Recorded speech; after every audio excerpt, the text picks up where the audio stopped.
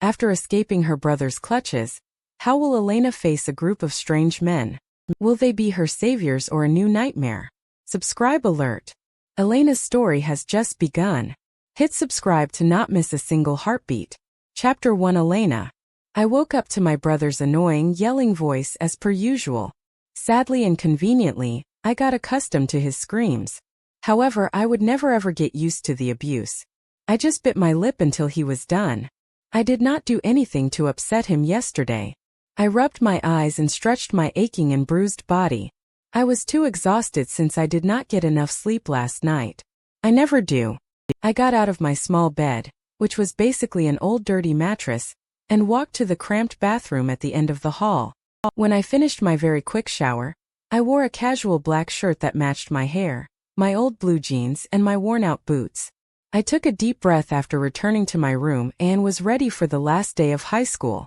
I was mentally unprepared to end this stage of my life mainly because school was a shelter from Liam. I got out of my room, and I walked towards the stairs as quietly as possible. I did not want to see Liam first thing in the morning, yet I knew it was useless to try and do so. It was an inevitable thing. I was 18 and by law I could leave the house. The only obstacle was Liam. His grip on me was too tight to free myself from it. The same grip that almost choked me to death multiple times, and I was terrified. I did try to run away on my 18th birthday, but Liam predicted my escape plan and locked me in the attic for a week without water or food. I did not know how I survived for that long, yet I remember praying to die. I wanted to meet my parents again and be at ease, living a tranquil life. On multiple occasions I wanted to die and never see my abuser ever again, though I never thought of committing suicide. I would not end my life with my own hands. I would rather be killed or die naturally than disappoint my parents. I was holding on, but I did not know for how long. Life isn't fair sometimes. I looked at the bottom of the stairs and saw Liam waiting for me with a frown on his always constipated face. I hated him. I hoped for the minimum punishment today, or at least this morning, because I wanted to attend my last day of school with a decent appearance. Where do you think you're going? He asked coldly, which made me wonder if he knew how to smile. I did not remember the last time I saw his happy face. His fierce green eyes were filled with hostility toward me, and my gray ones were filled with fear and dread. School, I replied in a muffled tone while maintaining eye contact. He hated it when I averted my gaze from his, and I learned that the very hard way.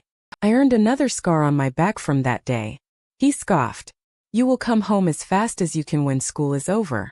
I will have guests in the evening, so I want you to make a good dinner, understand? He demanded, and I paled. Yes. Yes, brother, I answered instantly, and he returned to his room. It could have been worse. He did not lay a hand on me, and I did not want to jinx my luck. I ran from the house like my feet were on fire in case he decided to change his mind. I saw my old bike parked near the side road, and I finally smiled, taking in the fresh air. It was a peaceful morning, and it had been years since I felt this refreshed. The chilly weather was perfect for me since my body was always warm. I loved this feeling. The cold breeze was like drinking a cold cup of water in summer. I glanced at the children escorted by their loving parents to their school and sighed. I missed being this small where my parents were still alive. They were the sun that guided me around. However, an unexpected plane crash extinguished the light from my life. I had Liam by my side at first. He took good care of me, considering he was only 16 with no relatives to help, and I was only 8. Money was never a problem because our parents saved money for us in case of an emergency. He took custody of me after a social worker, who constantly visited us, saw that he was fit for the job. He loved me and showed me how a good older brother should be until he flipped. Everything turned upside down one day, and I did not know why he became abusive and cruel. I got loathed without an explanation. Elena, stop. I was knocked out of my thoughts by someone's voice. I focused back on the road and saw that I was about to crash into my school entrance. I swiftly slammed my hand on the brakes and completely stopped the bike with my leg's aid. I was about to bump into my teacher because of my stupidity. Are you okay? I'm so sorry. Rodriguez, I wasn't paying attention, I'm sorry. She cut off my babbling with a small tap on my arm. Elena, I am okay, you didn't hit me. Are you okay though? I smiled. Yes, and good morning. Good morning, dear. Ready for the last day? she asked with a grin, and I chuckled. She was reasonably in desperate need of a vacation. No, I don't want to finish high school. It's my second home, I genuinely admitted. If I were more precise, it was my first home because I did not view the house that Liam and I lived in as a home. I could not say this out loud. No one knew what happened behind closed curtains, and I wanted to keep it that way. No one knew, not even my best friend, because I did not want to be a burden and drag them into my dark world. I looked around and saw Isabella walking toward me with a smile. "Hey Elena, excited?" she asked. Her wide black eyes were dancing with excitement, and her brown hair was bouncing up and down since she was jumping. I adored her enthusiasm and wished to be this carefree one day. "Good morning, Isabella," I greeted her with a hug, then headed to class. I was welcomed by other students and teachers as we walked through the hallways. I was not the popular student with an extraordinary look or excellent grades. I considered myself good-looking with good grades. I was merely known for being a good athlete or for winning the gold medal in sprinting and swimming in my first year of high school. I loved sports. It was the only activity I could practice without Liam disapproving because it was within the school borders, and he did not see. As soon as we entered the last music class, Joanna, as our teacher liked to be called, cleared his throat. "Good morning, fellas, please take your seat. We have some talking to do." "Are we in trouble?" Thomas the class clown asked. We laughed, and Joanna chuckled at the spontaneous response. "No, you are not. Unless there's something I should know about," Joanna remarked, and Thomas shook his head. "'Kay then, let's get to the point. Since it's your last day here, I want every one of you, ladies and gentlemen, to discuss your thoughts about your future," he announced, and most students groaned. It was a challenge to talk about ourselves, but I was excited to share my feelings with them since I rarely speak in class, and I want someone to listen. I was never given the opportunity with Liam. As students took turns to talk, my mind drifted back to Liam's words. He would be having guests, and I needed to think of a very good meal to make. I did not want to disrespect them, as he put it, with burnt food. I once received a beating that got me to lose consciousness for hours because the food was slightly overheated. He broke some of my body. I had bruises on my stomach, which lasted for more than a month. I was a mess, and yet he refused to take me to the hospital, saying that I would expose him. I could not dare do such a thing. He would hurt me even more. "Elena, Elena," Isabella called as she touched my shoulder, where I got a punch from Liam the other day. I almost winced but endured the pain and looked at her. "Yes, you're up," she pointed at Joanna. I looked at him and saw that he was waiting for me to stand up and talk. On second thought, talking was not that fun. "Oh, thanks. Elena, could you please share your thoughts or future plan with us?" he asked with a comforting smile. I nodded, giving up. Of course, I turned my gaze to the rest of the class and smiled. "High school was great," I began speaking. Everyone was giving me their full attention, and it felt nice. I truly like all teachers and students. They were amazing with me, at least. Some treated me like a sister and a friend, and some like a daughter or even a granddaughter. "Most of you don't love school. Heck, you even hate it." They chuckled and I beamed, feeling more confident. "But I am grateful for it," I said. "It was my safe haven from Liam." "Joanna, you are one of my favorite teachers, and everyone knows that your classes are incredible. You would always say that to have the rainbow, we have to love the rain."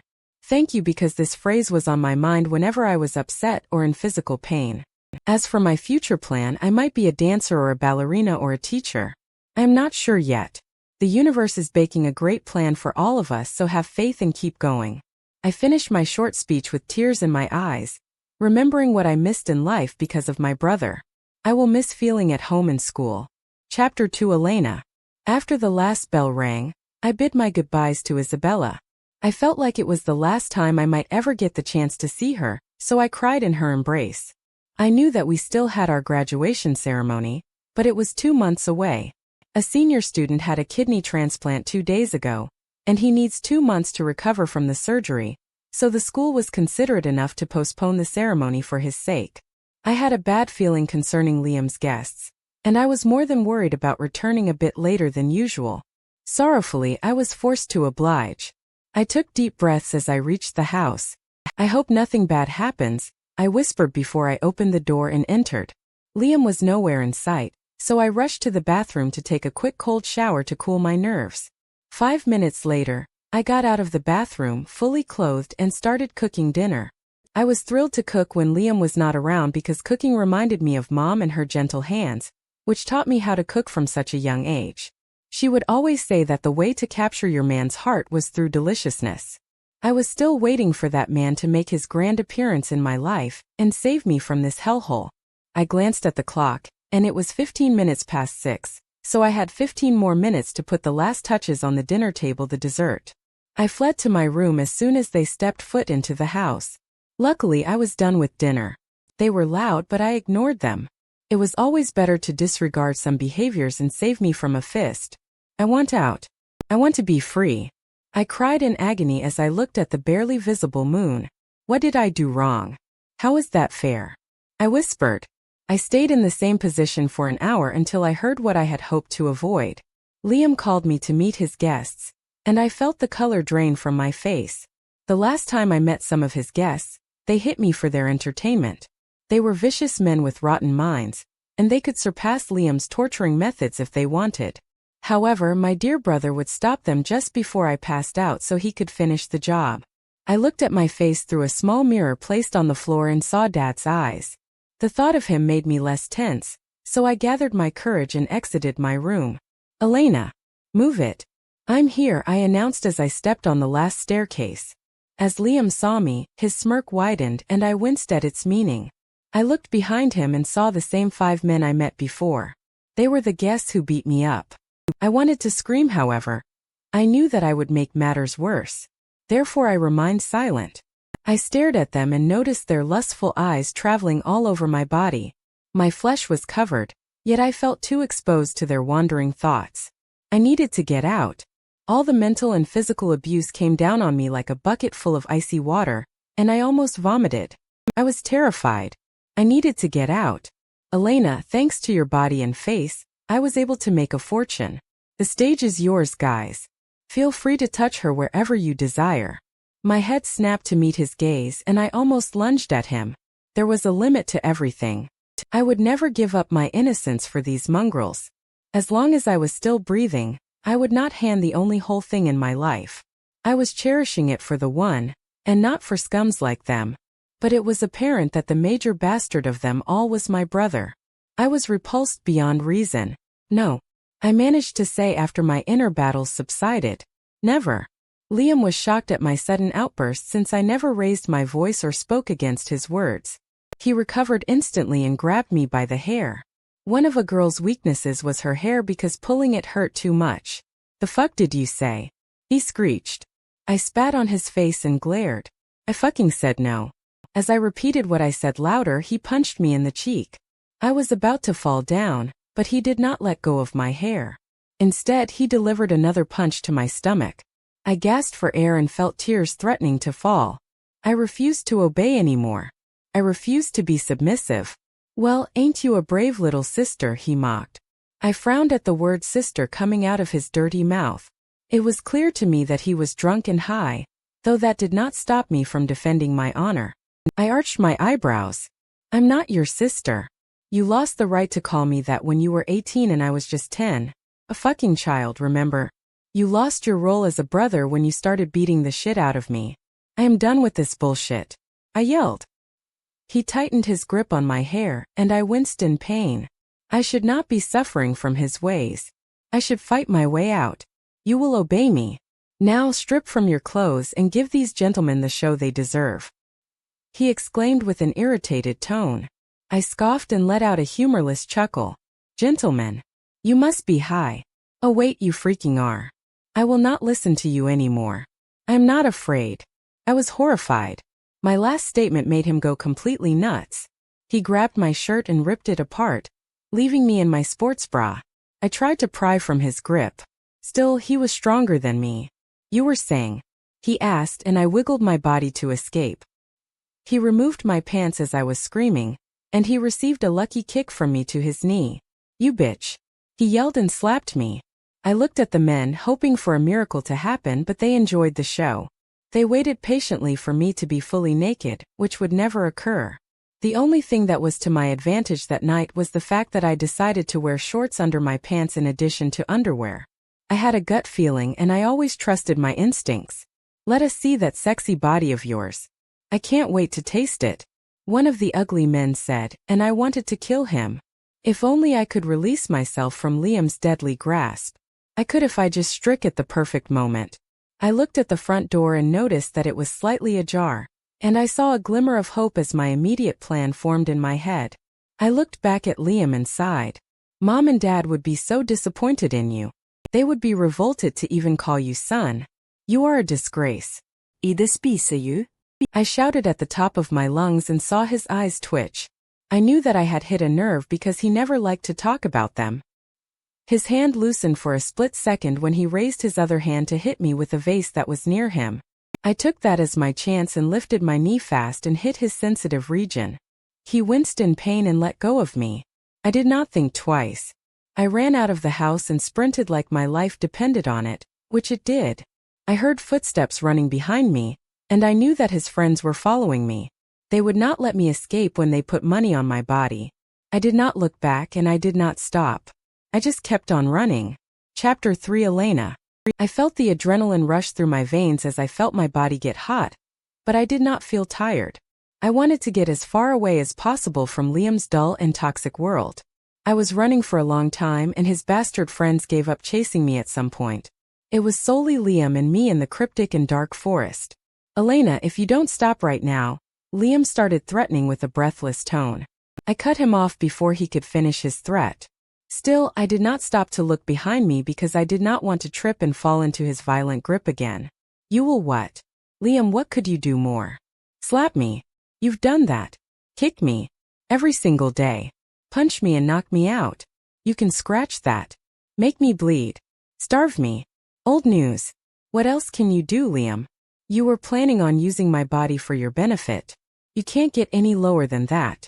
I was shouting at the top of my lungs, with tears cascading down my face. I stopped talking and kept on going. I did not get a reply from him, just heard the increased pace of his running. He was determined to catch me, and I was more determined to escape. I ran faster and finally spotted a big house in the middle of the woods. It was beautiful, but what drew me in was the lights. They were on and the hope resurfaced. I believed my salvation was waiting for me inside. I did not waste a second and headed toward the house.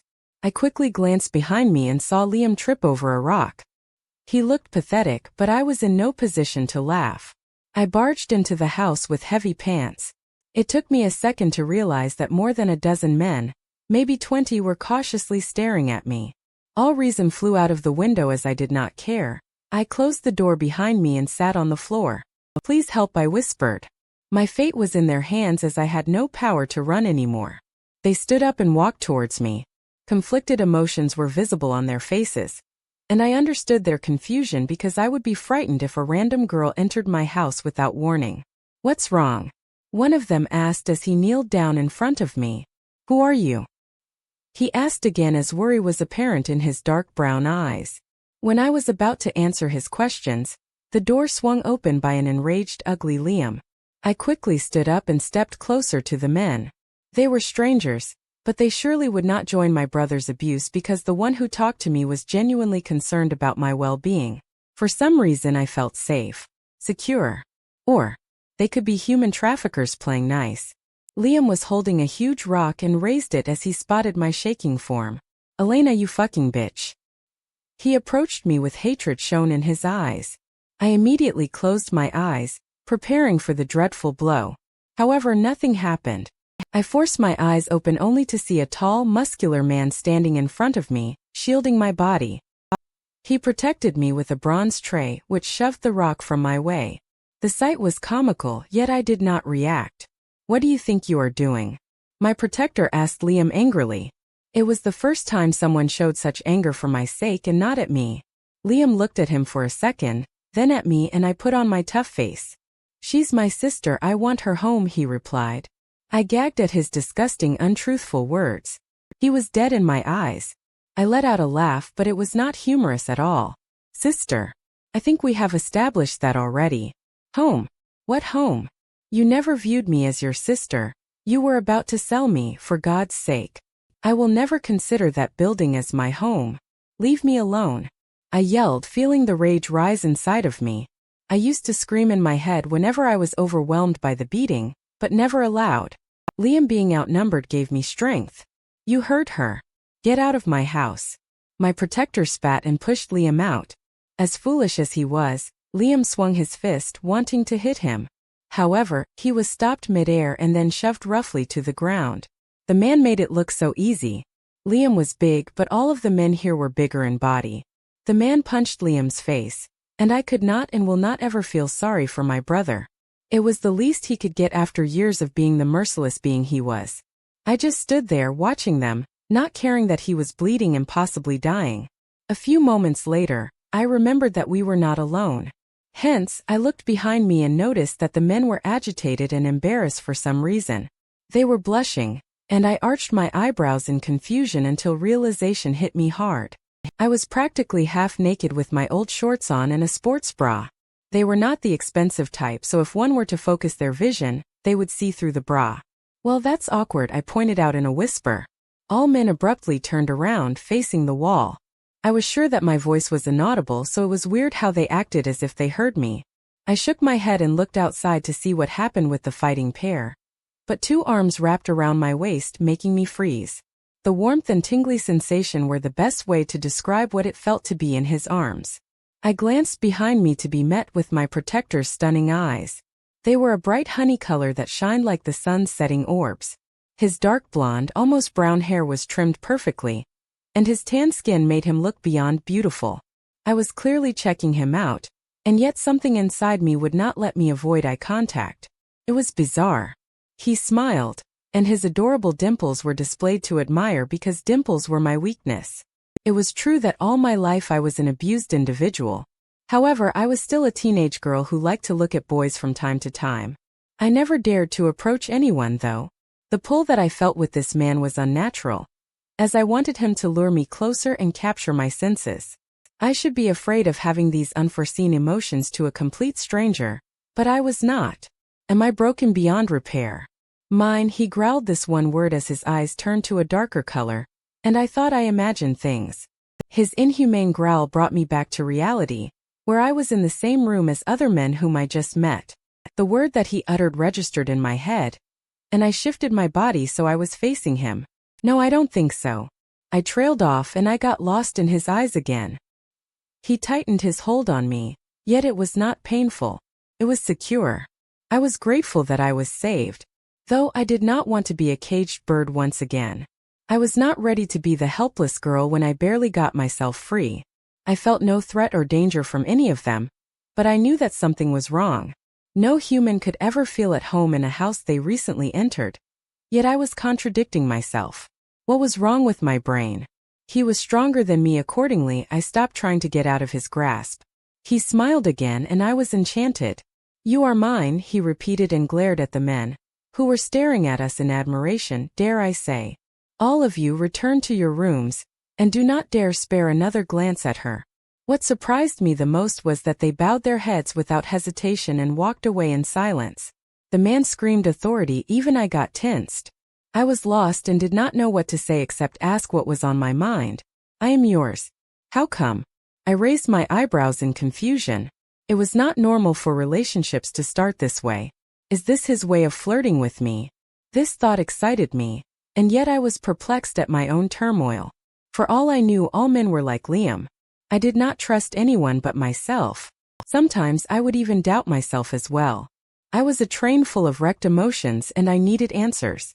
My tormentor was nowhere in sight, and I was left with this peculiar man alone. What's your name, beautiful? He asked. As cliché as this might sound, butterflies erupted in my stomach at his words. It sounded genuine. Elena. My name came out of my mouth before I could stop myself, and his smile got brighter. I'm Derek, he introduced himself. I nodded, not knowing what else to do. Chapter 4. Derek.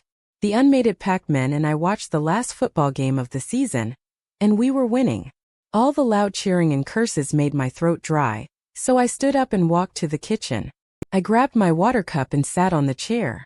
Everything's so quiet lately. Hopefully it stays that way. We fought a lot of rogues last week. I stretched my arms and stood up, ready to take a shower. However, an angelic voice stopped me in my tracks. The cry for help that got registered in my mind snapped me out of my daze. I rushed to the main door, feeling like my world froze and I was the only one moving. Before I could see who it was, the smell of sweet lavender entered my nostrils. I felt at ease when I understood what it meant, so I made my pack members clear the way, and my eyes landed on her. She was the most captivating woman I have ever seen. She took my breath away as her beauty enchanted my essence of existence. Her black hair made her stunning gray eyes stand out to tell a story filled with mixed emotions. I studied her facial features carefully and realized that she did not see us yet. Our perfect mate. Max, my wolf, yelled in my head. She was drop-dead gorgeous. We found her. Or she found us. I was too excited. I took in my surroundings and noticed that my men were staring at her. And I was not too fond of that. She was wearing little clothes, and I wanted to hide her in my arms, away from anyone's reach. My protective instinct kicked in. As I was about to hold her, an irritating voice stopped me. "You fucking bitch." He screamed as he held a rock. He tried to hit her with it, but I blocked him as I saw red. I was shivering with rage. She was my mate and I had to protect her. He had no right to try and harm her. Or anyone else for that matter. I glared at him. "What do you think you're doing?" I questioned, feeling Max's anger rise as he was about to lose control. The damned man looked at me, then at my mate, and she scowled like she wanted to kill him. "He's not good." "Bad news," Max commented, and I almost rolled my eyes. My alpha wolf's vocabulary gets thrown out of the window whenever he is angry. "She's my sister, I want her home," the man replied. And I could not help but feel very protective of her. She was mine, my mate. I was her mate. Hers alone. No one will take her away from me as long as I am alive. She let out a humorless laugh and clenched her fists. "Sister. I think we have established that already." "Home? What home? You never viewed me as your sister. You were about to sell me, for God's sake. I will never consider that building as my home. Leave me alone," she yelled at the top of her lungs, and I was appalled at her allegations. He was a notorious sick bastard, and I had no problem killing him. "You heard her. Get out of my house," I demanded and pushed him out. He lost his mind when he tried to punch me in my own house, but I stopped him before touching me and shoved him to the ground. I took that as my golden chance and smacked his irritating face hard. My instincts told me he deserved the beating, and I enjoyed knocking the crap out of him. "Yes, smash his ugly face." Max cheered. "Well, that's awkward." Through my rage, I glanced at my precious mate and got angrier. My pack males staring at her body made me stop hitting her brother and concentrate on her. "Turn around right this instant, you horny motherfuckers. She's my mate." I yelled through the mind link with total possessiveness. They were stunned at my statement, nevertheless turned to face the wall. When I got back to my senses, I realized that the bastard had escaped. "Cody, take someone with you and chase after that prick," I ordered through the mind link. It was more convenient than a text message. "Yes, Alpha," he replied and ran after him with other men. I walked towards my mate and warped my arms around her waist. Her being in my arms felt so natural and real and right. "Our beautiful mate is finally here," Max sighed with delight, and I nodded, agreeing with him. She raised her head and looked at me with her beautiful grays. "Mine," I growled, warning the unmated men. The mated ones were not here since they had their own homes near my house. I loved hanging out at the pack's house because we did not have mates, but now I was more than thrilled to move entirely to my own home with my long-awaited mate. "No, I don't think so." She tried to wiggle her way from my grip. Still, I could not help but tighten my grip on her. "She will not go anywhere. I will protect, love, and cherish her." I smiled. "You are mine," I repeated and looked at the men. "All of you return to your rooms and do not dare spare another glance at her," I commanded, and they bowed their heads in respect and then walked away. "I am yours." "How come?" she asked, looking bewildered and confused. She was clearly a human, but I did not care. I needed her in my life. I wanted her by my side. I gazed into her eyes, and I could still see the fear in them. Whatever her brother did to her, he will pay for it. "What's your name, beautiful?" I asked with a smile. Was it creepy to call her beautiful? I asked Max. "You called her mine." "That's creepy enough," he remarked, and he had a point. "Elena." Beautiful. I'm Derek. I knew from the moment I saw her that she would be my everything. Chapter 5 Elena. I was sitting on a king-sized bed in a large bedroom, 10 times bigger than my old room. Derek told me to wait for him, then got out of the room and had not returned since. Will he hurt me like Liam? I cannot trust men. Not all men were the same, but what if? He did save me from my abuser, but I could not help but feel trapped, which contradicts my feelings when I was in Derek's arms. I was in a house that was full of men. They could be like Liam for all I know. He was nice initially but turned out to be the cruel mad wolf who was so abusive and vicious and preyed on the weak. I believe they were waiting for the perfect moment to beat me up. They wanted to gain my trust first. I can't let my guard down. I won't let my guard down. I was cut off from my thoughts by Derek's knocking on his door. He did not have to do that. It was his house, but that was precisely what I meant. He wanted my trust to take advantage of me later. Elena, can I come in? He asked in a soft and polite tone. Yet, with all of my conflicting emotions and alarms, I felt that I belonged here, which was super weird. Yeah, I replied. Now that I think about it, why did Derek refer to me as his? Is flirting this weird? He entered while holding a tray filled with all kinds of food. The smell was delicious. It was mouth-watering, and I felt that my stomach was demanding to have something in it. It had been a couple of days since I last ate anything. My breath stinks. Did he smell it? Here you go, he handed me the tray, and I stared at him. Why would he give me food? I am not worthy of it. Why? I found myself asking, confused at his action. Why what? He replied with a questioning expression, and I gestured to the food. Because you need it and you're so skinny. You need to eat to be healthier, Elena. He explained with a sincere smile that I was not used to seeing on anyone except Isabella. I could not refuse his offer since my stomach decided that it was the perfect time to grumble. I nodded, feeling embarrassed at myself yet helpless. Thank you. You're more than welcome. By the way, I searched for clothes you can wear but found none of your sizes. You're too small and there are no female clothes here. Do you mind if you wear my shirt? It's big and will cover you up, he asked, looking at the floor with a bit of blush on his cheeks. He was sweet and gentle. I don't mind. Thank you, Derek, I said, and he rewarded me with his $1 million smile, which made his dimple more noticeable and more adorable. Do not trust yet, Elena. Great, now eat while I prepare the shower you need it to relax. I shook my head lightly. Oh no, you don't have to do that. I'll just eat this then take my leave. As soon as I uttered those words, he was so quick I did not see how he became so close to me in split seconds. I looked into his captivating honey eyes and recognized the hurt and sadness one feels when one loses something or someone, and it troubled me that I was the cause of it. You don't have to leave. You could stay here for as long as you want. You can even stay here forever. Not to sound creepy or anything, he remarked and raised his hand. For a second I thought he would hit me, so I flinched and closed my eyes, waiting for the blow to land on my face. However, it never came. Elena, can you open your eyes? He asked calmly. I opened them slowly and saw his frown, and it killed me to see him in this state. Why? I had never met him before, yet why do I feel so attached? He arched his eyebrows at me. You thought I was going to hit you. I nodded, feeling a bit scared of his reaction. Yet, there was no point in hiding it. He already met Liam.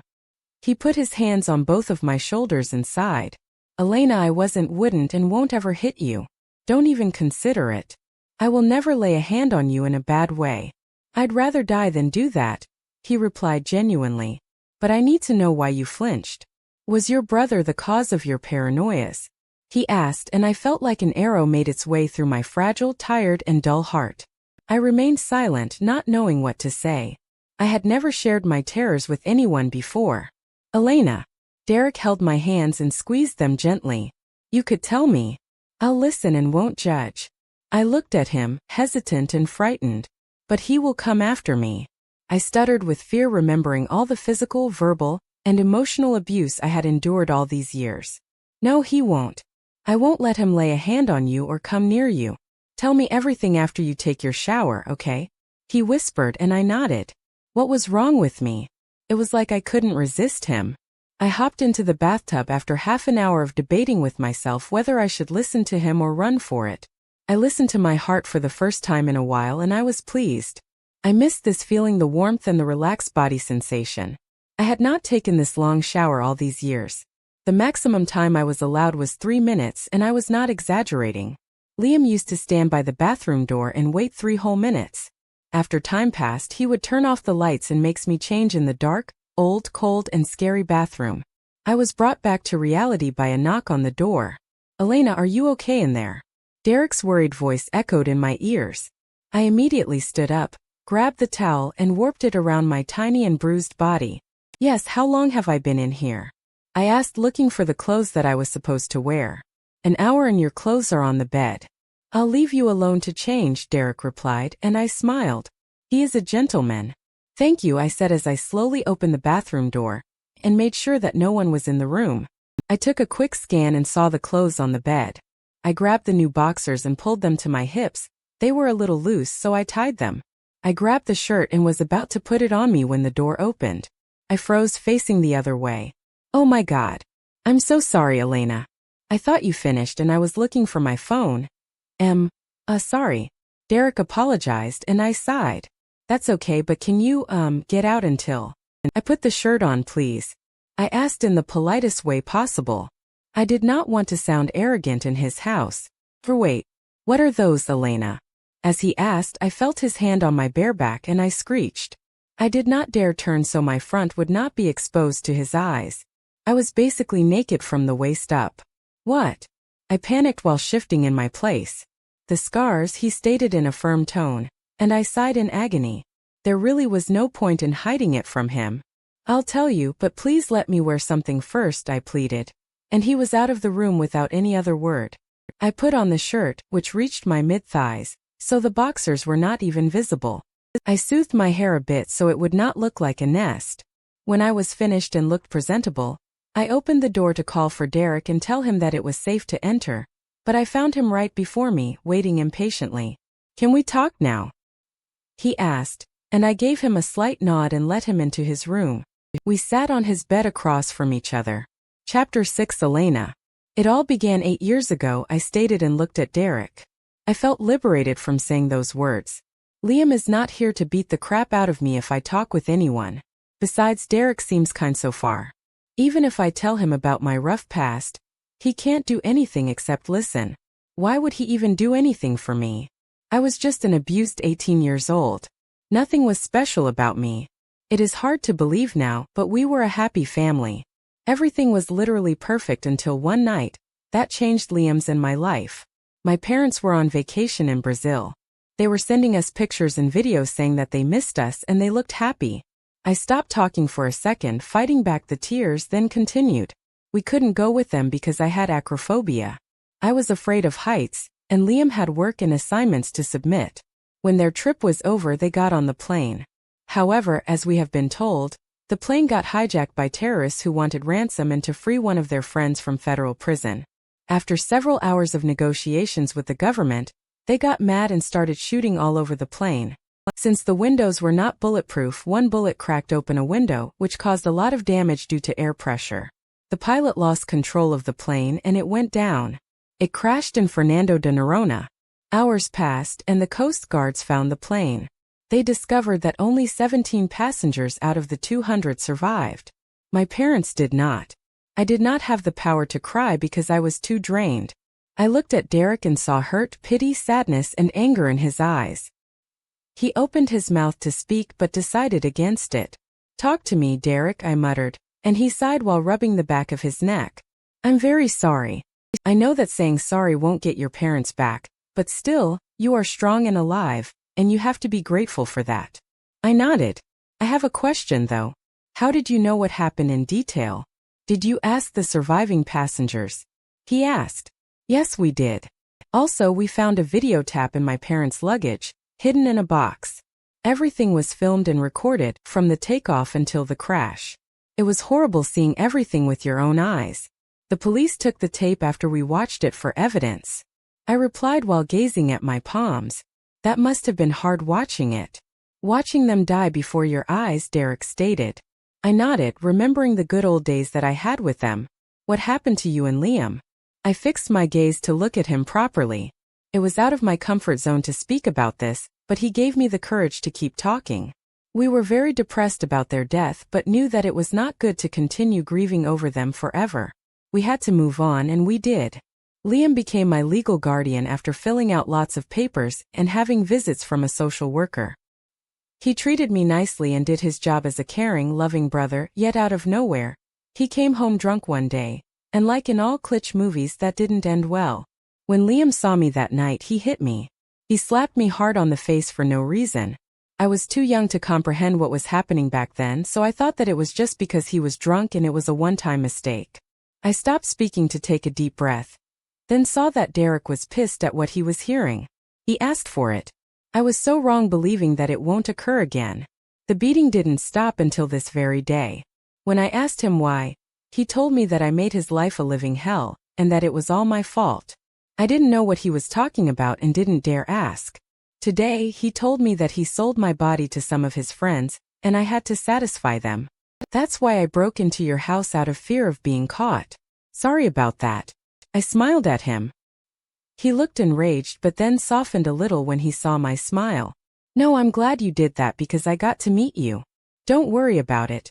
And you will stay here for sure since I gathered that you have nowhere else to go. We have plenty of rooms, and you are welcomed by everyone. Don't even try to argue with me because you have no other place besides here.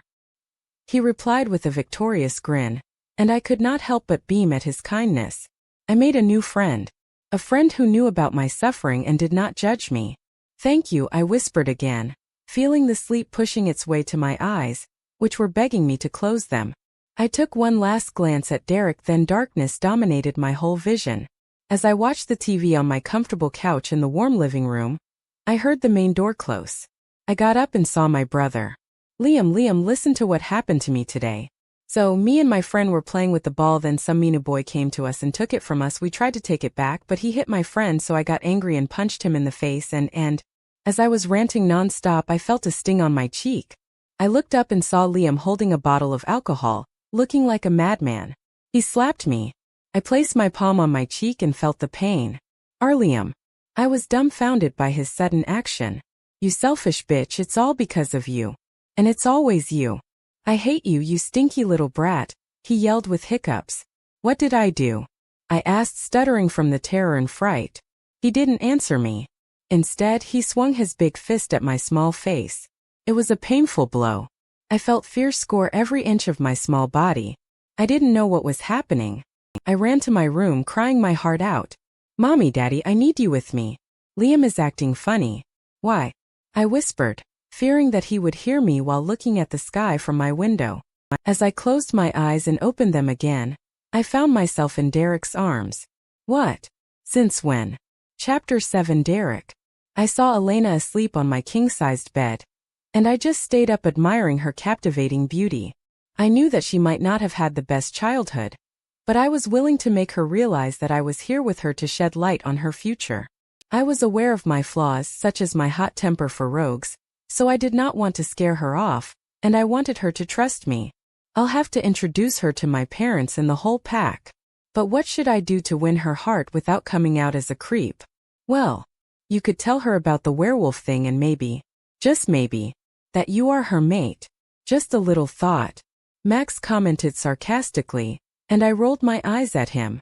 I know, but she's human. I should come up with an excellent speech to tell her the truth. You know that can be disturbing for an innocent human, and she might not believe me. I replied with a sigh. Max was too ambitious. If she doesn't believe you, you could just turn in front of her, he suggested. Yeah, you are right. Then her soul would leave her body. I replied with a smile that clearly showed my irritation. My wolf was an idiot. Elena is beautiful and soft. What did we do to have her as our mate? She's so tiny, which makes me go overprotective of her, and we just met her. Max said affectionately, and that was a first since he was the wolf that did not show his emotions no matter what. He was indeed an idiot, yet loving and protective. I chuckled. Well, Max, that's the mate bond for you. It's so strong even you can't avoid it, I said, and he slept with a smile. I fixed my position on the bed so that Elena was in my arms. I felt calm and at peace for the first time in a long time. Being the only son of the Alpha can be stressful and challenging. All the things that I had to deal with to ensure our pack's safety drove me nuts. I shook off my thoughts about the pack for a moment and looked at her face. She was an angel whom I searched for in the most common places for werewolves to live in. I had the help of my beta and best friend Cody. I was devastated when I could not find her. Yet I did not lose hope. I just saved myself for her. The fact that I was soon to be an alpha did not help me because I was without the Luna. Some elders who had nothing better to do than shove their noses in people's business wanted me to marry a random female member and make her the Luna, and I refused with a selected word choice that was not so nice. I only focused on finding my mate, yet plenty of female werewolves used to throw themselves at me without caring for my future mate or my feelings. I avoided them and did not spare them a second glance because I believed it was not right to sleep around while there was a mate for you. The elders were bothersome. They kept on telling me that I needed a Luna to be a supreme alpha. A Luna with a gentle heart made of gold and pure innocence would be great for the alpha to rule. I am glad I waited. Elena will be the perfect Luna for the Greymod pack, and a remarkable mate for me. I was delighted that I did not make the mistake other males did before finding their mates. When they eventually found their mate, their encounter did not end well for most of them. Some were rejected and others were forgiven, but not so quickly. They were forgiven after months of begging and groveling. As I was lost in my thoughts, I felt Elena move, yet she was not awake. Her facial expressions indicated that she was having a nightmare. I got closer to her side and whispered, "Don't worry. It's just a dream, Elena. You are safe with me now. Do not fear anything, Angel." I told her, and she instantly calmed down. I kissed her head and closed my eyes. Derek, wake up." I rubbed my eyes and opened them to see my beautiful mate looking at me with confusion reflecting in her mesmerizing gray eyes. "Yeah," I replied without bothering to move since I was feeling comfortable with her in my arms. "Why are your arms around me?" she asked. Apparently, she was not as comfortable. Bummer. Max's comment almost made me laugh. "Almost. You were having a nightmare," I replied. I didn't lie. Elena had a nightmare, but it wasn't the only reason I held her. "Oh, can you let go of me now?" she asked in her sweet voice that sounded like a lullaby to my ears. "Why?" She blushed. "Because I need to go to the bathroom," she stuttered, and I beamed. "You had to embarrass her?" Max asked, and I ignored him. "Sure, but come back to sleep." I looked at my phone to see the time. 3 a.m. "You need sleep," I said, and my mate nodded. She got out of my bed and headed to the bathroom. I lay on my stomach and buried my face in my comfy pillow. After 5 minutes of silent waiting, she let out a loud scream that made me hop from my bed. "Elena, what's wrong?" I banged on the door, yet it was locked, and Max growled really loud. Save mate. Chapter 8. Elena. I entered the bathroom to relieve myself, and once I was done, I looked into the mirror to see my hair but gasped at what I saw. I felt suffocated and trapped in my own body. I rubbed my eyes, thinking I was just hallucinating. Yet again I saw him. The horror crept down my spine and I shivered, feeling really sick. There was a tall, buffy man looking at me from the bathroom window. "Aren't we on the 3rd floor?" My eyes widened when he tried opening the window, so I had to do the only thing I could ever do. I screamed at the top of my lungs, seeking help from Derek. After a second or two of staring at the stranger while weighing the possibility of dying, I heard banging on the door. "Elena, what's wrong?" Derek's voice boomed into my ears. The banging was so loud and strong, he almost knocked on the door from its place. I gazed at the man and saw him smirking at me as I tried to open the door. I was terrified. I stared at him. I did not lose eye contact at all. "Who is he?" My hand missed the key due to a lack of concentration. "Open the damn door, please," Derek yelled, knocking me out of my thoughts. As I finally opened the door with a shocked face, the man disappeared from my sight. When Derek was in, he looked for any source of danger. Yet he found none. He turned and pulled me into a tight embrace that was filled with warmth and coziness. "Elena, what's wrong?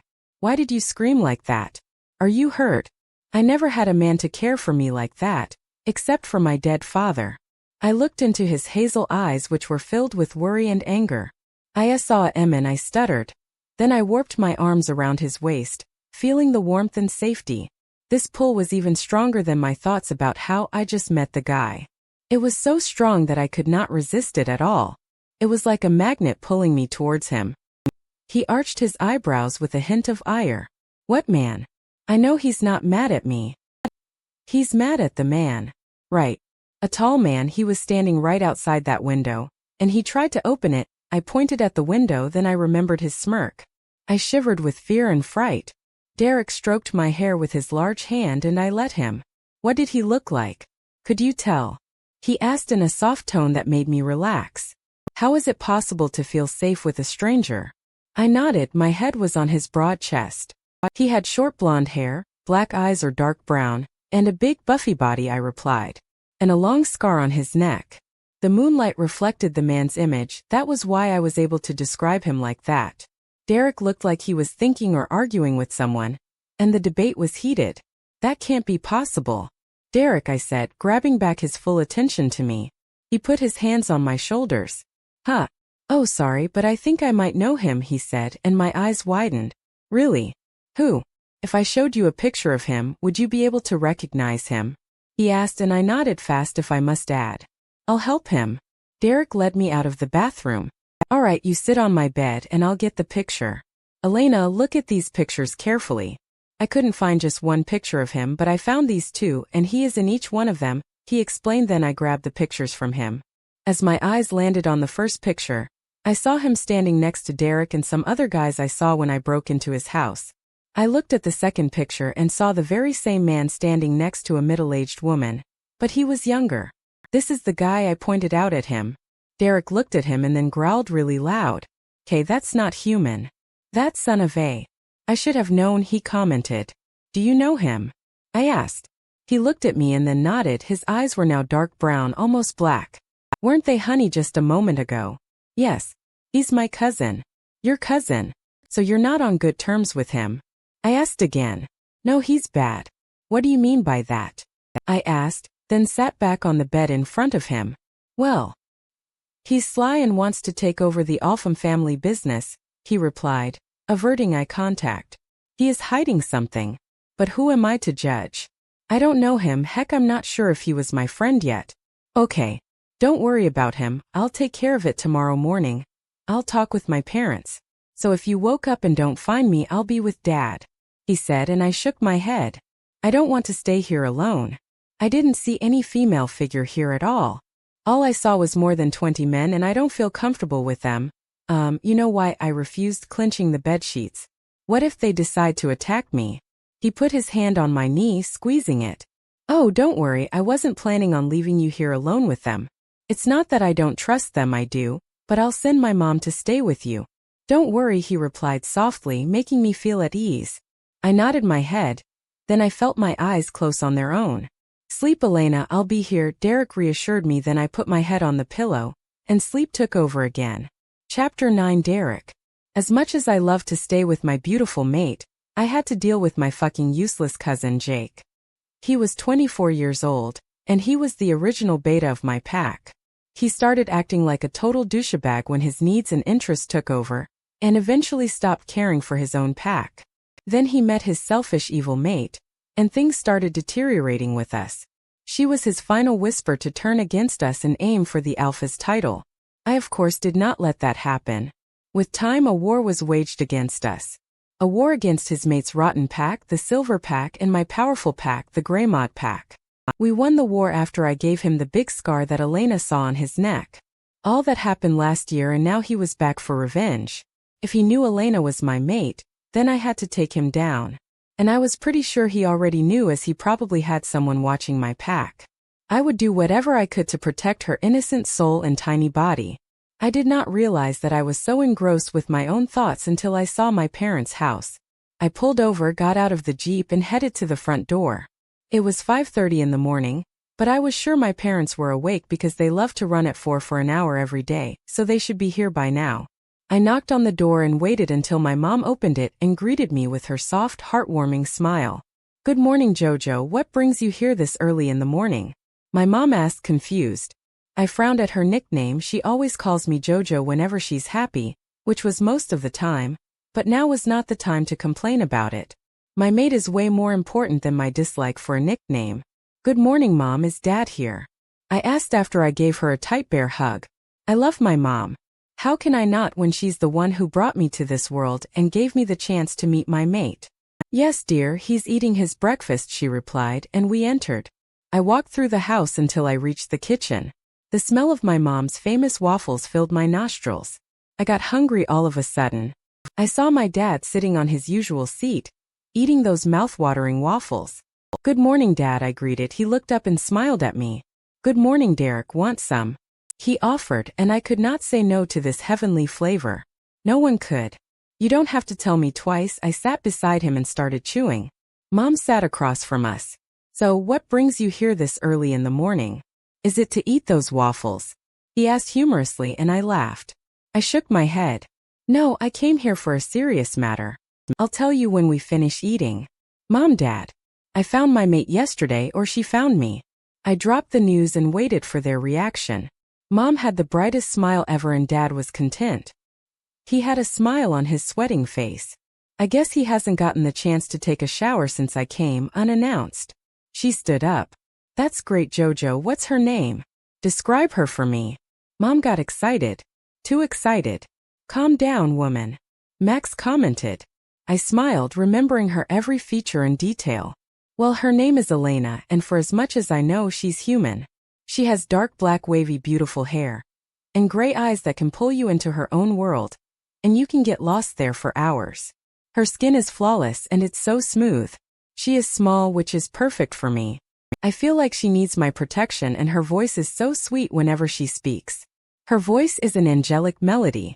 I explained, sighing with satisfaction and happiness. My parents looked genuinely happy and interested in her. Well, son, she sounds kind, and I wish you all the best with telling her that you are a werewolf. Dad patted my shoulder. He can be very mean without him noticing. Yes, finally. I can now rest in peace, knowing that my dear and only son has found his mate. I want to meet her, Mom exclaimed, and I nodded without a second thought.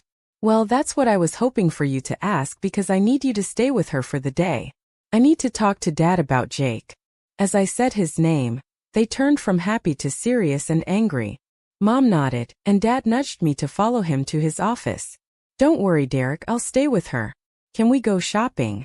Mom asked and I nodded. Yes, actually. She needs new clothes because I didn't basically meet her like a normal person in normal circumstances, I said, averting any eye contact. What should I say? My mate was abused. Yes. Max thought it was easy to just blurt out these facts. You shut up, I replied, then blocked him without giving him the chance to protest. What do you mean? Dad asked and I decided to tell them everything really quickly. It felt wrong to tell her story, but they had to understand her mentality. My dad got furious and my mom looked like she wanted to break something, maybe Elena's brother's bones and spine. That creepy, abusive jerk. He will not lay a hand on her. If I ever see him, oh, he's so gonna get it. Bye for now, Mom reassured me. Then headed to her car and took off at full speed.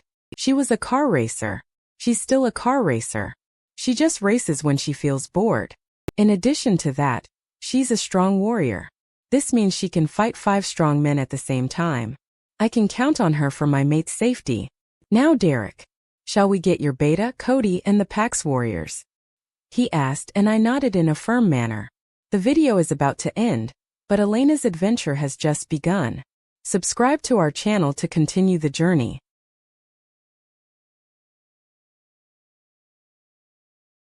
Elena wakes up in Derek's house, finding herself in an unfamiliar environment. Can she adapt to this new family and find her own place? Subscribe alert. Don't miss a single twist in the story of Elena and Derek. Chapter 10, Elena. I woke up at 7:30 and found no sign of Derek in the room. So I wore his black sweatpants but tied them on the side and a brown shirt. His clothes were extra large on me. I like large clothes, I feel more comfortable in them. And the fact that I don't have any clothes didn't give me much of a choice, I can't complain.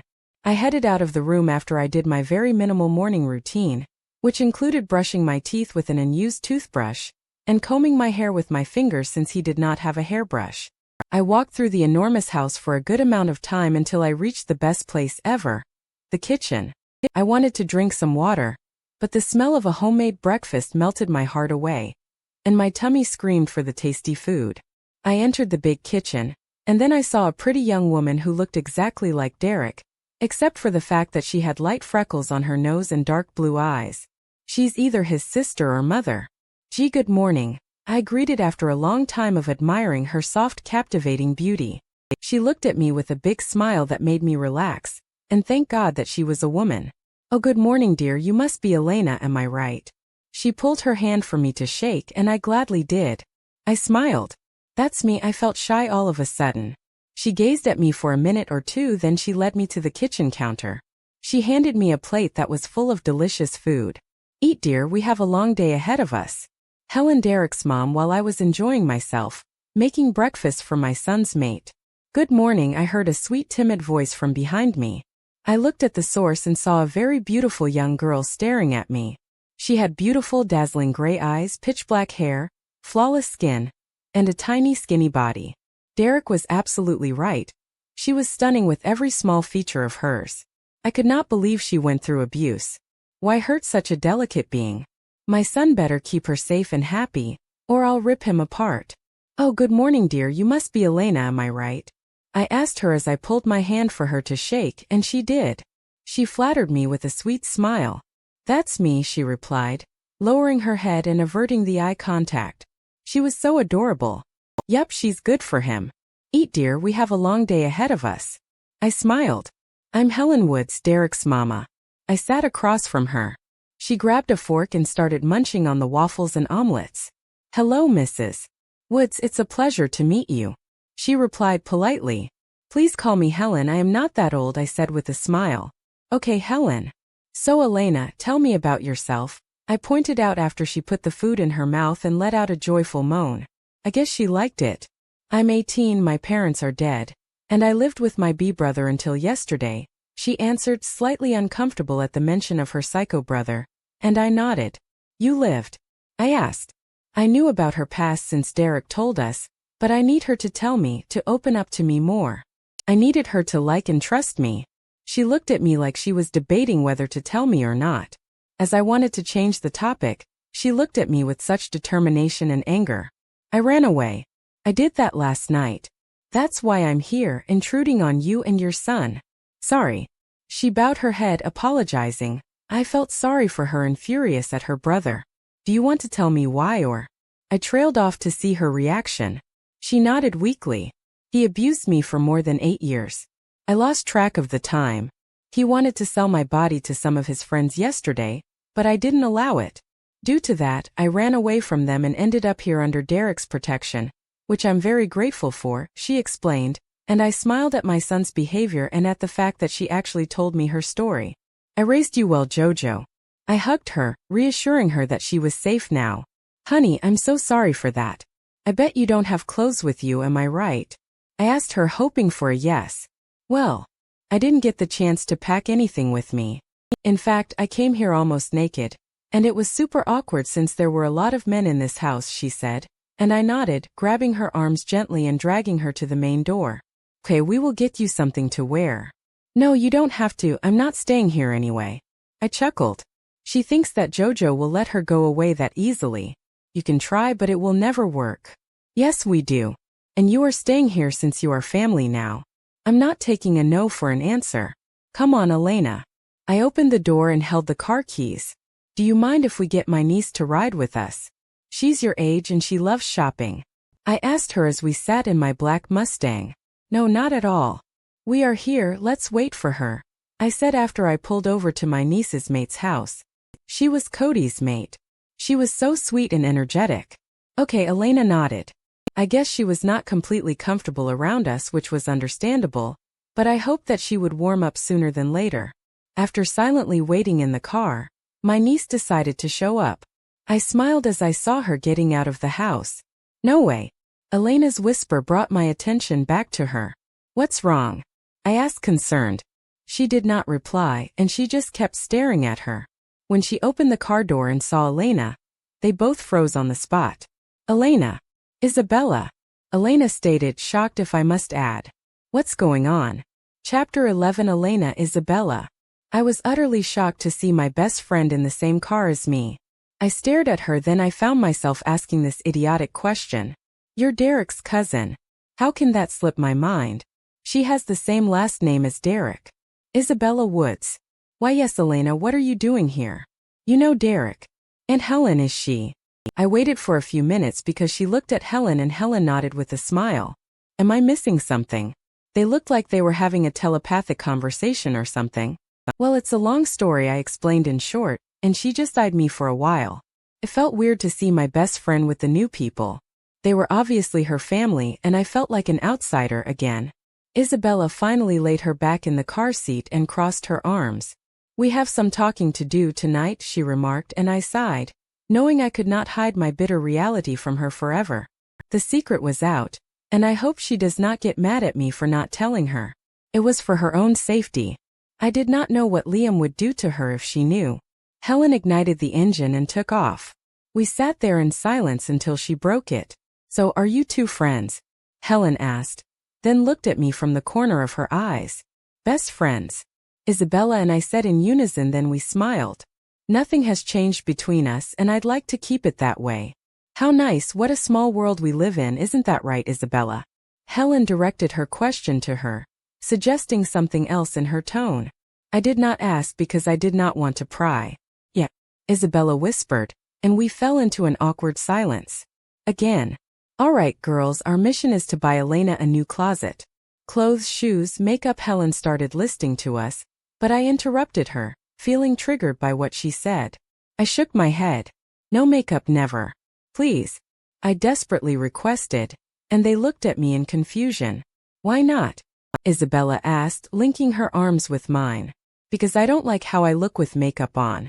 I hate makeup because Liam forced me once to put it on when his buddies beat the crap out of me, so it got stuck in my head as a trigger for their brutal abuse.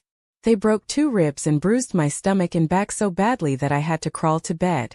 I am sure you would look more beautiful, but that's your call. Now let's begin. Helen linked my other arm with hers, and we entered the mall only to be flashed by the smell of all kinds of perfumes and new clothes. It smelled fresh, new, like everything I never had after the age of 10. We don't have to buy a lot, I just need one outfit, besides the one that I'm wearing right now, which belongs to Derek. I pointed out, then looked at myself in the mirror. We were in a cute store. It was my first time entering this shop. I never got the chance to shop with others, I just shopped once every 3 years with Liam's clutch on my body. He would tell me to wait outside a store, and then would pick an oversized sweater or shirt, so that I look presentable in school. He did not want me to draw unwanted attention to the situation at him. He was being nice, but I had to stay quiet every time I go out with him and not complain because then, I would not ever get anything to wear. He was being nice since he could not hit me in public. Nonsense, you literally have nothing with you. Helen protested and looked at my reflection in the mirror. I don't deserve this attention from a stranger. Okay. Now I'm super curious, I want you to tell me everything in detail. Isabella crossed her arms with a pout. I'll tell you everything, but not now. Promise. I ended up with 10 hoodies, 10 pairs of jeans and leggings, 10 shirts, 5 pairs of shoes, plus 3 unnecessary casual dresses and 1 elegant dress. And undergarments. I was overwhelmed by the bags we had to carry, and guilty when I looked at the price tags. I could never repay them.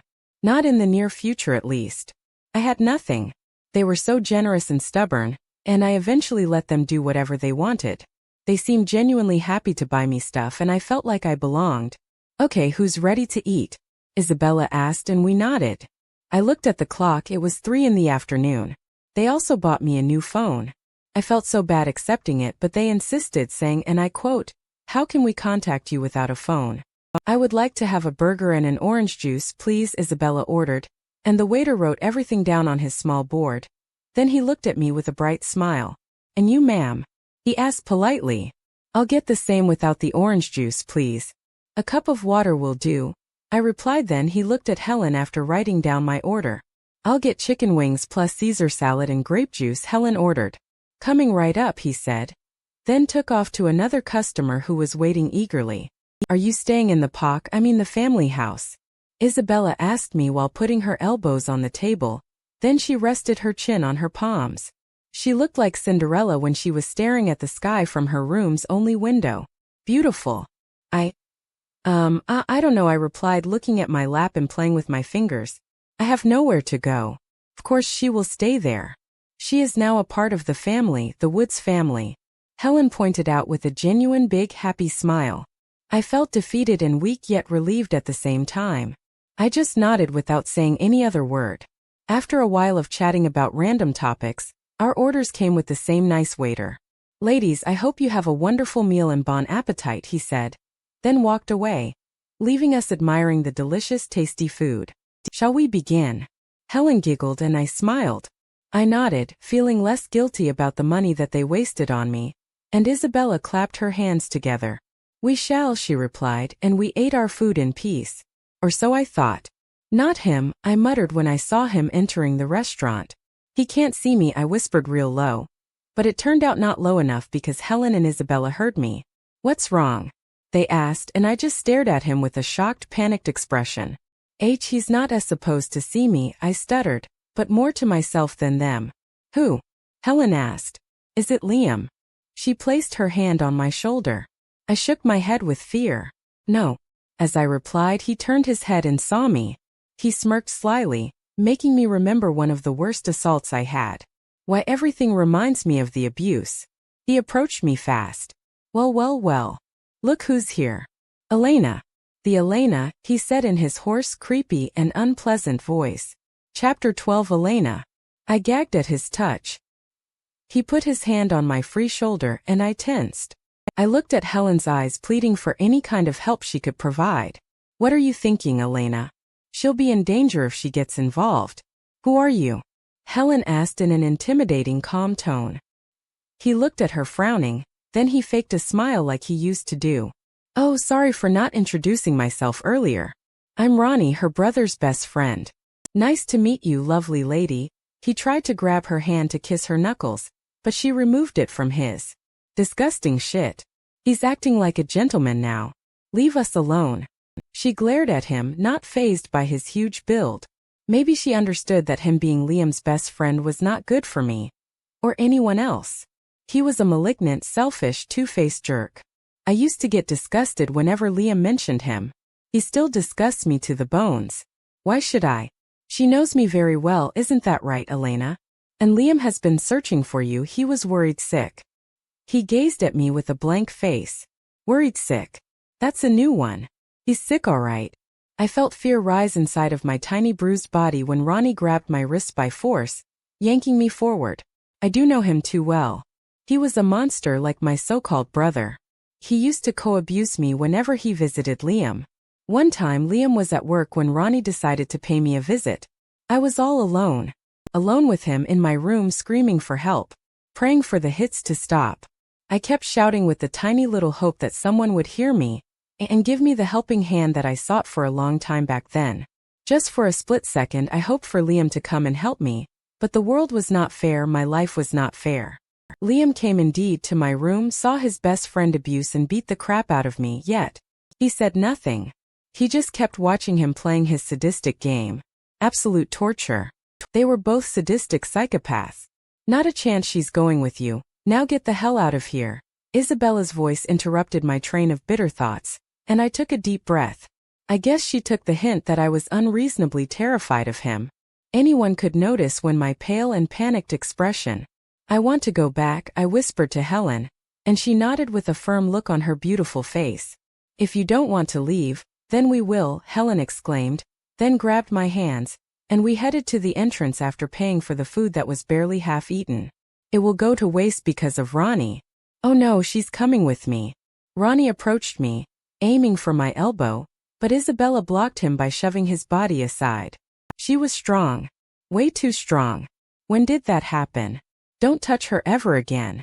She raised her voice, catching some customers' attention along with the kind waiter. They looked worried. Move, you bitch. As Ronnie wanted to slap Isabella, a man's hand stopped him by grabbing his hand at the last moment. I looked at him, then realized that I saw him in Derek's house. I think his name was Cody, Derek's best friend. He had dirty blonde hair and brown eyes. He was good-looking but not as much as Derek. What the hell I'm thinking about at such a time? Don't you dare touch what's mine, Cody yelled at him, then twisted his arm and finally, he fell to the ground, groaning in pain. Cody is Isabella's boyfriend. She never told me she had one. But then again, I never told her I was abused. Cody turned his gaze to Isabella, and he looked mad and anxious. Are you okay, love? He hugged her protectively. They looked nice together. They suit each other. Yeah, I'm all right. I could have handled him alone, you know, Isabella commented with a grin. Cody raised his eyebrows, then laughed. Sure, whatever helps you sleep at night. In my arms. He winked at her, and she turned red like a tomato. I cooed uncontrollably, and that made the couple look at me. Olo and Elena, are you okay? Cody asked me as he stepped closer to me. I nodded with a smile. I guess I was famous after that break-in. I believe we haven't officially met yet. I'm Cody, Derek's best friend and Isabella's my boyfriend. He held his hand for me to shake. As I was about to do that, I saw Ronnie from the corner of my eye, holding a chair and aiming it at me. I shielded my head with my fragile arms, embracing for the impact, but nothing came. I just heard glass shattering and chairs breaking. I opened my eyes to be greeted by a large figure standing in front of me, just like before. Derek. I looked at the floor and saw Ronnie lying unconscious with a bloodied face and broken arms.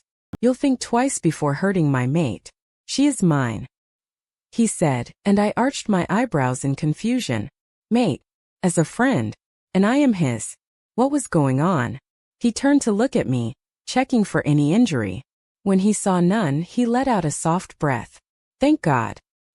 He put his head on my shoulder, inhaling my scent, or what I assumed he did. I sighed in contentment. Don't worry, I'm okay, I whispered. He raised his head and looked at me with his dazzling honey eyes. I got scared for a minute when I saw that he was about to hit you with the damn chair, he said, and I put my hand in his. What's this pull? Is it normal to feel like that? For a stranger that I met yesterday. I'm feeling things I can't quite describe, though they are good feelings. What are you doing here? I asked as we exited the restaurant and entered the car that was filled with bags. Cody took Ronnie, who was still unconscious somewhere, and when I asked, Derek said not to worry about him anymore. I'm here because Mom called me, saying that your brother's friend was here, so here I am, he explained. Rather too fast. How did you make it in time? I asked, feeling more comfortable with him by the moment. It's like I've known him for years. Like we were meant to be. What I'm talking about. I'm probably losing it. I rode with him, and Helen took Isabella home after saying goodbye. He looked at me for a second, then he turned his gaze to the road. I was near, he reasoned, and I nodded, exhausted from today's events. Can't just one day be normal for me? Is that too much to ask for? As I was thinking of my messed up life, I felt my eyelids become heavy, and it was hard keeping them open. So darkness took over, and I was in nightmare land. My past horrible life with Liam. Chapter 13. Derek. I was with Dad dealing with Jake's new appearance when Mom mind-linked me. She told me that some guy named Ronnie would not leave my beautiful mate alone. He was friends with her sick of a bastard brother. I got furious when I replayed these words in my head, making me lose control over my wolf, Max, and Shift. He was running faster than I had ever felt while grabbing my clothes in his fangs. I did not want to walk naked into the mall. I'm gonna kill that bitch. He touches her, he dies. Max growled. I am giving you my blessing because if you don't kill him, I will. I saw the restaurant and some humans, forcing Max to shift back. I wore my clothes, but Max remained in control. That should be good. We entered the restaurant to see a scene that made my blood boil with fury.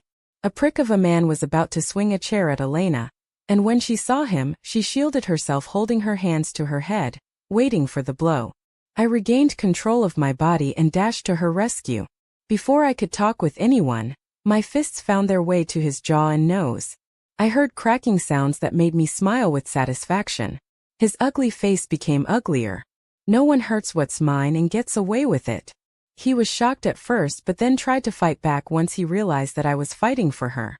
Time for fun, Max commented, and I smirked. The man tried to punch me, but he was way too slow and unfocused. I held his hands and lifted him up in the air like he was a sack of potatoes. I grinned, then tossed him to a nearby table that had cups of glass on it. It shattered into small pieces. The man hit his head and nose again on his way down, and that caused blood to be painted all over his broken face. Good. After seeing his lifeless body, I breathed slowly, getting calmer by the moment. A couple of police officers who were part of my pack came and dealt with the scene. I looked at Mom and she smiled, nodding proudly at me. I turned my head to her left to see my precious mate standing still. She looked puzzled by me, but I did not care. I just hugged her tightly but gently. I breathed in her tasty sweet scent that made my wolf howl with pleasure. After we got home, I led Elena to my room to take a warm long shower. Thank you for today. It's only my second day here, and you have already saved me twice. I'm a burden. She looked down with a pout. She's cute and innocent, Max said, and I nodded. I absolutely agree with you, I replied. Then my hand found its way to lift her chin up gently. I smiled. No, you are not a burden. You are my mate. I love helping you. You are sweet, innocent, and shy. So no need to thank me. You are part of my family now. I told her my feelings while touching her soft cheek. You do realize that you just called her mate, right? Max pointed out and my eyes widened. Oh shit. As she wanted to comment on what I had just said, I walked her to the bathroom. Now go take a long shower, clear your mind so we can watch movies later all night long with some pizza, I said and saw her eyes sparkle a little bit. Good, she forgot. Hopefully I'll just tell her when the time is right. Really? Wait, but I just ate. She pouted, looking as cute as ever. I noticed that she gets worried about irrelevant things, and I needed to let her understand that whatever she wants, she gets. Doesn't matter, now go. I closed the door behind her after handing her my shirt and sweatpants. Apparently, she forgot to buy pajamas. Okay, she said, and I got out of my bedroom to the living room. As I entered, I saw some of the pack members shouting over the TV screen. Guys. I yelled over the shouting because clapping my hands did not work. They stopped their frenzy and looked at me with respect. Alpha, they replied. I hate to do this to you, but I need you to get out for a day, I said, and they actually whined. Full-grown-ass men whining. We have a good relationship. It was not just the Alpha and his pack members. It was me and my friends. They are all my friends here and I respect them and they respect me. My pack is so big it has more than 700 members, but I literally know each one of them. I love my pack. And I was ready to be their legit alpha now that I had found my mate. They called me alpha now out of respect, but we all knew that I needed my mate so it could become official. Guys, please. I need some alone time with my mate, to explain things to her. So, can you leave and come back when I mind link you? I asked. If they do not agree, kick their asses, Max suggested, and it was not a bad idea. They looked at each other then smiled. Yes, Derek. If they ever call me by my name like that, it meant that they were happy for me and ready to support me. They know how much I have waited for Elena, and they understand that. Thank you guys, I smiled brightly. You have to introduce her to us officially, Alexander, one of my closest friends, remarked, and I nodded. Sure thing, just whenever she's ready. With that, they all left, leaving me alone in the big house with her. We gotta drop some hints that you are a werewolf, Max commented, and I rolled my eyes. That sassy wolf, why does he think that I want to be alone with her? After some time of setting things up, I heard Elena call my name. I'm in the living room, I said, and waited for her. I heard her small feet making contact with the stairs, and I wanted to embrace her so tightly that she became a part of me. There are other ways she can become a part of you. Max's smirk made me roll my eyes, but the horny wolf was not wrong. Elena showed up wearing my clothes in the living room, making her look even sexier. Hey, she waved. Then she sat on the beanbag chair. Hi, the pizza will be here in about 10 minutes. I'll start a movie, is that okay with you? I asked, grabbing the remote control. She nodded. What do you want to watch? I asked her, and she shrugged her shoulders. I looked through the movies, then found one that she might like. How about 10 Things I Hate About You? I asked and she nodded. Sounds cool. Chapter 14, Elena. The pizza arrived after about 15 minutes of starting the movie. I did not mind watching this movie because I actually did not know the plot. I have not watched movies ever since the abuse started. I was not allowed to, seeing as it might make me smile, and smiling was not allowed in the house based on Liam. He was so messed up in the head beyond repair. I used to see and hear a lot of my classmates talking about famous movies, actors, actresses, and when they asked me if I had watched any of them, I would always lie saying, I'm not a fan. So I found my escape through books, old ones that my parents used to own. I was not allowed to buy new books either. I learned to love and cherish them, mainly because they belonged to my parents. I learned to find my peace while drowning in the world of fantasy and love. I do not think I'll ever get the chance to experience true love. I'm dying alone, isn't that right? Mom. Dad. How do you like the movie so far, Elena?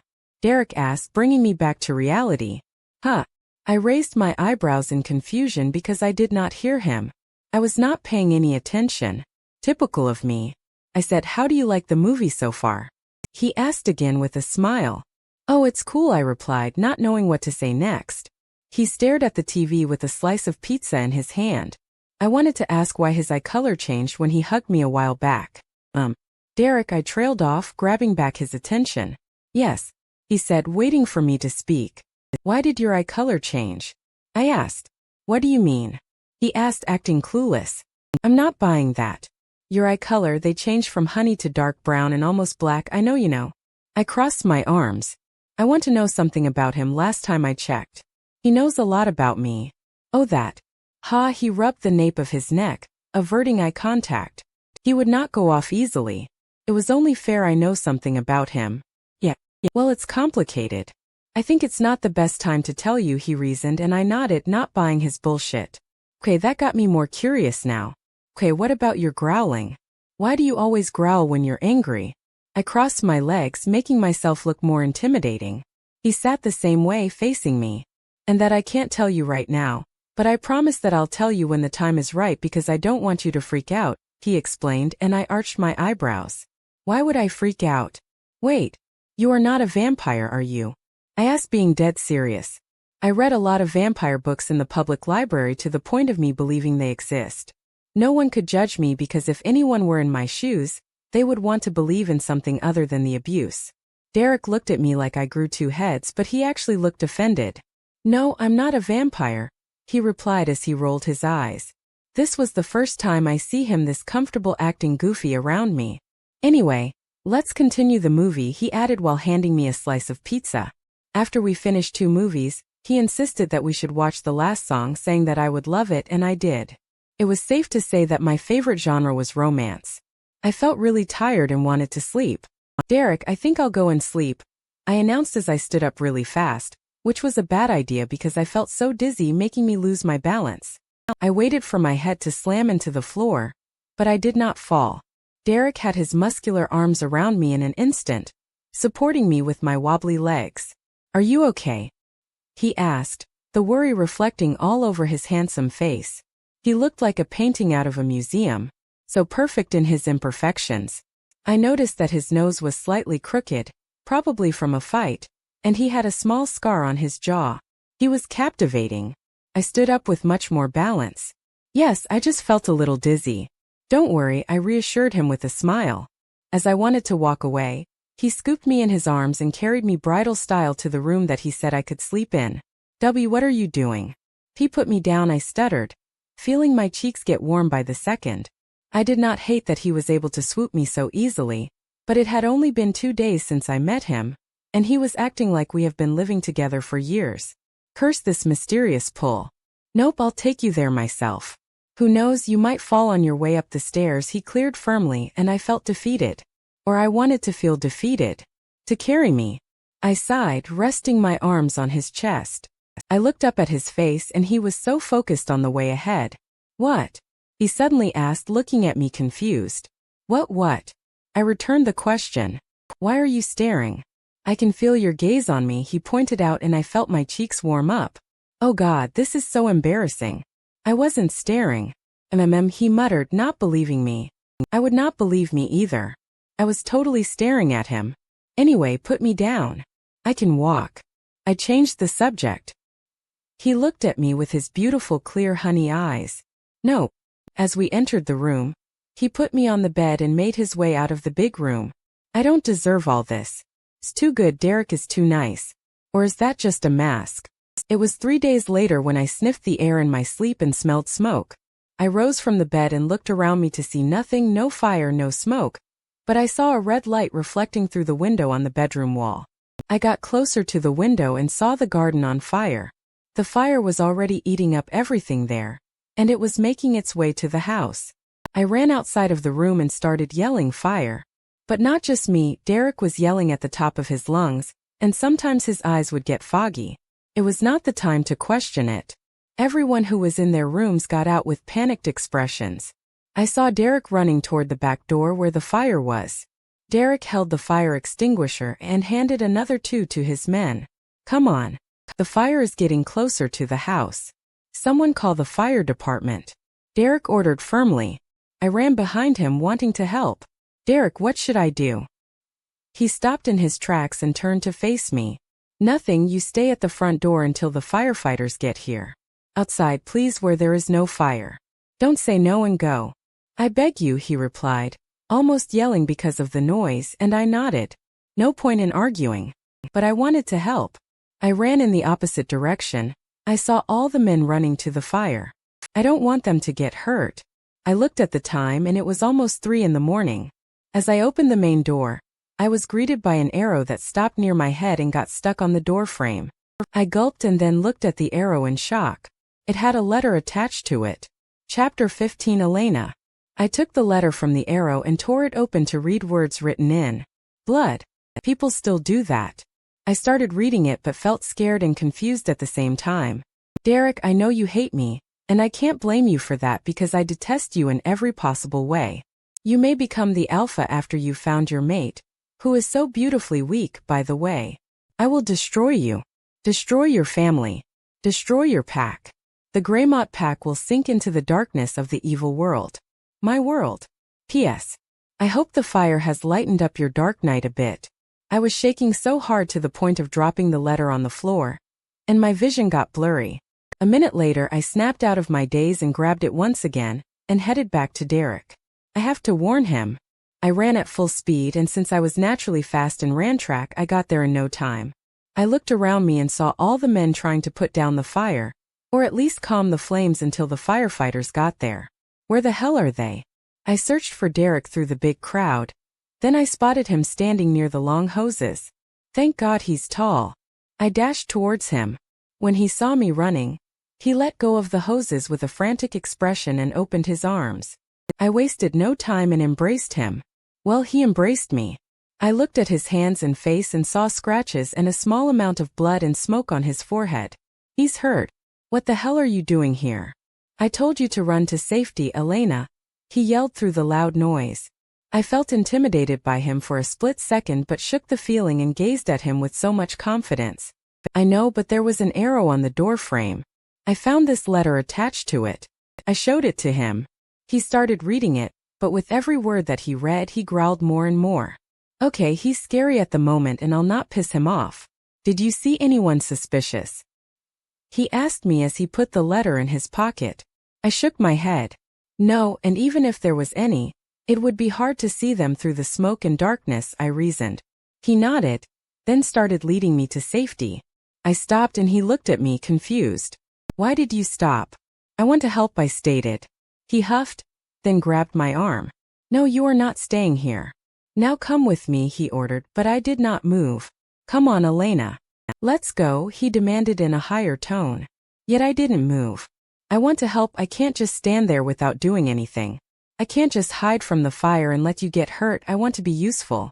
You have been kind to me, you accepted me with all my flaws. I want to at least repay you, and you know that I can't with money, but I can with this.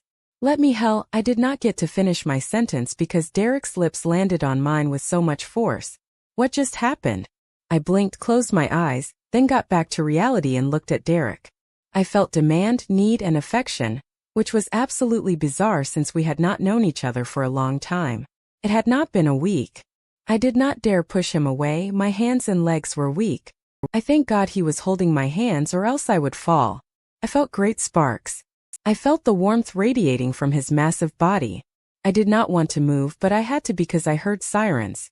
Derek looked at me with a genuine smile. Guess you don't have to help after all. The firefighters are here now, so relax. The fire will be put down in no time.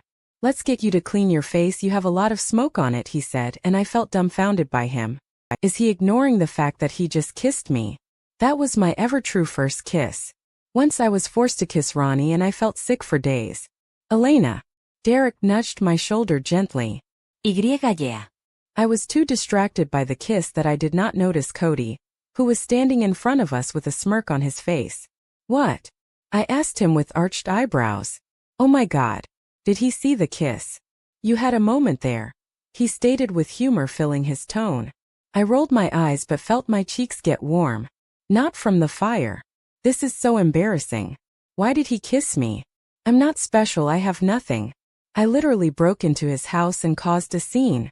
I'm a magnet for trouble and danger. So why kiss me? Come on, Elena. Let's go. He held my hand and led me to the house.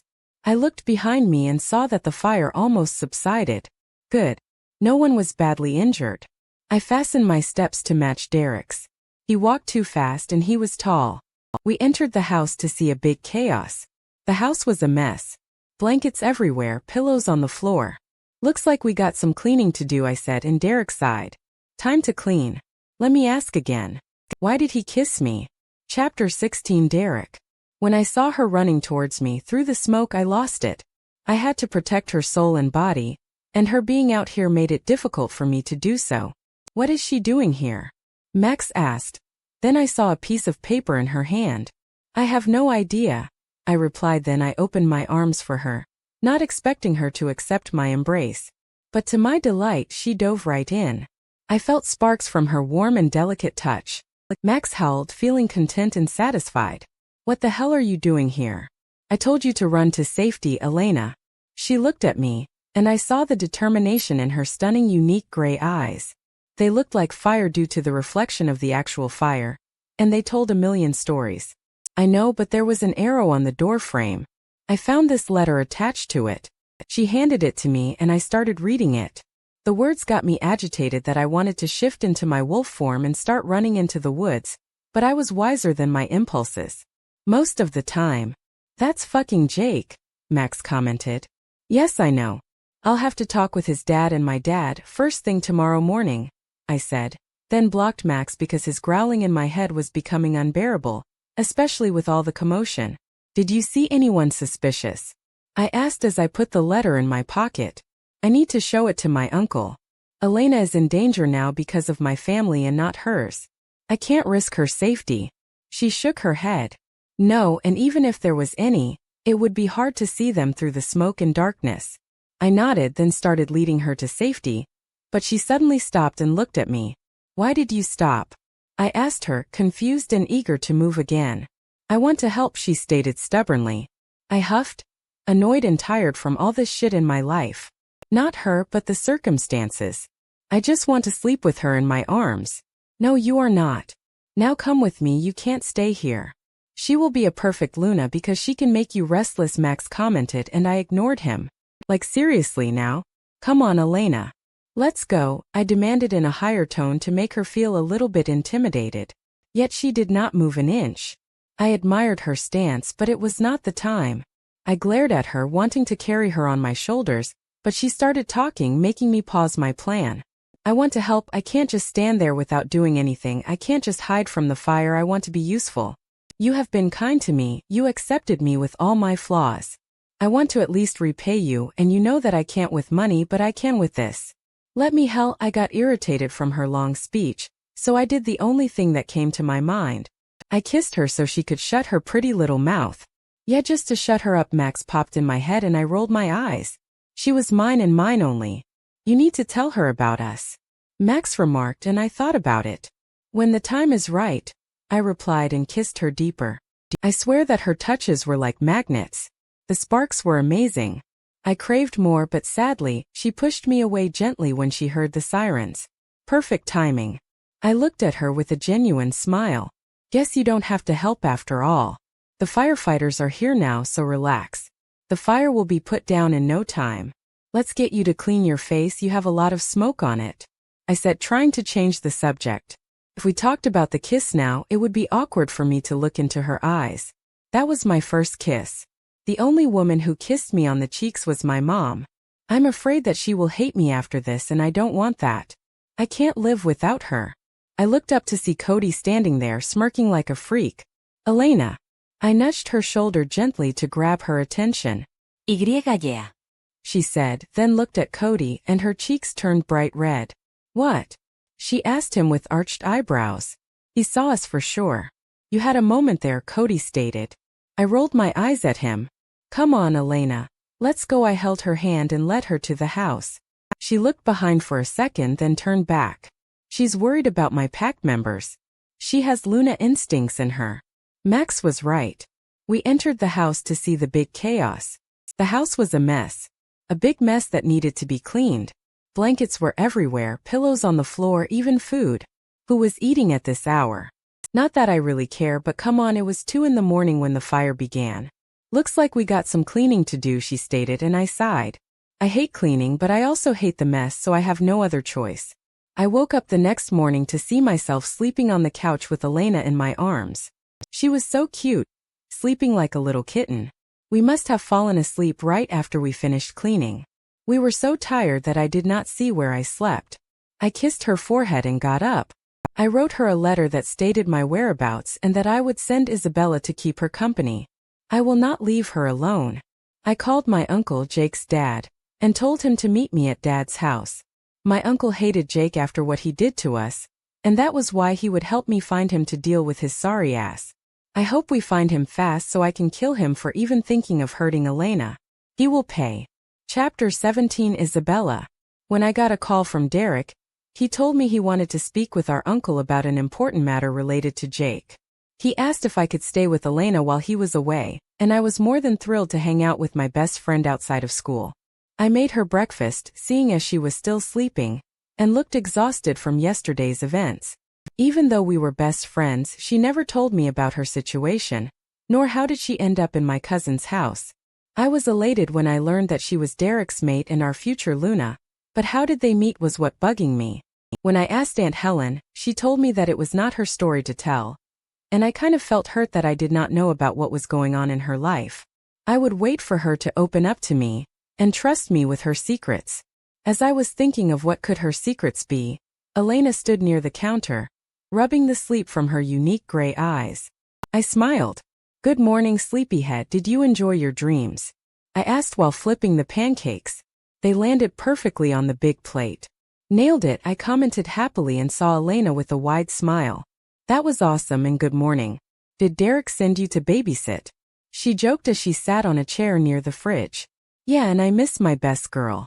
I want to spend some alone time with you. Don't think I forgot, you owe me an explanation, young lady. I pointed the spoon at her face with a smirk. She sighed and whispered something very low, even my ears did not catch. My wolf got irritated that her high sense of hearing did not work here. Okay, but I need to eat first, she said, and I handed her some pancakes. I sat next to her, texting Cody, telling him my whereabouts. I did not want him to worry and go berserk. I hope you liked your food. Are you kidding?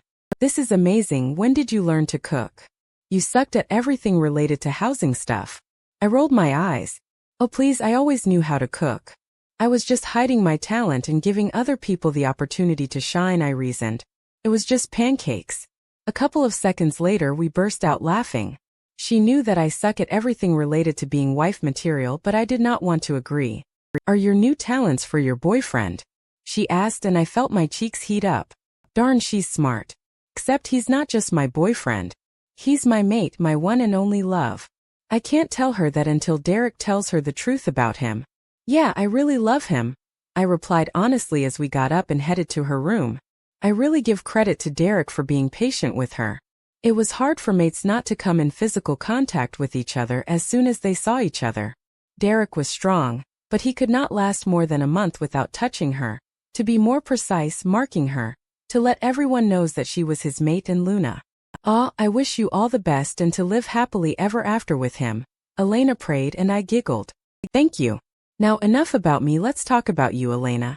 I said as we sat on the couch facing each other. She sighed. Okay, what do you want to know?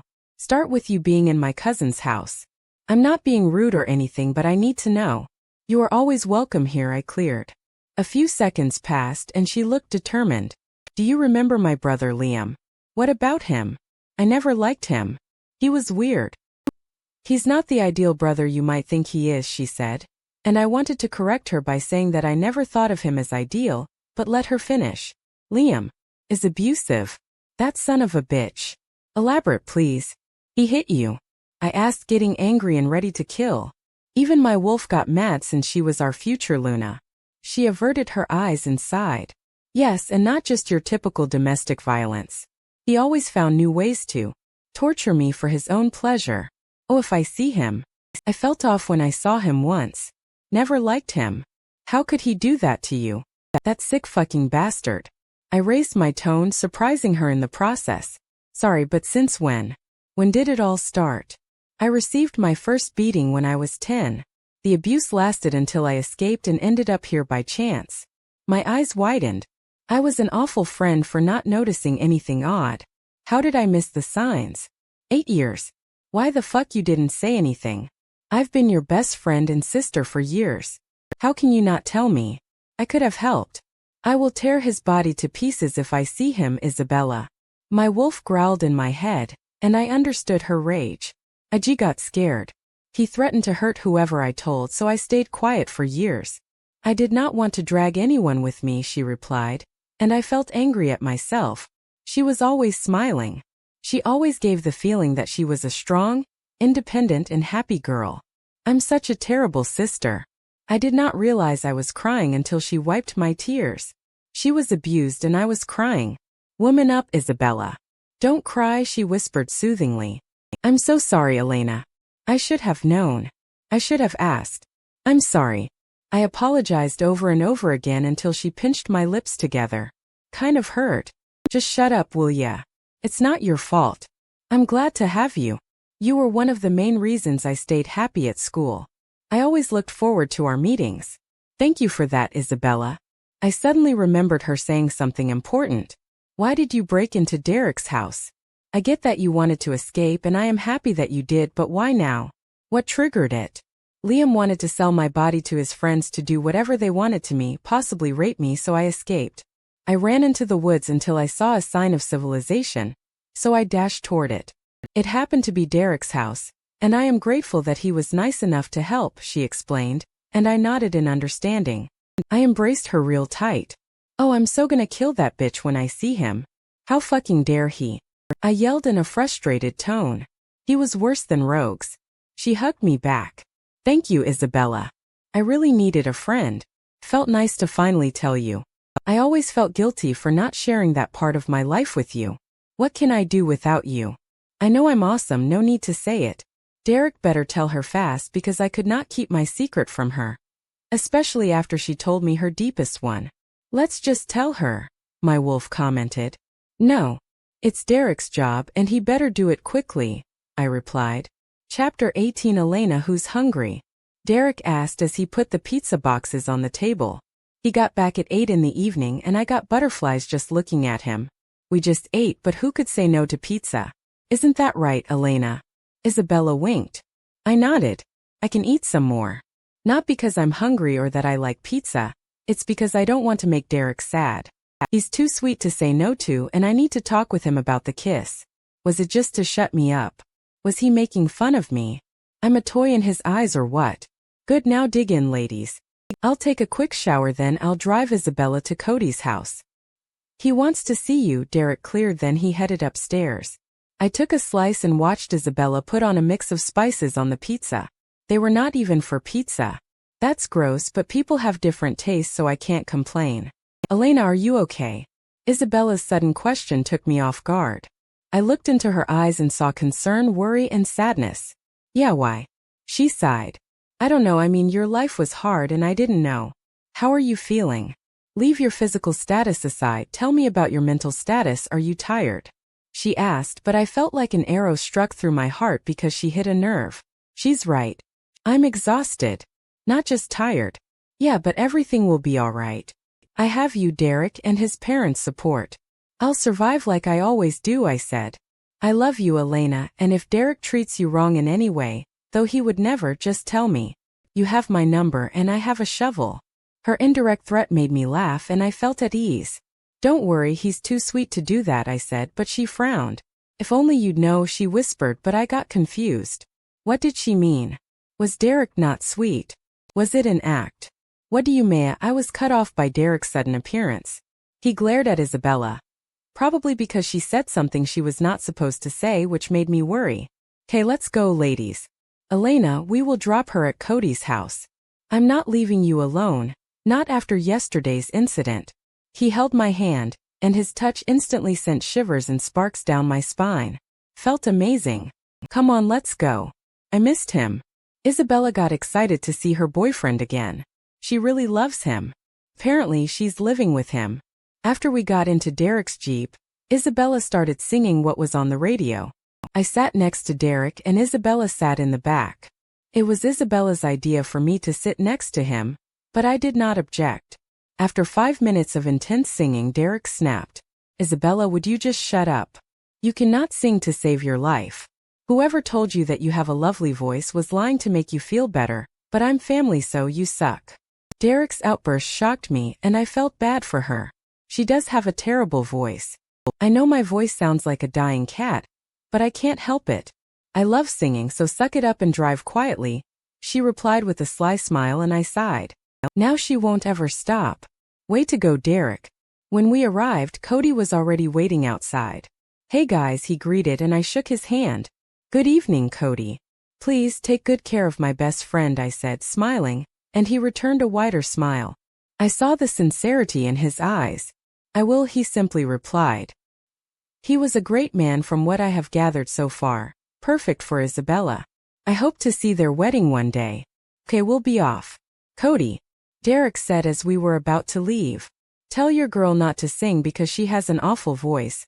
Derek pleaded with his eyes, and Cody stiffened. He went through that before. Yeah, I know what you're talking about, Cody sighed, then Isabella hit his back. Really hard. He winced in pain.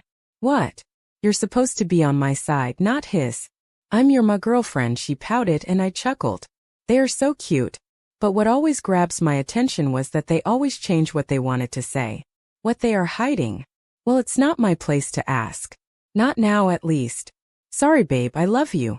Cody kissed her nose and I melted at the sight. Isabella's cheeks turned red. I could not blame her. We were suckers for romance. Bye guys, we need to go. Derek put his arm around my shoulders, and I liked how natural his touch was becoming. Is admiration at first sight a thing? We started walking to the car. What do you want to listen to? Derek asked me after we drove off home. Home? Did his house feel like home? Was I that broken? Whatever you like, I replied. Okay, then you'll love this song.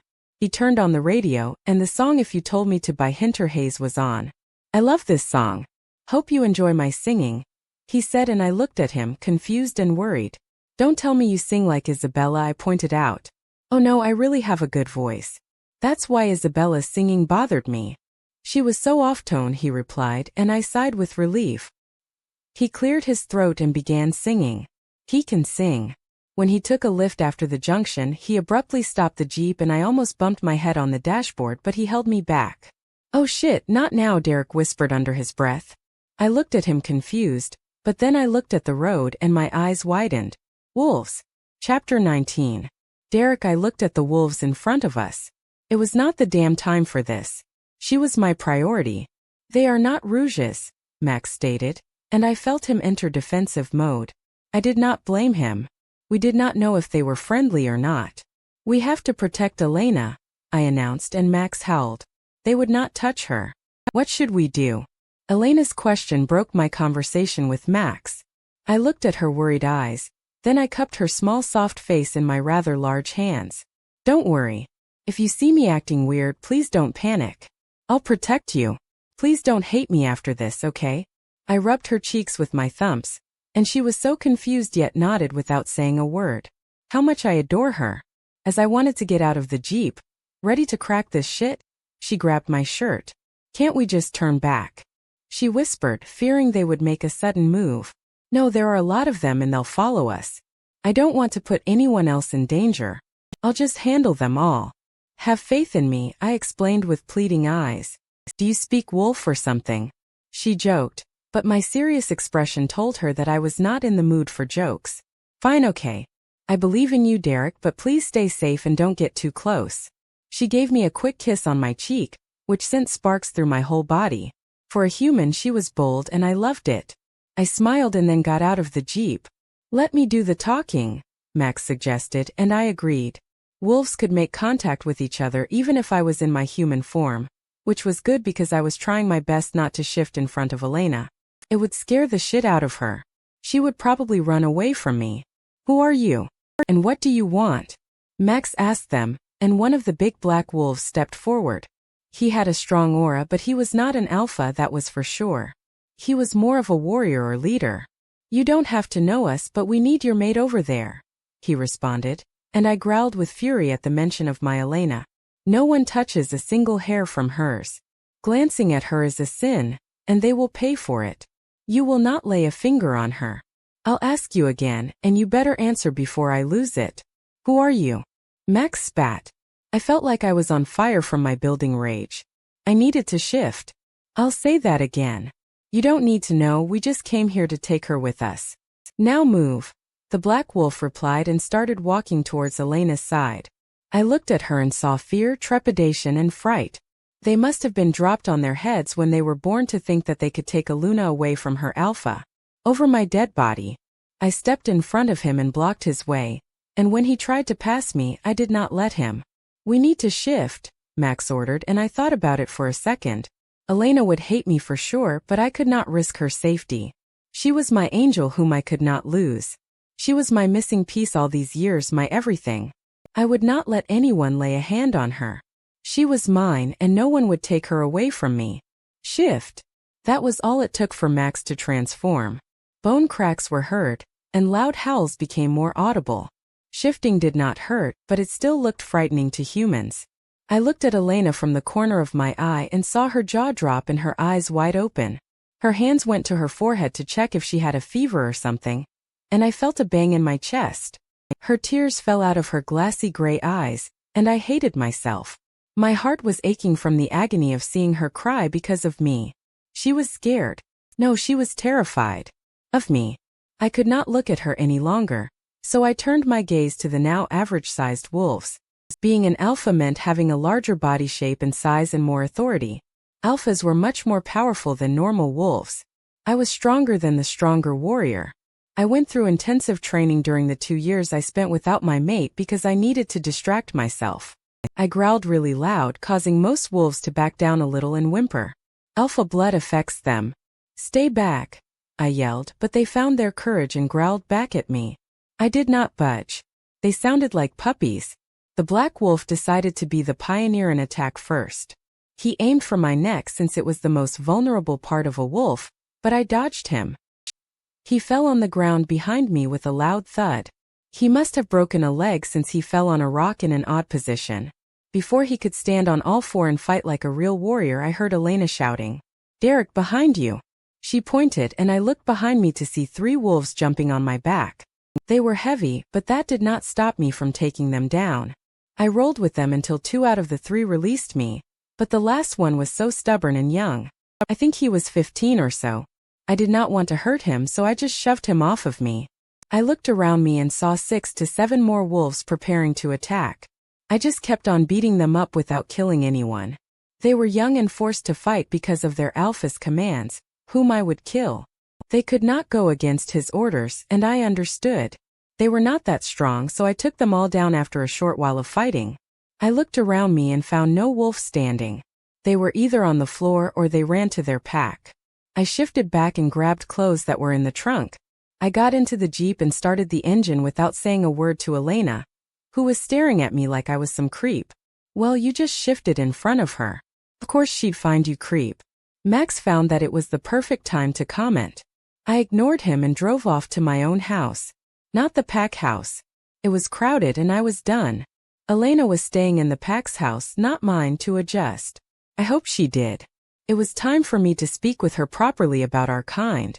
I hope she could handle the facts because from the looks of it, she looked like she was about to faint. Wait. She fainted. Thanks for watching. If you want to see how Elena faces new challenges first, click subscribe and turn on notifications. Elena discovers a mysterious bond between herself and Derek. Is she truly ready to accept becoming his mate? How will this revelation change her destiny? As the story of Elena and Derek deepens, the truth is about to be revealed. Subscribe to not miss any updates. Chapter 20. Elena, I could not believe my own eyes. Derek just turned into a wolf. A freaking wolf, and I asked if he was a vampire. I was so stupid. That was why he looked offended. I would be too if I were one. Focus, Elena. Supernatural does exist. I studied the animal very carefully. He was large, huge even, and absolutely beautiful. The gray fur reflected glamorously under the moonlight. It was a breathtaking and alluring view. I pinched my arm just to make sure I was not imagining things. I tend to do that. Derek turned and looked at me with his entrancing honey eyes. He was worried. I was scared, yes. Maybe it was showing on my face, but I was not scared to the point of hating him like he said before. I was intrigued and confused. I had tears all over my face because I was overwhelmed by the events and the chaos. You may call me crazy, insane, or even demented, but that is what I felt the most at that moment. Adoration. As I was absorbing the fact that he was a real werewolf, I saw 3 others trying to bounce on Derek's back. My hands were moving on their own. My mind was not functioning properly. I opened the door and shouted for Derek to watch out. When he turned around, the 3 jumped on him and limited his movements, but not for long. He was too strong for them. He was invincible, but with a warm heart, if I must say. He did not kill anyone, even though he could have easily done that. Derek was a kind-hearted werewolf. At least that was what I saw. He was fighting them to protect me. He sacrificed his secret for me. I could not possibly hate him even if I wanted to. As time passed, he was the only one standing. I saw him change back to his human form, being naked for seconds, then he wore some clothes. I was not in the right state of mind to comment on his glorious body. When he entered the Jeep, I looked at him and waited for him to speak until I felt darkness taking over my field of vision. I was out. I was being carried and it was a foreign feeling, so I opened my eyes only to be greeted by a soft smile. "Hey," Derek said softly, and I melted. Then everything came back to me. He was a wolf. "Hey, is it finally time to talk to me about you now?" I asked. He nodded. "Yes, it is. I'll tell you everything as soon as we enter my house." He cleared, and I looked around to see a very large and new house. The garden was so wide that I could not see the main entrance until he got closer. "This is your house?" I asked, bewildered by the scene. He rich. "Yes, and I live alone. We will stay here for a while because it's dangerous for you to be in an obvious place like the pack house," he answered. "Pack house? I'll just wait for him to talk." He opened the door, but not with a key. He opened it with his fingerprint. The house was well protected and secured. The glass looked so sturdy, and the door was reinforced with what I assumed to be steel. As he stepped foot into the house, I tried to stand on my feet, but he refused to let me go. He tightened his grip on my body. "Derek, I can walk," I stated, and he rolled his eyes. "I know, but I want you in my arms," he stated back, and I had no reply to him. I just blushed. He walked to a big living room that was beautifully decorated, but the books on the long shelves were what grabbed my attention the most. Derek placed me on the couch and he sat next to me. He was too close, our knees were touching. This small touch can send sparks like fireworks through my whole body. "Okay, so I'll start by stating the now obvious. I'm a werewolf," he began, and I had so many questions. "I have a pack and it's called the Greymod Pack." "Like a flock." He chuckled. "It's like a big family that has a lot of werewolf members. My pack has about 700 members. They are all family." He glanced at the wall with pictures for a second, then back at me and continued. "We have titles like in companies. My title is the Alpha, well, soon to be Alpha. My dad is currently the Alpha and my mom is the Luna. Alpha blood is inherited. My parents are the leaders of the whole pack, like presidents or CEOs. They symbolize the mother and father to all members, and their word is respected and cherished by all. Then there is the Beta, who is second in command like a vice president, and the Alpha's right hand." As Derek wanted to continue, I cut him off. "What's a Luna?" I asked. He said she was like a mother figure, but I needed more information. He smiled for some reason. As I said, the Luna is the female leader of the pack. She's hand in hand with the Alpha, who is her mate.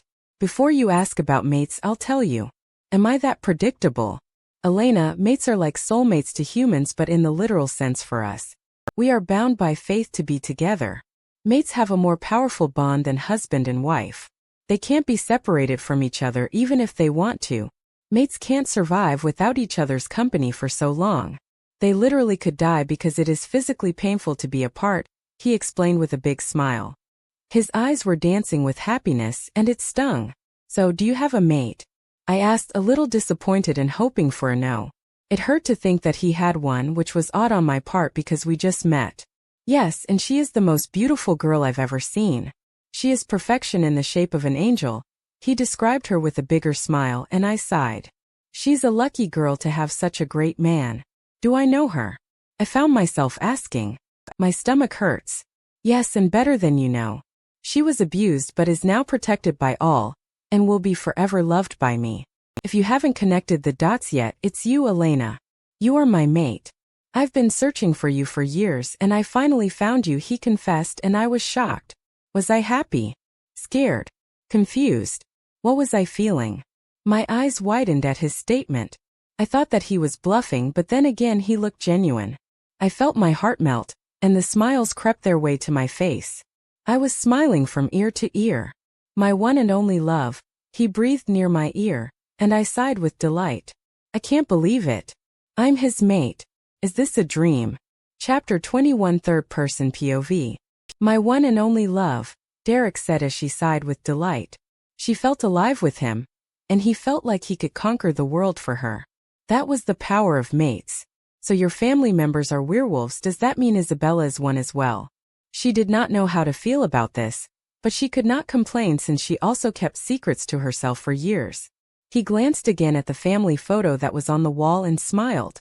It had Isabella and Cody in it. Yes, she is, and Cody is her mate like you are mine and I am yours, he replied softly, making her heart soar with contentment. She shuddered at the sensational, lovely feeling she had, and she did not try to reason like she did since she got here.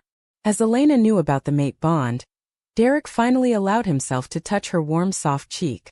He was not afraid anymore of rejection because if she wanted to reject him, she could have done that the moment he shifted. Elena looked at her fated mate affectionately, enjoying the moment to the fullest, or savoring it since she had never experienced something like that before. Everything was new. It was safe to say that what they were both experiencing was love that was growing with each passing second. They knew each other for such a short period, but it was like love at first sight. However, the effect was stronger for them since he was an alpha. Love has no time. Love is distinctively charming. Derek cupped her cheeks and slowly kissed her forehead, then trailed his lips to her small nose until he reached her pale pink full lips that he craved since the moment he laid eyes on her. It was taking everything in his body not to claim her as his, but he kept his wild thoughts at bay for now. She wrapped her hands around his neck, letting him deepen the kiss. The first time he kissed her was great, but this time was phenomenal. Out of this world. As she became more confident with their closeness, her hands traveled slowly from his neck down to his lower back. He quivered at her touch, and it excited her. He felt at home with her in his arms, and all of her senses became alive with him. His breathing deepened in time with hers. They completed each other. She felt dizzy, yet did not want to stop him from touching her. His lips began to move against her skin along her jawline, words sung softly by her ear. I want you. Elena smiled, finally letting her emotions speak on her behalf. Give me your full affection because I've been craving your presence ever since I saw you, which was not long ago. I don't care about the werewolf thing and I don't care that you're not human. All I care about is you. You saved me, Derek. You pulled me out of my dull life filled with abuse and darkness. You returned the light to my life. I saw glimmers of hope radiating from your massive body when you shielded me from my brother, she explained in a sweet voice that made Derek's eyes turn to a darker shade of brown, almost black with lust. He was trying his best to control his wolf and not scare her with his possessiveness. The room was filled with a sensual intensity, both wholly intoxicated by the other. She knew that this was her new beginning. She put all of her trust and faith in and with him. It was the mate bond talking, but her heart was feeling. She saw the good in him. The sound of owls called, interrupting their heated moment. They were standing on the branches of the trees outside, which began to fade into the darkness. She felt him begin to pull away, but she held his hand, not fully prepared to let him go. Not now, at least. I found myself drowned in your kindness. I am falling hard for you, Derek, she stated confidently. But then again, she felt embarrassed that she was actually sharing her deepest feelings and emotions with Derek. He smiled. I also found myself drowned in your sweet, soothing and calming voice. To your calmness. I love the look in your eyes when you see something you like. I love your eyes. I love the black hair that falls on your back. It might be soon for humans to say this, but I am not a human, so I love you, Elena. I want you to stay in my arms and grow old together, he confessed, and she could not do anything out of embarrassment but peck his dimple.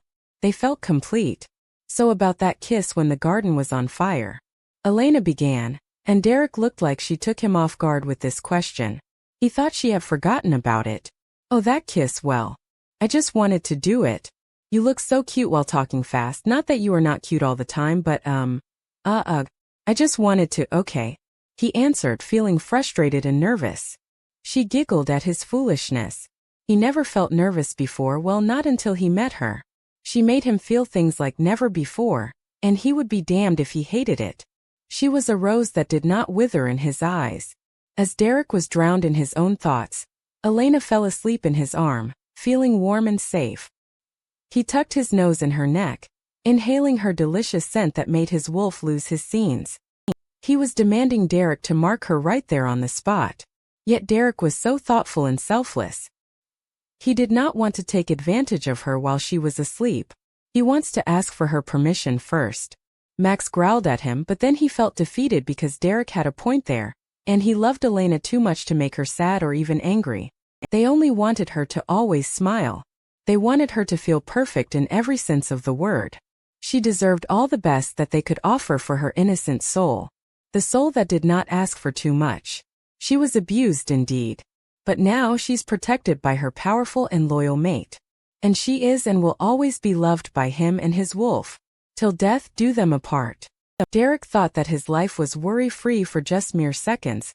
Then he remembered what made him wince in disgust. He had a cousin to take care of and a brother to be careful of. Elena's brother did not even deserve this word.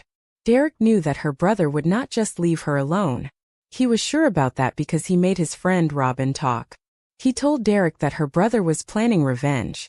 Derek was hoping that they catch them as soon as possible. For Elena's safety. Both of them were evil and were after his vulnerable and beautiful mate. He would rather die than see his mate sad and scared again. Chapter 22 Elena. It had been weeks since I knew about the secret. Derek was a werewolf. I was his mate and future Luna. Who could have known that my life would turn upside down by me finding the pack house? It was like what Derek's mom said, we do live in a small world, but Derek has been acting weird lately.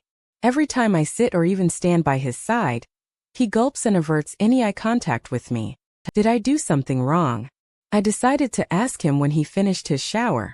He said that cold morning showers relax him, and I agree with him. It made me feel refreshed whenever I took one, but I felt that he had a different reason for the cold water. I wonder what. After Derek insisted that I should wait for him in his room, I laid my back on his king-sized, comfy bed listening to some music from my new phone. I was very grateful for everything.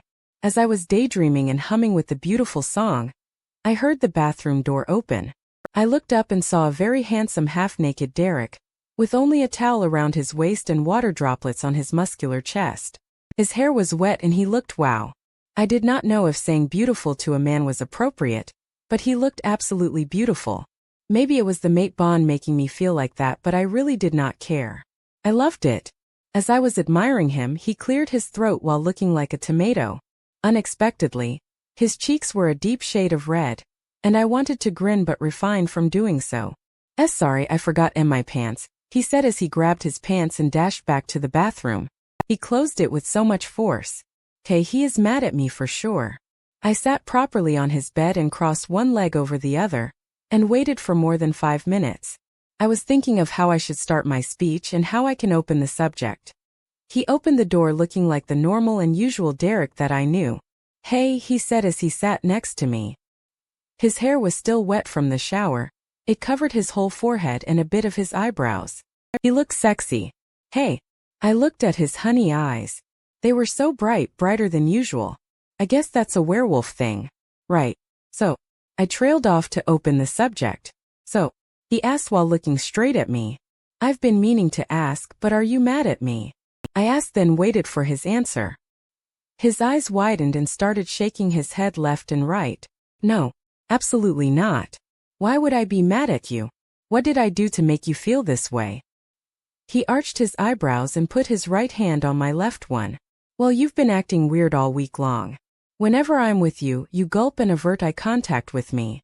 A couple of minutes before, you slammed the door with a lot of force. Did I do something to upset you? I asked again, and this time I put my right hand on his cheek. I did not want to be the source of his sadness or anger. He closed his eyes and sighed. No, Elena, I'd never be mad at you. You did nothing wrong. It's just... He trailed off but stopped and gazed at the floor. He was thinking really hard about what to say next. I rubbed his cheek gently. It's just what? Tell me, Derek, I urged, encouraging him to speak. Well, it's about the mark and I have to do it soon, but I can't, he explained, but not clearly. Mark? What's a mark? Why can't you do it? I asked. His world was still unknown to me. I needed to ask more to learn about his lifestyle. He looked pained but happy at the same time, if that was even possible. A mark is a bite that a werewolf does to let other male werewolves know that his mate is only his, and he was hers. In other words, he bites her to mark her. I have to mark you, Elena, he whispered the last part, but I heard him loud and clear. My eyes widened in fear. Mark me as in bite me. Bite me where? What if it hurts? He let go of my hand and placed it in the crook of my neck. He moved his finger along my neckline until he stopped at some point, and I shivered at his action. Here, he answered seriously. And if I don't do it, you'll be in heat soon, he added. Heat? It's like periods, kind of. You'll feel like your body is burning, especially since you are human. It hurts. I've seen many female werewolves go through it and it was not easy at all.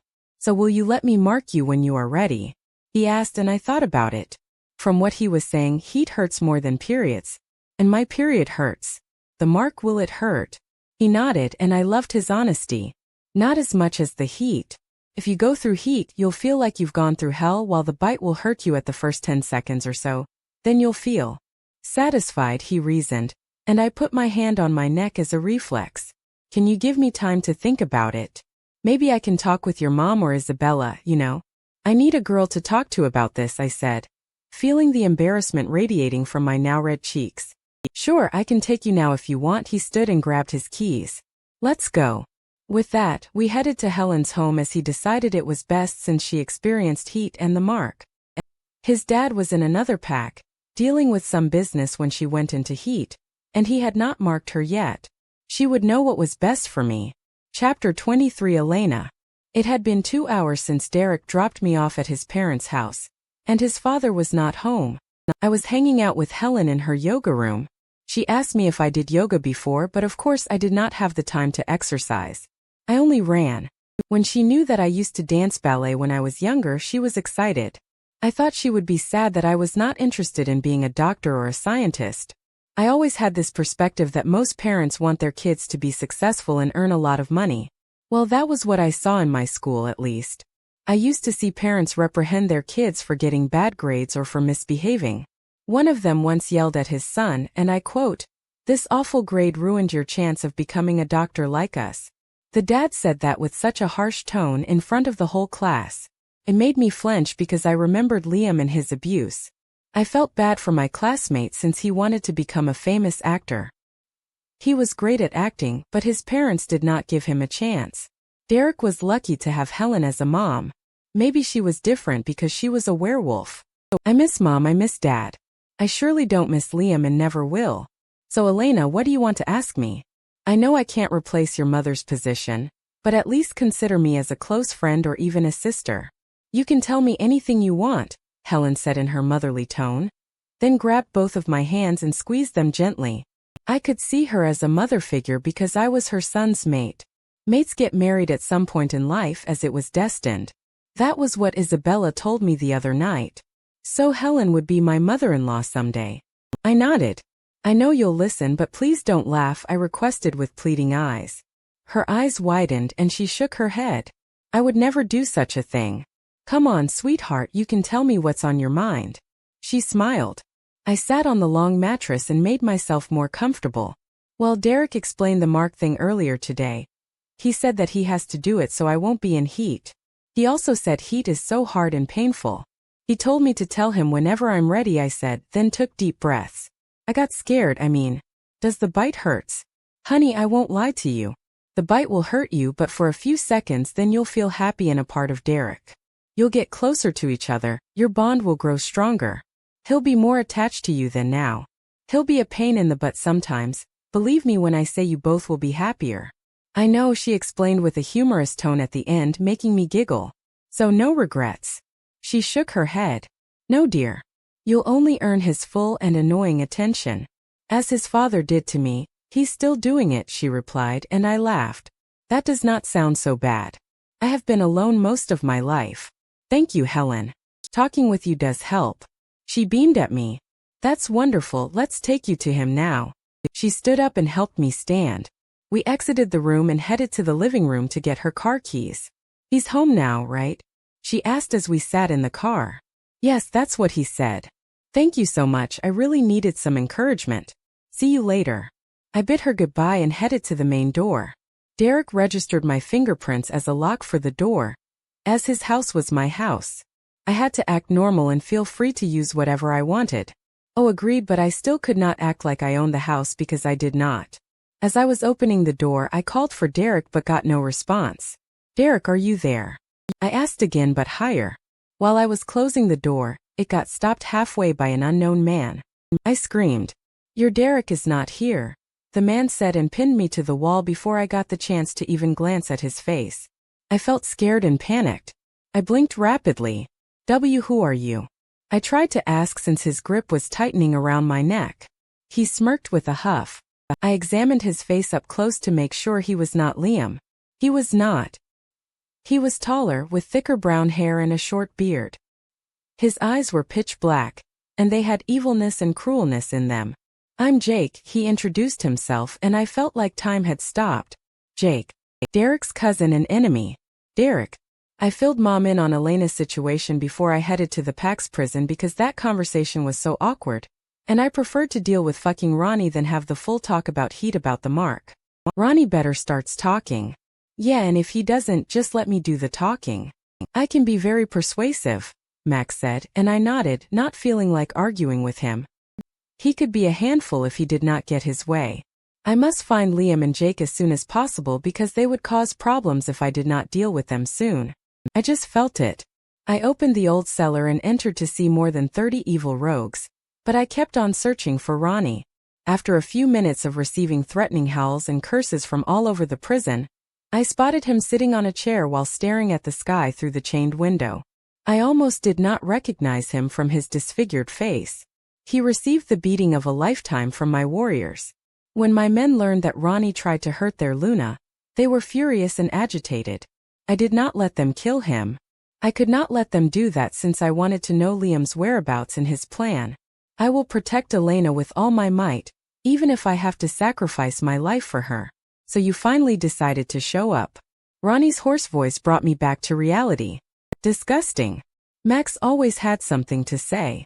I did not answer him. I just closed the cellar's door and brought a chair, then placed it in front of him. Are you enjoying your stay? He huffed. Let me out of here, he demanded. No can do. I crossed my arms and leaned back in the chair. I waited a few seconds before I spoke just to get on his nerves. On second thought, you can get out of here, but on one condition. He shifted in his place, already anticipating his freedom, and looked at me. What's the condition? He asked with narrowed eyes. He was finding it difficult to believe me, but I dropped the doubt in his mind. Tell me where Liam is and you may leave, I cleared. Are you out of your mind? Max yelled in my head and I nodded. Yes and no, I replied, then blocked him out. I needed to focus. Ronnie's eyes widened for a second, and then he calmed down and acted as if he did not care about his freedom. But I don't know where he is. I rolled my eyes at his lie. Come on, Ronnie, we both know that you're lying, you can do better than that. Now spill it before I use my fists to make you speak, and I won't be as lenient as my men, I threatened, and the worry was evident on his face. Good. You wouldn't. He dared me and I snickered. Oh, but I will. I am not an angel. Now tell me, where is Liam? I demanded in a more intimidating tone because I was done with his bullshit.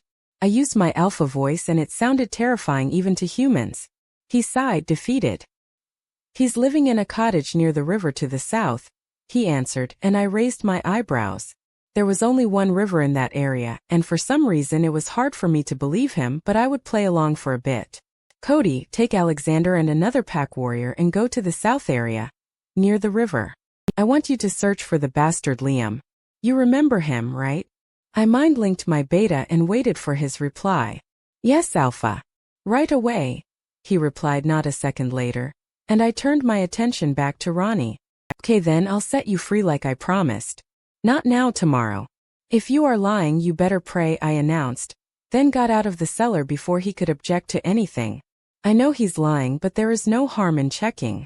I got into my Jeep and headed to the woods. Max and I wanted to run to cool off, so I parked the vehicle in my usual spot and grabbed some clothes with me. I shifted and let Max take control. Finally, I can run, Max said. I miss Elena, he added, and I sighed. Me too, buddy, me too. We will see her soon, I replied. Then he dashed through the woods. After 2 hours of running, Max stopped to rest. I'm tired. Max lay on his stomach and closed his eyes. You think? You've been running for 2 hours straight at full speed, I said, and he laughed. He decided to take a nap on the cool ground, and I let him. He deserved a break. However, not a minute later, Max jumped, surprising me in the process. Something happened. What happened? I asked, feeling uneasy and anxious. Mate, Elena's in danger. Great danger, he said, then started running without stopping. Where? I got angry and worried for her. Home, he replied, and I made him stop.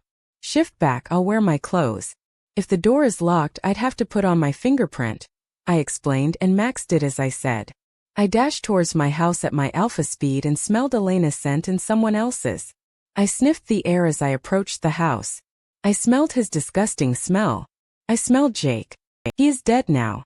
I opened the main door to see what made me livid and furious.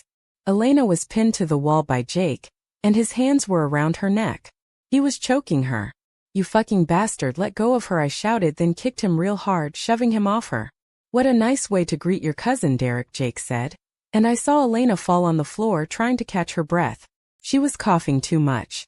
I bent down and cupped her cheeks, ignoring the bitch of a cousin. Elena, look at me. Are you okay? I asked. She shook her head, unable to speak. A moment later she fainted. I was so concentrated on her that I did not pay attention to Jake. He looked at me with a sly smirk.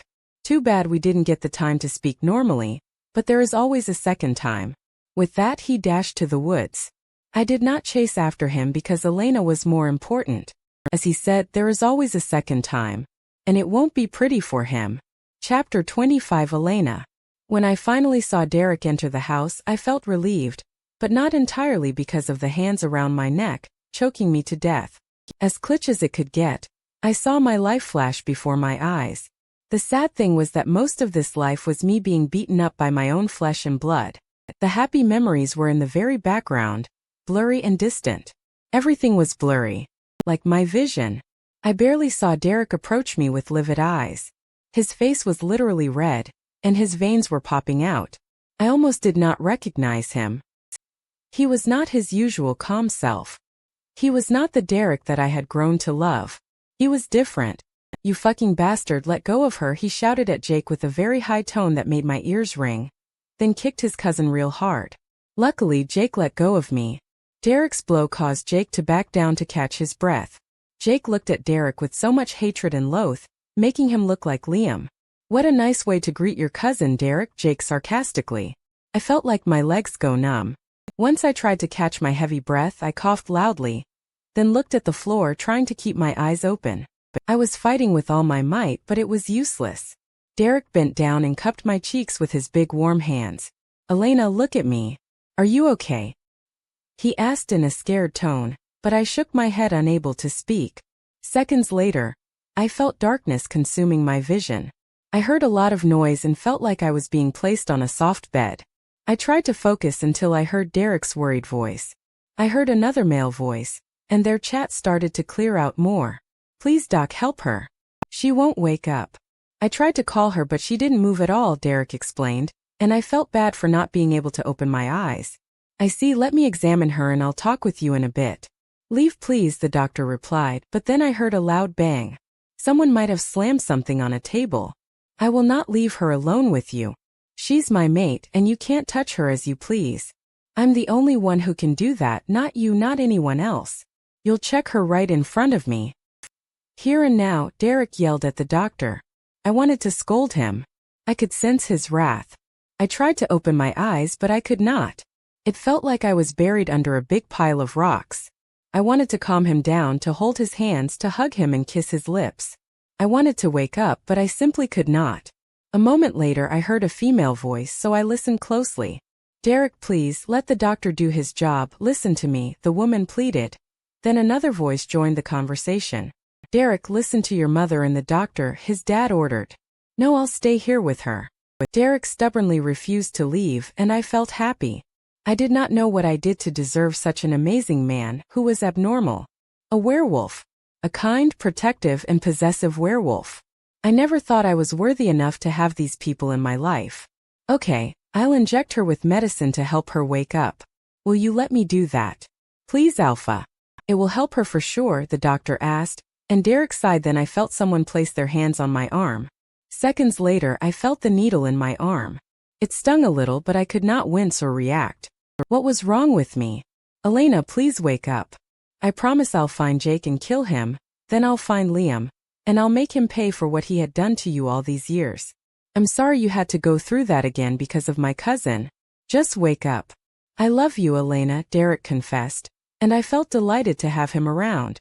I tried to open my eyes again and again until I started seeing the light. My vision started to brighten. Derek, look. Helen pointed to Derek, then he started shaking me lightly. Yes, love.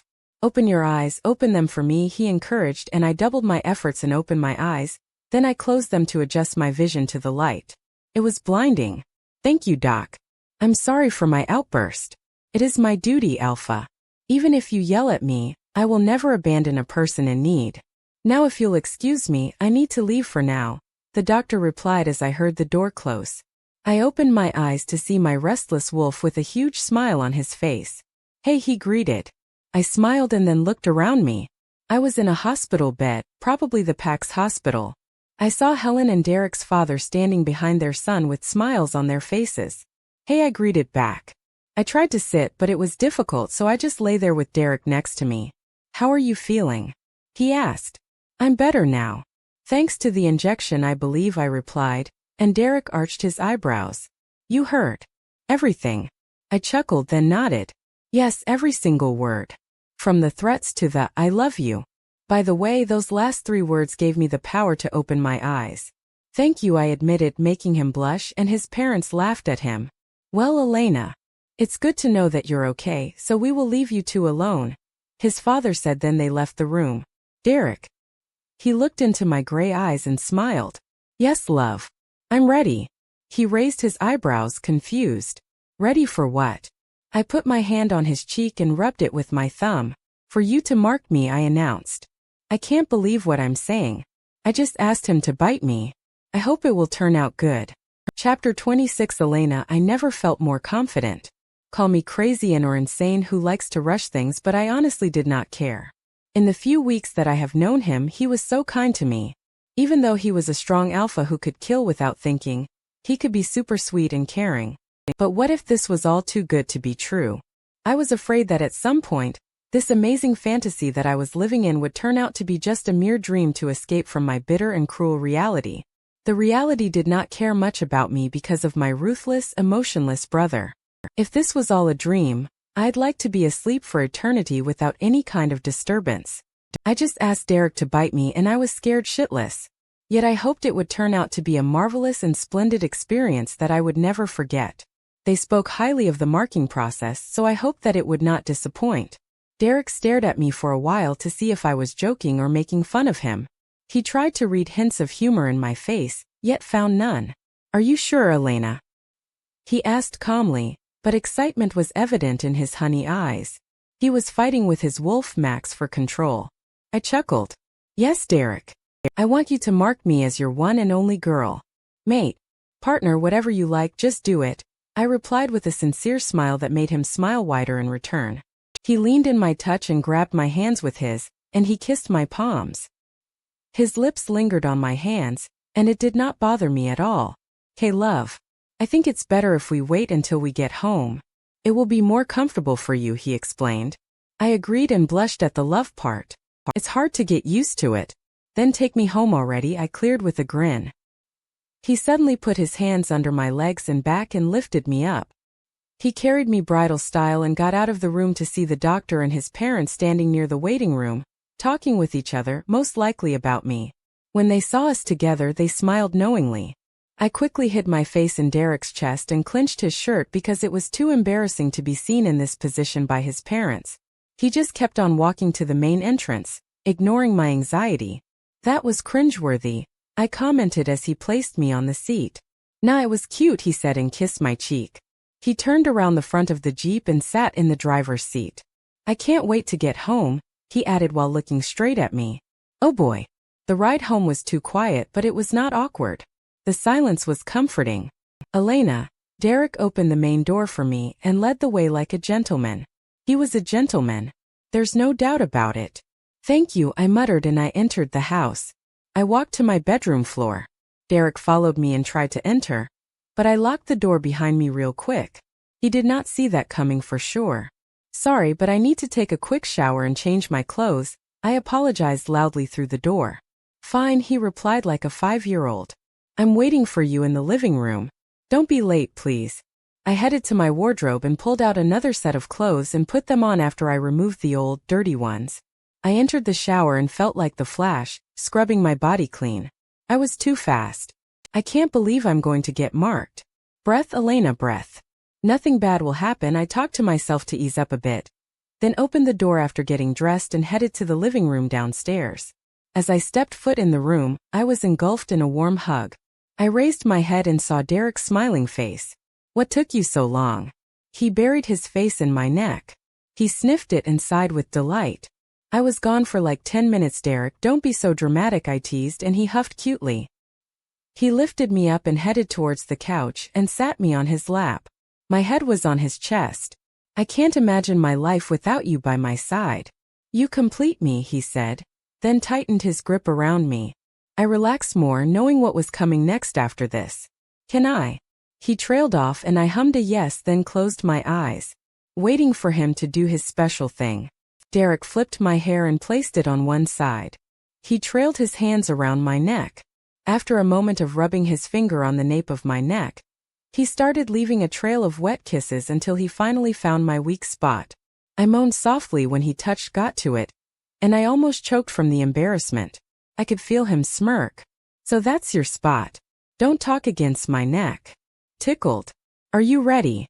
"If you don't want to tell me, Elena, I don't want you to regret it," he said, and I felt bad that he was still in doubt about my determination.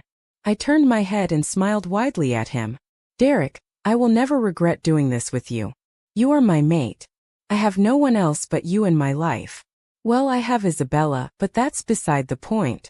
You are my first and last love. I want you to mark me so I can brag that you are mine as much as I am yours." "You are perfect, so I'd never ever regret it," I answered honestly, then kissed his lips. He smiled through the kiss.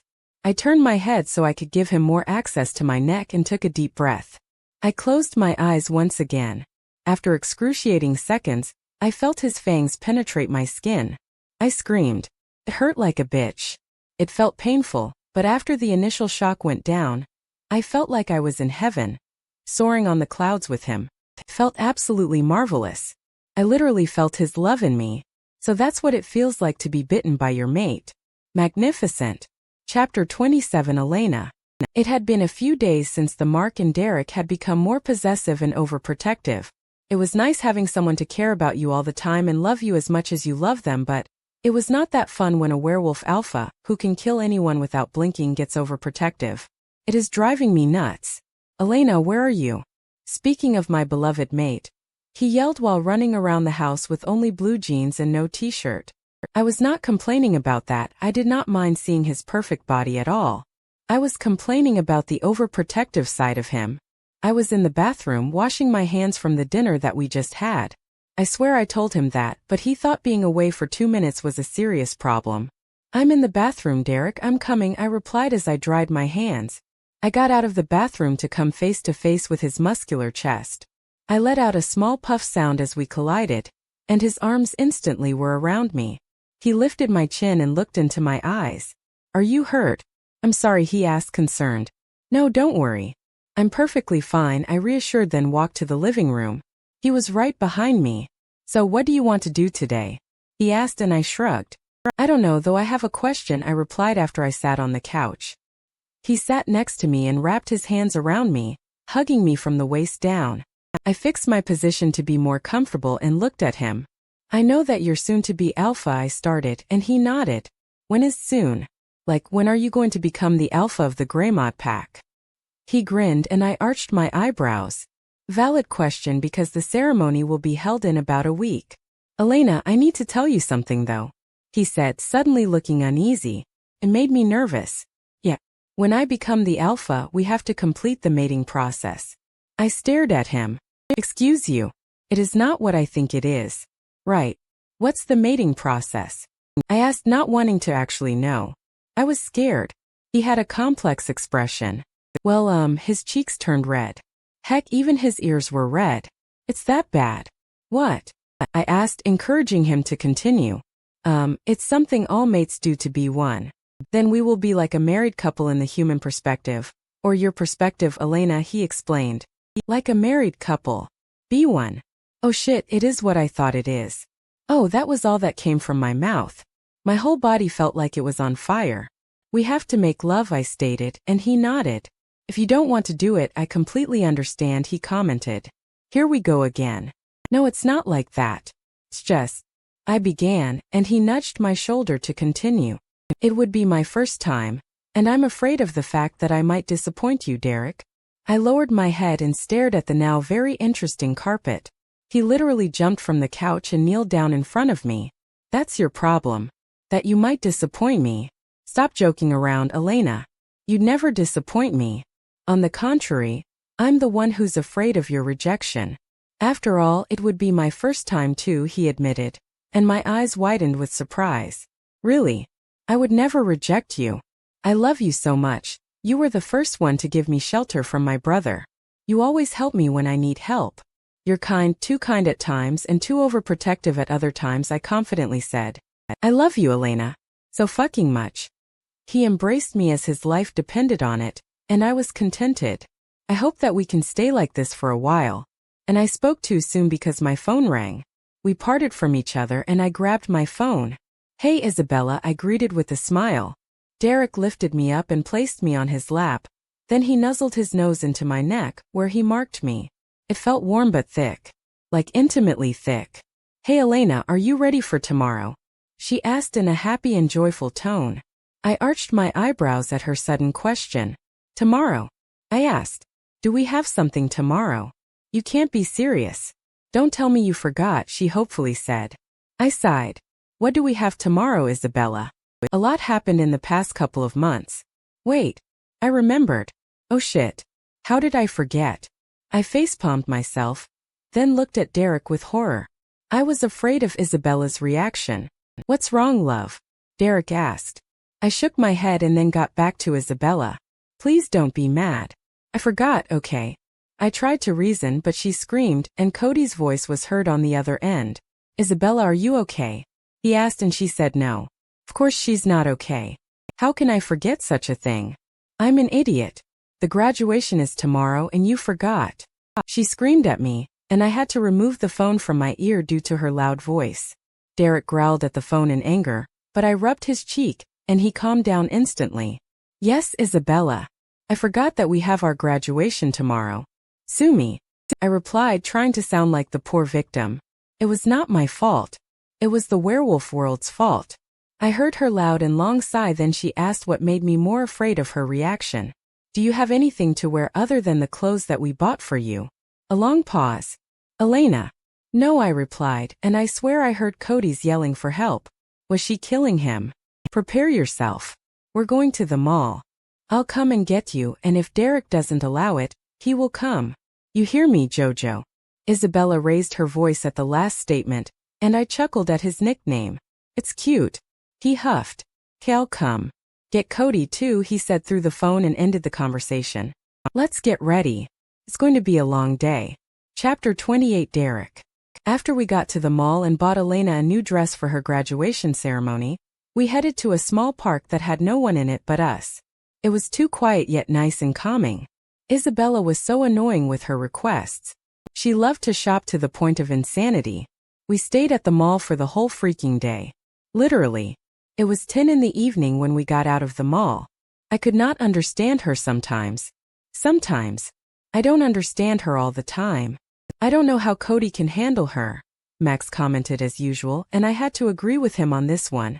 He was not telling lies. So, when are you planning to complete the mating process? He asked excitedly. He was a perverted wolf. I don't know. Whenever she's ready. I don't want Elena to run away from us just because we didn't let her think about it carefully. It's a serious matter, you know? I replied, then waited for his reply. He rolled his eyes, then sighed. I guess you're right.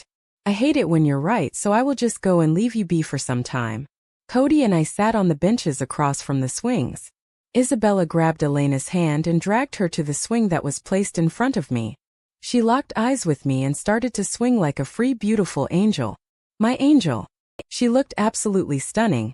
And the dress that she got for tomorrow fit her perfectly. I will be her date tomorrow because she was too beautiful to be out there alone. There will be horny boys and men. Plus Jake or Liam might show up. The idea of them made me growl a bit, but then I looked at my mate and calmed down. I smiled widely at her and admired her staggering smile. What do you want to do, guys? I asked and they all shrugged. Isabella tilted her head back in the air and stared at the stars. I looked at the moon and thanked God because today was a full moon night, and most werewolves shift uncontrollably. We, on the other hand, do not. Our pack was taught to control our shifting at times like this. We went through very rough training to master our control. Our pack was one of the oldest packs of all time, so our bodies knew what to do after a while or struggling when it was a full moon night. Werewolves usually start shifting when they turn 15 and have a 3-year window. If after they turn 18 they do not shift, then they never will.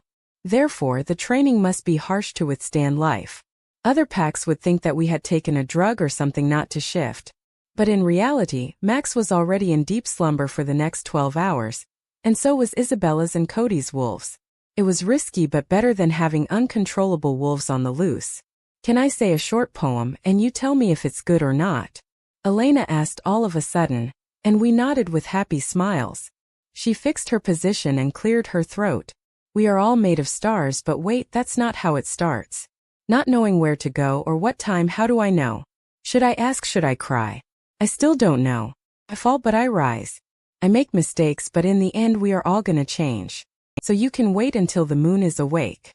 Stare at the sky and pray that you will not break. Stay strong, spread your wings, but if you fall that will be the end. Wait, who said that this would be the end? That's not it, 'cause you're human after all. You're not perfect. You fall, you rise, but that proves you are alive. We are all made of stars. She delivered this relatable poem softly, and I was proud. Cody, Isabella, and I stood up and clapped for her. That was beautiful, I commented, and she smiled brightly. Yes, absolutely. It was great, Cody said. Where and when did you create it?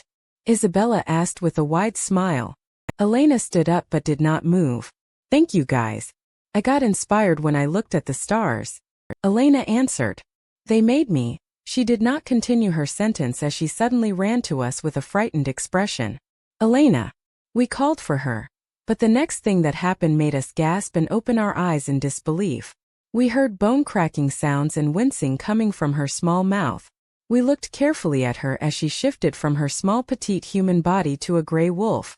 Elena jumped over our heads before we could register what had just happened, and landed on a brown wolf that was probably a rogue. The astonishment made us freeze in our spot. We could not move and our wolves were in slumber. I saw my human mate in her wolf form fighting a rogue. She fought him fiercely until she broke his leg. She won, then the rogue ran back to the woods whining and bleeding. What just happened? Isabella and Cody asked at the same time. I approached her and then kneeled down in front of her shivering body. She was in shock as well. I pulled my hand and placed it on her head.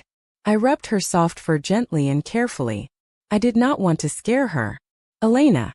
I trailed off and she nodded her head. Then she started sniffing my clothes and buried her head into my chest. That's really her. What in the world just happened? As I was thinking of the possibilities, Max howled and made me shift. I guess he smelled her wolf. Chapter 29. Elena. When I saw a figure lurking in the shadows, I felt scared. I wanted to warn Derek, Cody, and Isabella, but a sudden voice jumped into my head. Hurry, Elena. Shift or they get hurt and die. I heard a woman's voice in my head and I freaked out. I felt terrified by that voice. How did it get to my head?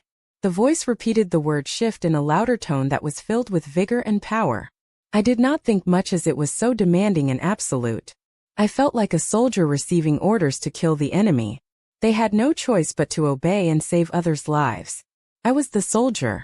I ran to fight the wolf that was standing behind my people, and jumped over their heads and heard bone cracking in my body. I assumed it was painful, but the adrenaline rush blinded me and blocked all the pain from my mind. It was like a dream. I gazed at my hands and saw fur. My mouth was now a long snout. I did not have time to react as my body moved on its own, and I landed on the brown wolf. What was happening to me? I made you shift. You became a wolf, Elena. A strong wolf that is going to beat this rogue's butt. Now fight and think later. The woman's voice answered my question, and I had no other choice. I fought. I fought until he dropped to the ground with a broken leg and bloody head. Not a second later, the rogue ran to the woods, leaving me to my thoughts. I looked back to where we were and saw them frozen in place. What just happened? Isabella and Cody asked simultaneously. Derek approached me and then kneeled down in front of my shivering body. I was not feeling cold. It just felt weird and abnormal. I'm not human. No, you've been a werewolf since the day you were born. It will take time to explain, but in the meantime, my name is Diana. It's so good to be back, she introduced delightfully. I did not know what to say.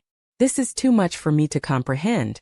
I mean, I can understand and accept Derek's nature, but me being one. It was so wrong, weird, funny, I don't know. I can't describe it. Derek pulled his hand and placed it on my big head, then rubbed my soft gray fur. It felt good to be touched by him, especially when I was lost and terrified. Elena. He trailed off and I nodded my head in response. Out of nowhere, I had the urge to be near him, so I started sniffing his clothes and buried my head into his warm, wide chest that accepted us. Diana buzzed with satisfaction at the contact. After a moment of silence, Derek shifted. Looks like Max took over control. Again. Hey Max. I'm Diana. My wolf introduced herself to him, and I just stayed silent. Max came closer and sniffed our neck. Diana. What a beautiful name for a beautiful Luna. You and Elena are perfect for us. His tone was softer than usual. He was whipped. We have a question. He trailed off. How is that possible? We did not smell your scent before, so we always thought Elena was human. It's like you weren't there but suddenly appeared. How? Yeah, Elena, did you know? Derek also asked through what I assumed was the mind link. No, I was too surprised, if I must say. She told me I was born as a werewolf, I stated, then Max and Derek gasped. Before they could say anything else, Cody and Isabella stepped forward. Guys, not to interrupt or anything, but we would like to share your conversation. We have the right to know. She's our soon-to-be Luna, and she's Isabella's best friend, Cody reasoned. I just nodded and tried to shift back. Then the horror ran through my body. I didn't know how to shift back. Derek, how can I shift again? I asked, anxious. Both Derek and Max laughed at me. Hell, even Diana laughed.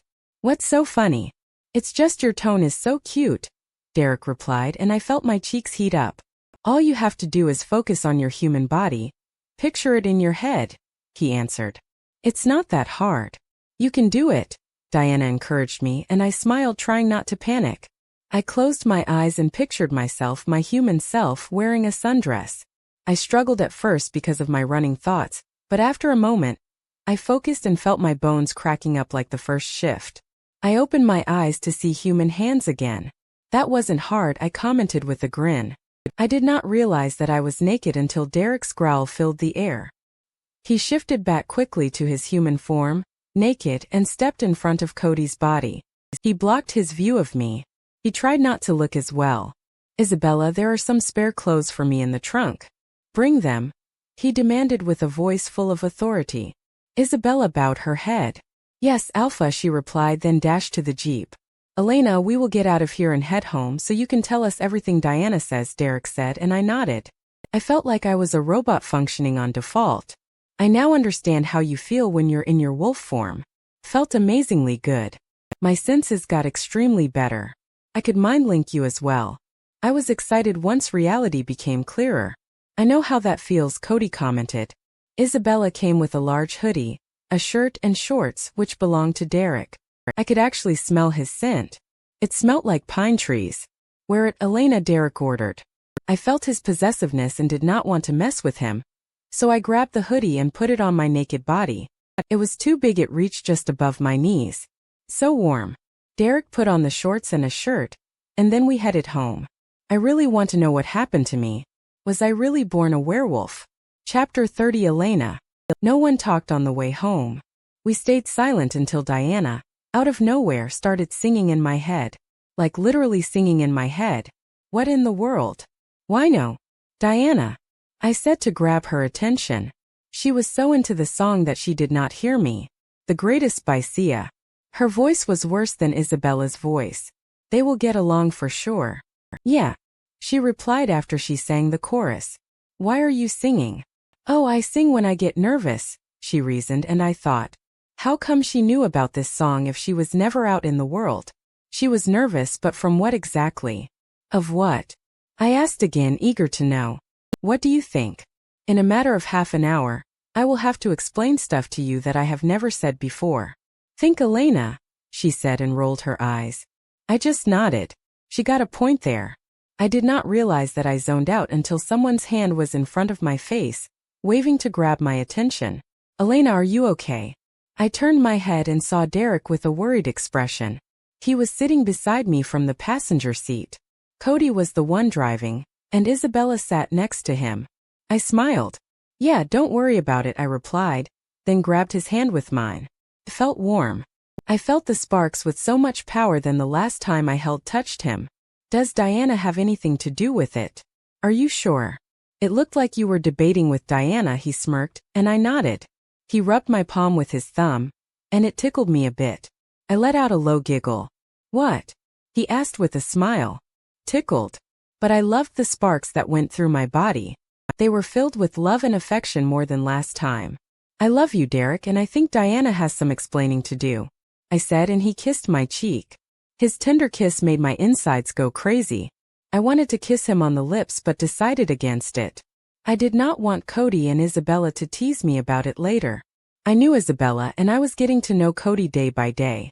They will laugh at me but not in a mean way. In an annoying way for sure. I let Diana take control after we got home and sat in the living room. I let her do it so the rest could hear what she had to say. Diana, tell us everything you know about Elena's past, Derek requested as he sat across from me on the couch, next to Cody and Isabella. I sat in front of them on a chair. I'm just talking about Elena today, no one else. Her family, for example, would be for another day, Diana explained. They nodded. I encouraged her, knowing that she was nervous about the whole thing. You can do it. She sighed before she began talking using my voice. So, it all started when Elena was born. As we know, the moon goddess made wolves partners for those who have werewolf blood in them. When Elena was born, I was inside her soul. We were meant for each other. I was her partner. We were great together for years until your first shift, which came way earlier than usual. You shifted on your 7th birthday, and no one knew the reason. After the first shift, things turned upside down for us. I just want to say that it was all Liam's fault. He went crazy after your parents' death. But I won't go into too much detail right now, she said and went quiet for a while. How come I don't remember you? Well, Elena, you didn't remember me because of the abuse. It was too much for your little body to handle. So I just drifted away in the back of your mind and soul. You lost your memory of me when you got older, thinking it was a dream, but I couldn't forget you. I tried to shift and help you with your life and to stay away from Liam, but I couldn't do it. Your body was badly hurt, and you suffered from malnutrition for years. I needed your body to be stronger so that it does not overwhelm you. You could have died if I shifted when you were weak. But today everything changed. The danger that threatened my mate and pack members triggered me to go wild and release my anger. It's like I got activated after years of being turned off, she explained, and I was blown away by what she said. So it's all Liam's fault after all. Wow, Isabella said. Then came and hugged us real tight. I'm so sorry both, you had it rough. Now everything will be all right. She rubbed my back and we smiled. Thank you, Diana said since I could not reply. Do you want me to take over again? I asked and she agreed. Cody got up and walked towards me. As Isabella said, it will be more than all right. Don't worry, Luna. He rubbed my shoulder but we heard a growl. Cody removed his hand from my shoulder as if it stung him. I looked at Derek who was right in front of me. Mine, he hissed, and we rolled our eyes. Elena, we will be with you until the last day we are destined for to be together. I will train you so you can defend yourself if you ever have to. Isabella can teach you a few tricks, but I'll teach you everything I know. You won't be alone ever, he said, then kissed my lips slowly. I kissed him back, then pulled away with a smile, not caring that Cody and Isabella were grinning like goofballs. Thank you all. Elena's fate is in your hands. Subscribe to our channel and support every step she takes towards freedom.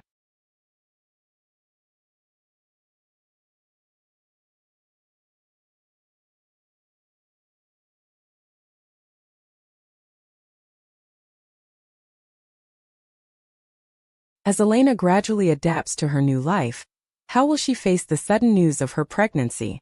And how will Derek react? Want to know how Elena transforms from an ordinary girl into a powerful Luna? Subscribe to our channel and uncover all the secrets. Chapter 31, Derek. Today was the graduation ceremony, and we were getting ready because after, there would be a party held in the school's gym. So I was in my room dressing up for my beautiful mate. I needed to look my best to make her proud to be with me. Cody, on the other hand, was done dressing up. Am I too slow? Or he's just too fast? Our werewolf mate. She will look stunning. Max sighed in contentment. Did you expect her to shift like that? Max added while I fixed my stupid black tie. I don't wear ties. It was hard. No, never. I didn't smell her wolf, nor did you. The abuse must have been too tough that it made Diana hide away from us. I'm glad she shifted. Aren't you? I replied. Liam would pay for everything he had done to Elena. The next time I see him, he'll be dead. Of course. Anyway, you suck at tying ties, he commented, and I swear I heard his grin in his tone.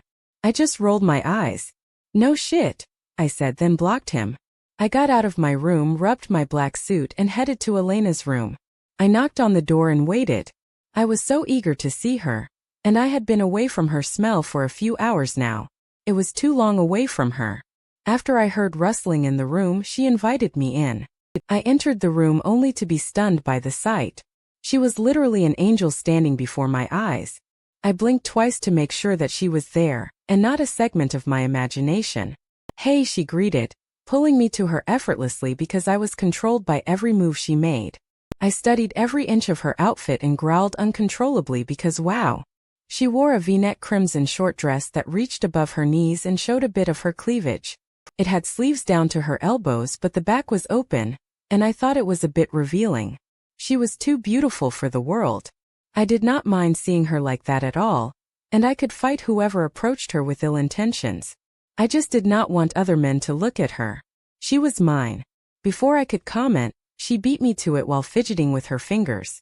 Her hair was pulled in a neat ponytail that showed every inch of her flawless face. The dress is too revealing, and it wasn't my choice. It was Isabella's, and she begged me to wear it. I could not refuse because it was too late to go and buy a new one, she reasoned, thinking that I would be upset. I could not help but kiss her light pink lips. It was supposed to be a sweet fast smooth, but it made me crave more. I felt her up, and her low moans almost made me lose control. I fought Max back and breathed. I looked into her eyes and smiled once I saw her pink cheeks. I know I am not mad. If you are not comfortable, you should wear a light jacket or something, I suggested and hugged her like she was a soft teddy bear. Derek, I can't breathe. She breathed out, then gently slapped my back. I let go of her almost instantly. Sorry. I apologized sheepily. It's okay, and I should wear a jacket. I have one that matches my dress. Give me a second, she said and went to her wardrobe. I walked to her bed and sat on it. She came back a minute later with a black suede jacket that matched her black high heels. That's more like it. I agree, Max said. How is it? I nodded, feeling happy for her. I love it, and you look beautiful, I replied, then pulled her to bed with me. She was lying on top of me, and I could not love this position more than I already did. My sudden action caused her cheeks to turn bright red, and I could not help but laugh. When we should be there? She checked the time. In about 30 minutes or so. Why? She arched her eyebrows, which made her look extra cute. I smirked. Enough time for me to cuddle. I flipped us over so I was lying on top of her but not putting my full weight on her small body. Yeah, she'd die, Max pointed out sarcastically, but I ignored him to let him enjoy the moment with Diana. Why is your tie like this? Elena asked, giggling. Oh yeah, I forgot about it. Could you fix it for me when I finish cuddling with you? Sure, and Derek. She trailed off. Yeah, love. Thank you, she said out of the blue. It took me off guard, so I raised my eyebrows, confused. For what? For being here with me. For accepting me. For loving me. Thank you, she explained, and I felt like the happiest man alive. I kissed her lips slowly, savoring the moment. I was addicted to her touch. You're welcome, love. Thank you for accepting me and loving me. I replied and nuzzled my nose in her neck and inhaled her scent. It was so good that I wanted to make her fully mine. Yet I could not push my boundaries. I had to wait for her. Whenever she's ready. Derek, we should go, she said after our millionth kiss. We had a make-out session that was too hot to stop, but reality interrupted. I sighed. Yeah, but I'd rather stay here with you, I replied like a 4-year-old who did not want to get out of bed. Me too, but I kinda have to go, she said, then looked at my tie. But we need to fix that tie of yours first. She laughed. I nodded and we got out of bed.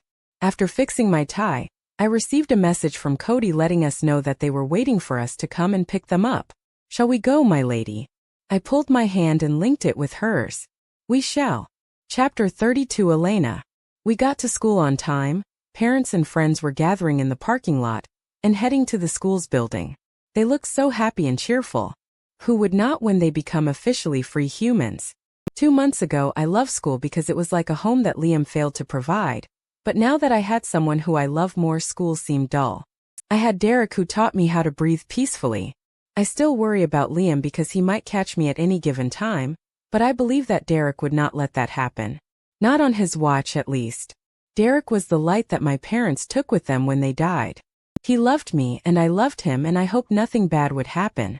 Great, you jinxed it, a sudden voice said in my head. Before I could panic and start screaming, I remembered Diana. She was my wolf and I was a werewolf. It was hard to comprehend. No, I didn't. And you can appear like that. I asked. Like what? She asked back. Like a ghost, so sudden, I replied, then looked at Derek to see him fixing his suit. It got a bit wrinkly due to our cuddling, but he still looked handsome and charming. His honey eyes were twinkling because of the sinking sun rays. I felt like I did not deserve him. He was too good for me. I was not beautiful like the other girls. I was not special. Elena. Diana's shout broke my chain of thoughts. First, I'm always in you, so my sudden appearance wasn't so sudden. You gotta get used to it, girl, because I'm not leaving. Second, you are extremely beautiful and sweet. Don't compare yourself to any other girl. They are different from you, you are different for them. No one is the same, and that is okay. Derek loves you for you. Just the way you are. You deserve him and he deserves you. Got it? Her outburst startled me for a second. But then it made me smile and have that tingling sensation in my stomach where I felt worthwhile. I was very blessed to have her. I nodded my head, making Derek look at me with raised eyebrows. I just shook my head with a grin that made him grin too. He linked his arm with mine, and Cody did the same with Isabella. Then we headed inside. While we were walking, a couple of old friends greeted me with smiles and handshakes. I even saw Mr. John, my music teacher. He was so delighted when he knew that Derek was my boyfriend and Isabella's cousin. He acted like a father when he met his daughter's boyfriend for the first time. He gave me his blessings, then took Derek for a minute and talked with him in private. I wonder what they were talking about. Apparently Mr. John had met Cody before, so he was good to go. He was good for Isabella. I was seriously going to miss this amazing teacher. Elena, Isabella called. Let's hurry, it's about to begin. Come on, she said, and we quickened our strides. Derek unlinked my arm and grabbed my hand instead. His hand felt so warm in mine. Felt so right. MJ Wesley, the principal called out to my fellow classmate to receive his diploma. We all clapped for him, until he grabbed it from our homeroom teacher. He looked so nervous and I understood him. I looked at Derek to see him staring at me with a heartwarming smile. What? I laughed quietly, not knowing what to say. You look beautiful, he confessed again for the 100th time today. I love you, he came closer to me and kissed my left cheek. And before I could react, we heard Auntie coming from Cody and Isabella, and they clapped quietly. You looked absolutely adorable, Isabella commented, and Cody grinned. You did, he added with his hand wrapped around Isabella's shoulders. I hid my face in Derek's chest, to hide away my embarrassment. Sto, I was interrupted by the principal's voice. And now, Elena Woods, he called, and my eyes widened. Elena Woods. But that was Derek's last name, and I'm pretty sure there was no other Elena in the seniors. Was he calling for me? Is Elena here? The principal called again, and Derek tugged my shoulder to stand up. Was it his doing? I looked at his eyes and saw happiness. Yep, it was his doing. I was going to have to talk with him, but after I received my diploma. Yes, I'm here. Sorry. I walked to the stage with a nervous smile. Now I know what MJ felt. I shook hands with all of the teachers, then grabbed my diploma from my homeroom teacher. I got off stage and walked back to my seat next to Derek. Elena Woods? I asked, bewildered by that sudden change. I did not mind it though. I liked the sound of it. Yeah, since when? Isabella asked, and Cody just listened. He knew. Since the moment I laid eyes on you. Someday you'll be Mrs. Woods and Luna on the pack. I know I'm not letting you go, ever. So I've talked with Mr. John about it, Derek explained, and I smiled. I brought my face close to his and cupped his cheeks.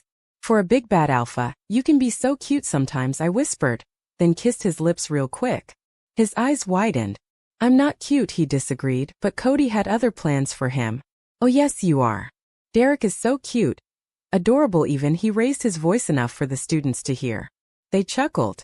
Just shut up, Derek low-growled at Cody, and me and Isabella laughed so hard at that. Isabella Woods, the principal, called for her, and she stood up. Break a leg, Derek encouraged. She smiled and walked to the stage, but as she was about to climb the stairs, she almost tripped. Over nothing. At all.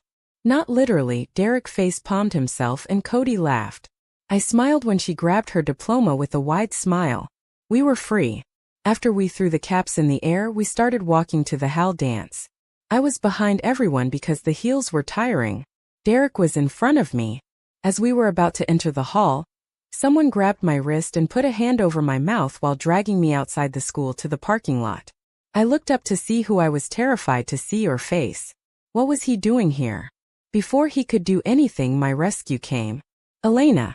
Derek's voice rang in my ears, and I screamed to grab his attention. Leave her alone, he growled and came running towards me. In split seconds, I was once again in Derek's arms and out of Liam's grip. Chapter 33. Elena. Liam looked so furious and lacked any good intentions, reminding me of all the abuse he had caused. All of my nightmares. He was not thrilled to see Derek. I squirmed in my place, feeling the fear rise when he tried to take a closer step toward me. He broke me into million pieces, but Derek did his best to fix me. I would not allow Liam to destroy me again. I was not the same old weak Elena 2 months ago. I was a werewolf, strong, loved, and protected. I glanced to my right to see Cody and Isabella ready to fight in case anything happened. They were glaring at Liam, and I appreciated their support. I looked at Derek's face and I had to raise my head because he was too close.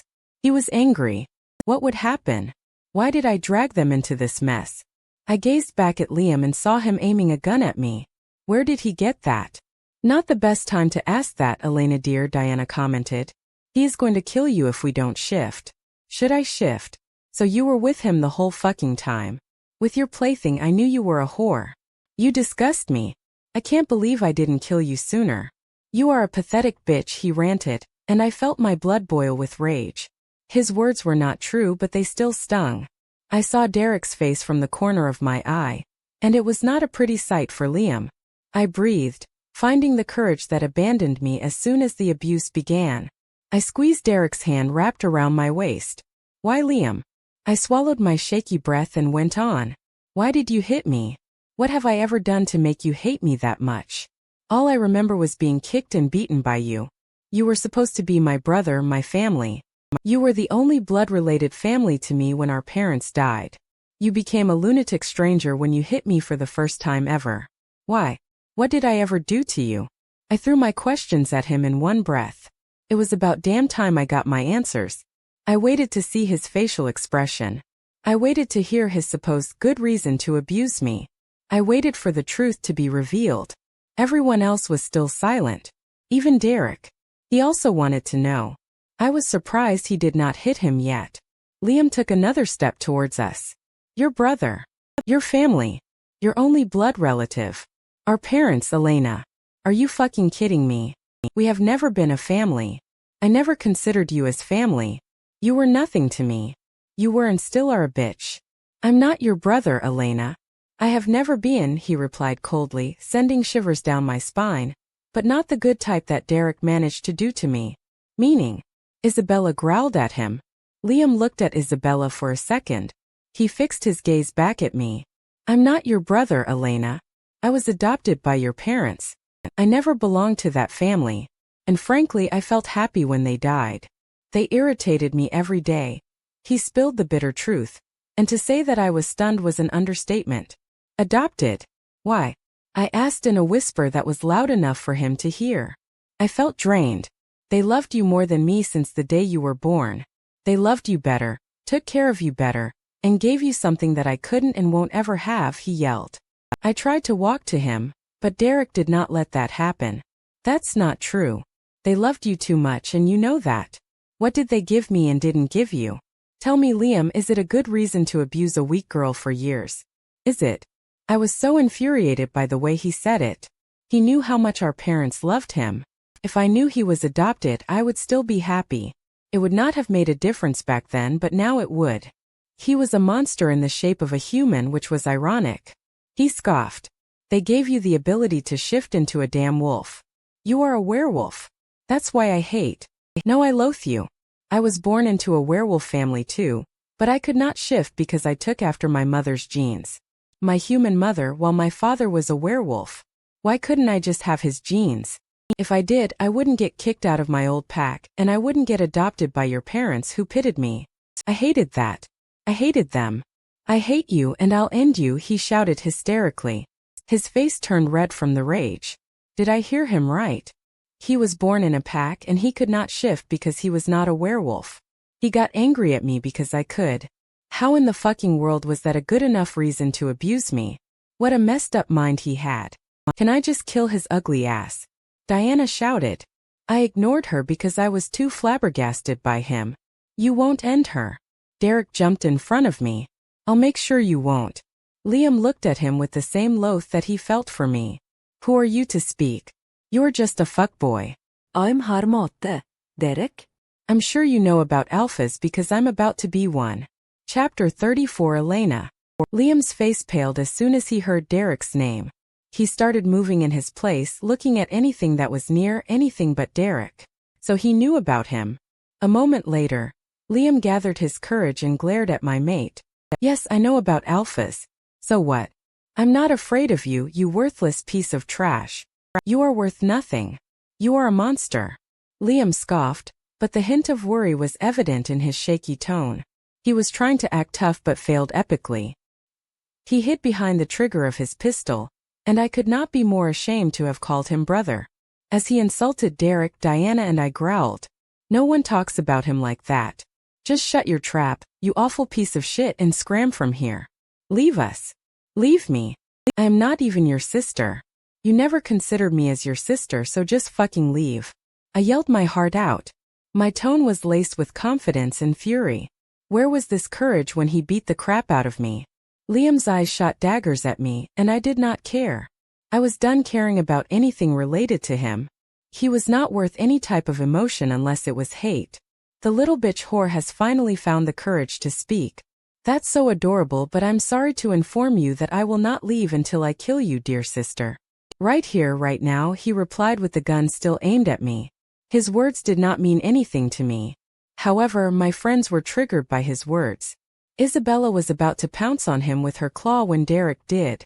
I did not feel him leave my side until I saw him lifting Liam by the neck. When did he? Listen and listen carefully, you motherfucker. I am sick of hearing your annoying voice, so just shut the fuck up. You will not lay your filthy hands on her ever again because I'm going to kill you.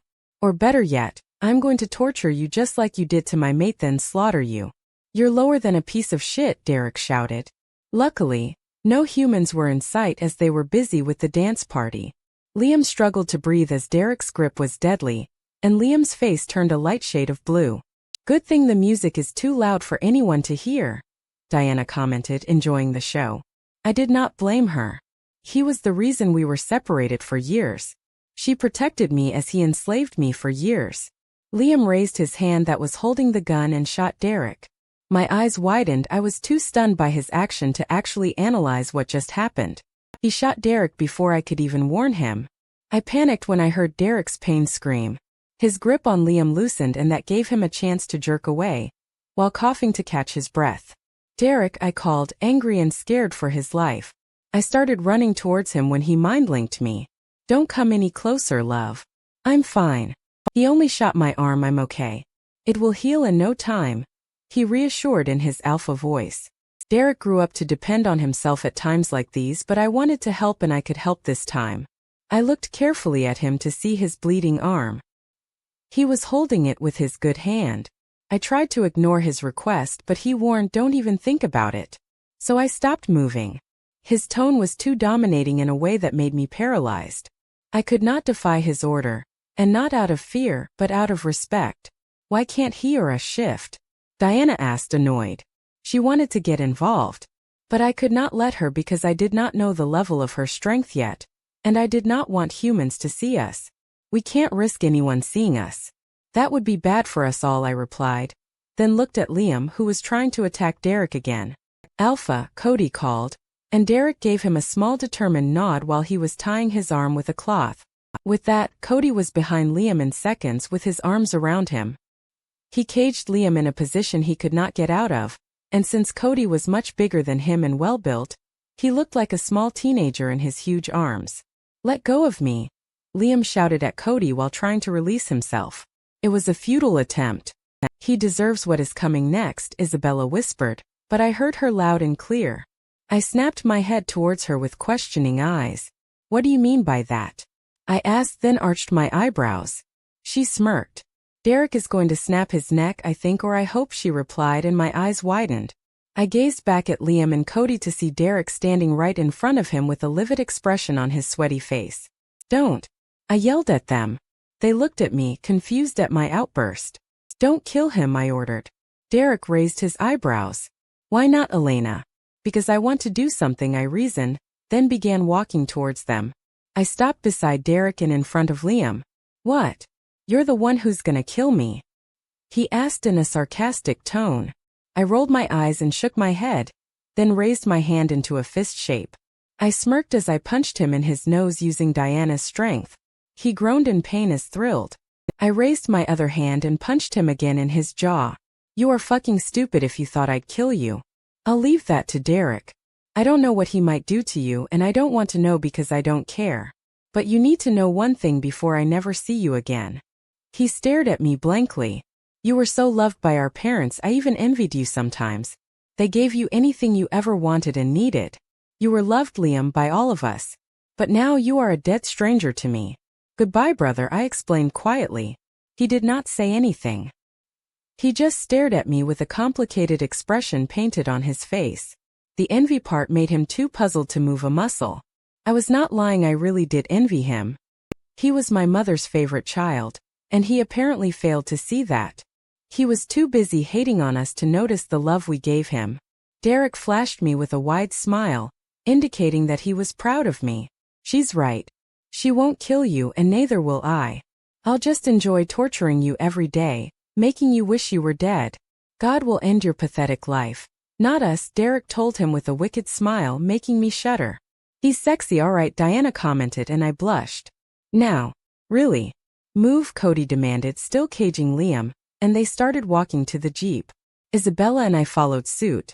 As we were about to get in, a shocking thing happened that left us speechless and frozen, especially Liam. He was on the ground, covered in a blood pool. His blood. Chapter 35. Elena. Our eyes widened at the sight. I just stood there, frozen in the spot while Derek and Cody looked around to see who did it. They ran towards the source of the shooting. It was a sniper's shot. Isabella bent down to Liam's level and checked his pulse. She raised her gaze and shook her head with a blank expression displayed on her face. I did not do anything because I was paralyzed. I forgot how to move my legs. For a second I forgot how to catch my breath. Elena, Diana called, sensing my apprehension. I blinked rapidly and stared at the bloodied hole in Liam's chest. The bullet perforated through his chest on the left side. The amount of blood that drenched his white shirt did not need Isabella to tell me that he was dead. I did not know what to feel. I looked at Derek, who was running back toward us. His face was crunched, and his eyes held fury and confusion. They got away, whoever they were. They are skilled, he said. Who were they? Were they a group? One person. Who? Cody came running from the forest near the school. No use, Alpha. They are gone, he reported to his Alpha, then stood next to Isabella and wrapped his arm around her shoulders. Derek came to my side and hugged me tightly, sensing that I needed some comfort. I buried my face into his chest and sighed loudly.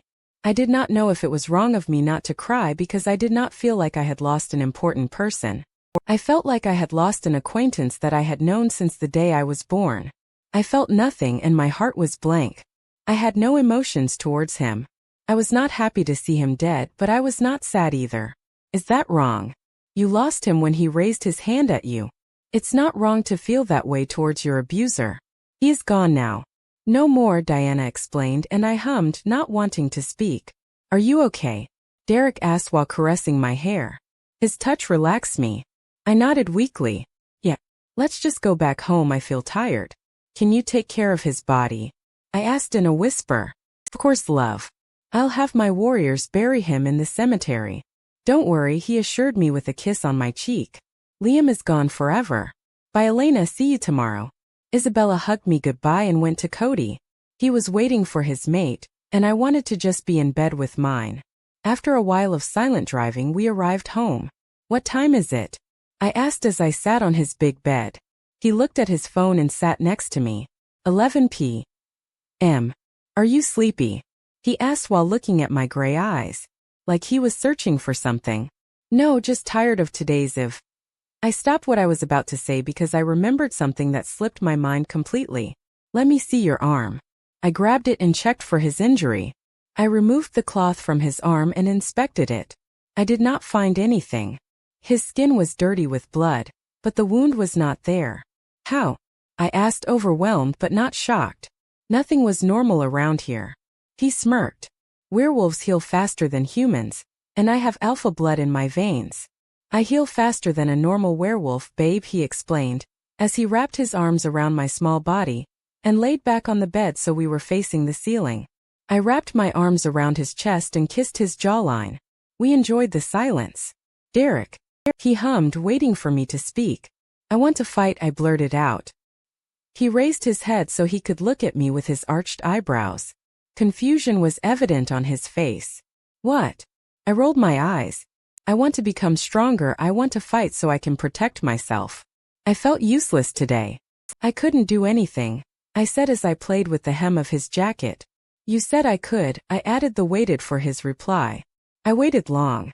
Fine, but I'll be the one to teach you how to fight. No other male will touch you. You are mine alone, he growled in my neck.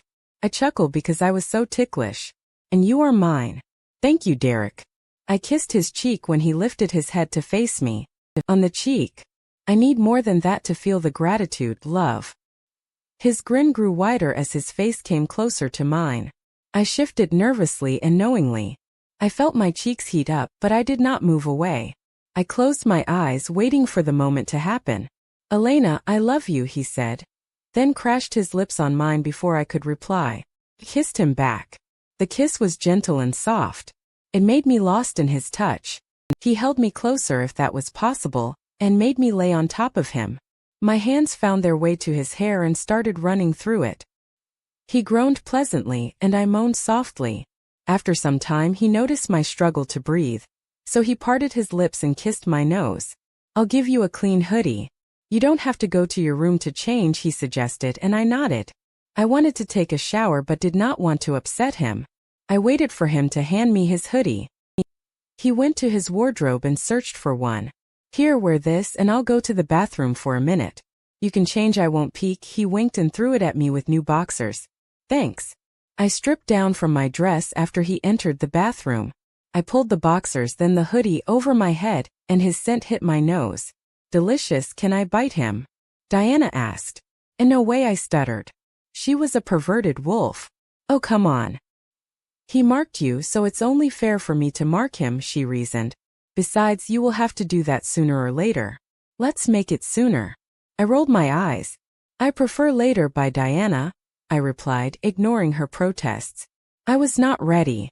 I sat on the bed and waited for him. I looked at my legs to see that the hoodie covered my thighs well. Minutes later, the bathroom door opened to reveal a half-naked Derek. He only wore sweatpants. Damn those abs. Diana commented, and I could not agree more. Maybe I was perverted too. Derek smirked as if he knew what I was thinking. Sorry for the wait, let's sleep. I'm tired, he said and jumped on his bed while dragging me down with him. After he pulled the covers on us, my eyes felt heavy. Good night, love, he said and kissed my forehead, then pulled me closer to him. Good night, Jojo, I replied, half asleep. He sighed. Not you too, he commented, then darkness took over. Chapter 36, Elena. It's been a month since Liam's death. We did not know who shot him yet, but Derek suspected Jake, his cousin, because 2 days after the incident we found a letter on the doorframe, and it said, "You got lucky this time." I was paranoid for days until Derek finally started training me. I was in the backyard with him in my workout clothes. He was teaching me how to fight and he did not go easy on me. After all the running I did for the last 2 weeks, I became faster than ever. My senses heightened, and I was able to smell good and hear the smallest noises. When I ran, I felt like time stopped, and everything became clear in my vision. That's right, Elena, we are awesome, Diana commented, making me giggle. You have to raise your elbow like this and open your eyes fully, Derek explained while showing me how I should stand and position myself in a fight. I did what he instructed and breathed deeply. I focused only on him. Good, now punch me, he said, and I shook my head. No. Your handsome face. I commented. Why? Diana asked, then wiggled her eyebrows. Shut up, I replied, then felt my cheeks heat up.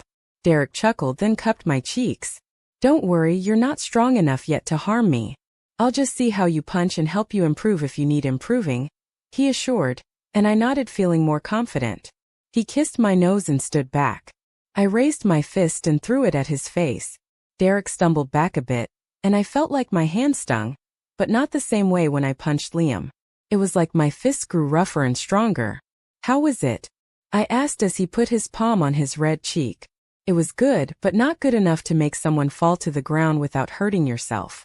We have a lot of work to do, love, he announced, and I sighed. After 4 hours of training, I was so exhausted to the point of literally sleeping on the grass.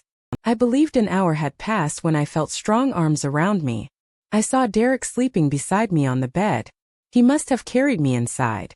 I tried to wiggle my way out of his grip, but it was too tight, and I was too tired to put actual effort into slipping out. I'm just stuck here until he wakes up, I whispered to myself, then closed my eyes to enjoy his warmth. Don't act like you don't love it, Diana suddenly said. I opened my eyes once again to stare at him. Why do you always comment? I asked her, then I placed my hand on his cheek. Now kiss him, she ordered, which made me widen my eyes. What? Why? I asked again while looking at his lips. They looked too soft. I just wanted to make contact with them.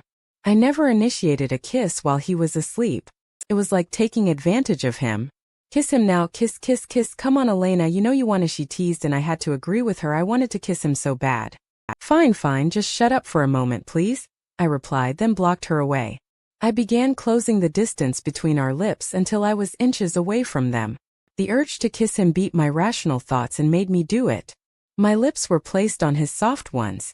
It was a sweet, gentle kiss that made me crave more. I did not want to wake him up by moving too fast, but that was impossible. As I ran my fingers through his hair, ready for the outcome, his eyes shot wide open.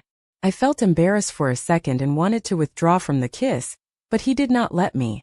He grabbed the back of my head and deepened the kiss until it turned into a lustful kiss that was filled with desperation and love. The sparks from touching him made our wolves go crazy. What a marvelous way to wake me up, love, he whispered and kissed me again. Saying that my face was like a tomato was an understatement. Derek shifted out position so he was on top of me, never leaving my lips. I wrapped my hands around his neck, and our legs tangled together. Our moans filled the air, and I felt like the room was on fire. It was so hot that I could not bear my clothes on me. I started taking off my shirt without thinking too deeply about my actions. I was left in my sports bra. It's hot, I commented, then crashed my lips back to his. It was the first time that I felt horny and needed my mate on me. Derek, it's too hot in here. I feel like I'm burning. I told him again, and he stopped kissing me to look at my face. His eyes grew with realization as he placed his palms on both of my cheeks. What? Why did you stop? Elena, you're in heat, he stated, and my eyes grew bigger. You said that if you marked me it would not happen. I know, and it's weird. Maybe because I have alpha blood. Or was it because you shifted unannounced? He asked more to himself. Things were not normal. It never was with me. What should I do? Feels like my body is on fire. Please help. Make it stop. I begged him. His eyebrows knitted together, looking so frustrated and worried. There is a way to stop your heat. He trailed off, avoiding eye contact. His cheeks were pink. I thought about what he just said and then it clicked. We have to mate. I asked, kind of feeling nervous about the idea. His lustful eyes met mine again and he nodded. It's the only way to fully stop it and won't come back. I did not want our first time with these circumstances, but we have no other choice, he replied, and I thought I would die from the heat if we did not do it. I was so inexperienced and I was afraid. I am a virgin. So is he, Diana reminded me, and I relaxed at that. We have been together for months and we were literally destined for eternity together, so it was about time we did it. I pecked his lips real fast, then nodded. Okay, I said and waited for him to say something. Are you sure? He asked, the worry evident in his tone. Yes, Derek. I'll always be with you. I love you and I trust you. You saved me. You loved me. You made my life so much better. I replied with a bright smile. The sweat was covering my body at this point, hinting that I was in desperate need of him. He smiled back, then removed his shirt, revealing his hot abs. I love you too. He trailed smooth kisses along my abdomen, and at one point he removed my sports bra and pants. I did not allow myself to blush or overthink it as I helped him strip fully. His hands were all over my body, and my hands were in his hair, fighting for a release. Hours passed and we entered a new world. On that night we became one. Chapter 37, Derek. Last night was the best night of my life. Elena was officially mine. She looked absolutely stunning, alluring, and beautiful. The look that she gave me when she agreed to mate made me lose all sense of rationality. She was so adorable yet so sexy. It almost killed me when I had to leave her this morning. I had to talk with Dad about the alpha title and ceremony, but I left her a note stating that I would be back soon with breakfast near it. I also told her that Isabella would come to stay with her until I came back. Mate smells more delicious than before. Max commented and I agreed. The moment Elena and I mated, she was officially the Luna of the Greymod pack. And with that, I fulfilled the only condition to become the alpha in our family. I will claim the title of the alpha tomorrow night in front of all the pack's members, and not for me. I wanted to introduce Elena to our pack. They knew that they had a soon-to-be Luna, but not all of them met her. Derek, Jojo. Mom's yelling brought me back to reality. I looked at her and saw her smiling. Yeah. Dad patted my back. I asked you how's Elena and you began daydreaming, he said, and I smiled proudly. She's great. And well. We made it. I cleared my throat and Mom clapped her hands. I had to tell them because of the ceremony. Finally, but you didn't have to tell us. Her mark and scent are all over you. Mom cleared with a grin which made me blush a bit. Elena marked me after we mated, and I felt euphoria. Then why did they ask? Max commented. I know, right? So I'm assuming that you came here to talk about the title.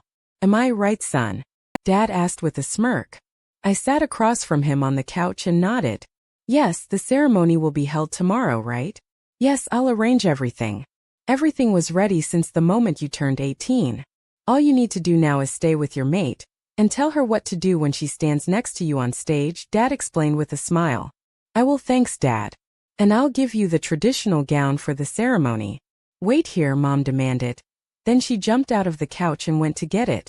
Women, Dad commented with a look of adoration. He loved my mom just like I loved my Elena. Elena, I'm back, I called as soon as I opened the main door. I walked into the living room to see both Isabella and my mate eating marshmallows while watching a movie. They were so engrossed in the scandalous scene to notice me at first, and once they did, both jumped. Elena raised her head and looked at me. Welcome back, she said with a soft smile. I walked towards her. Isabella ignored my existence and kept on watching the movie. She was sitting in a beanbag chair while Elena was on the small couch that fitted only for one person. I lifted her up and sat in her place, then I placed her in my lap and cuddled with her. Why did you do that? I was comfortable, she whined, never leaving her eyes off of the movie. Stupid movie. Jealous of a movie, I see, Max remarked. Says the wolf who growls at birds if they come near her. I fired back and he shut his mouth. I want to hold you, I told her. Then snuggled my nose into her neck, making her chuckle. She finally put the marshmallows down and looked at me.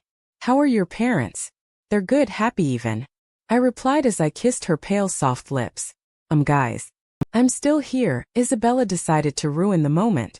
I groaned and parted away from Elena's lips. You didn't acknowledge me when I got in and now you notice me. I asked with disbelief. She grinned. You're welcome, she replied, and Elena laughed. I ignored Isabella and her wiggling eyebrows and looked back at Elena. I need to tell you something. Sure, she replied and fixed her position so she was facing me with her legs on both sides of my hips. I like this position. Max purred like a creep. Of course you do. And you don't. That's smartass. So since we were fully mated and you marked me last night, I can claim the alpha's title tomorrow night. You'll be announced as the official Luna of the Greymod pack, I explained, and her eyes widened for a second. I got you a gown from Mom so you could wear it tomorrow, okay? It's a traditional gown that has been passed down from one generation to the other. Don't worry, it will fit you perfectly. She thought for a second then smiled. I'll get Isabella to help me with it. I'm happy for you, Derek. Or should I say Alpha Woods? She teased, but I got horny. I knew it was not the time to have these thoughts, so I kissed her cheek. Isabella turned her gaze at us and smiled. Let's go and prepare you, Luna. Derek, hand over the gown and Elena now. Isabella stood up and walked towards us. Please would be nice, you know. I pointed out with a playful glare. No, now give me your love, and I'll make her look the best Luna ever, she said, and I rolled my eyes. She is the best Luna ever without your help. I hugged Elena tightly in a protective way. I'd but we don't have much time, now move it.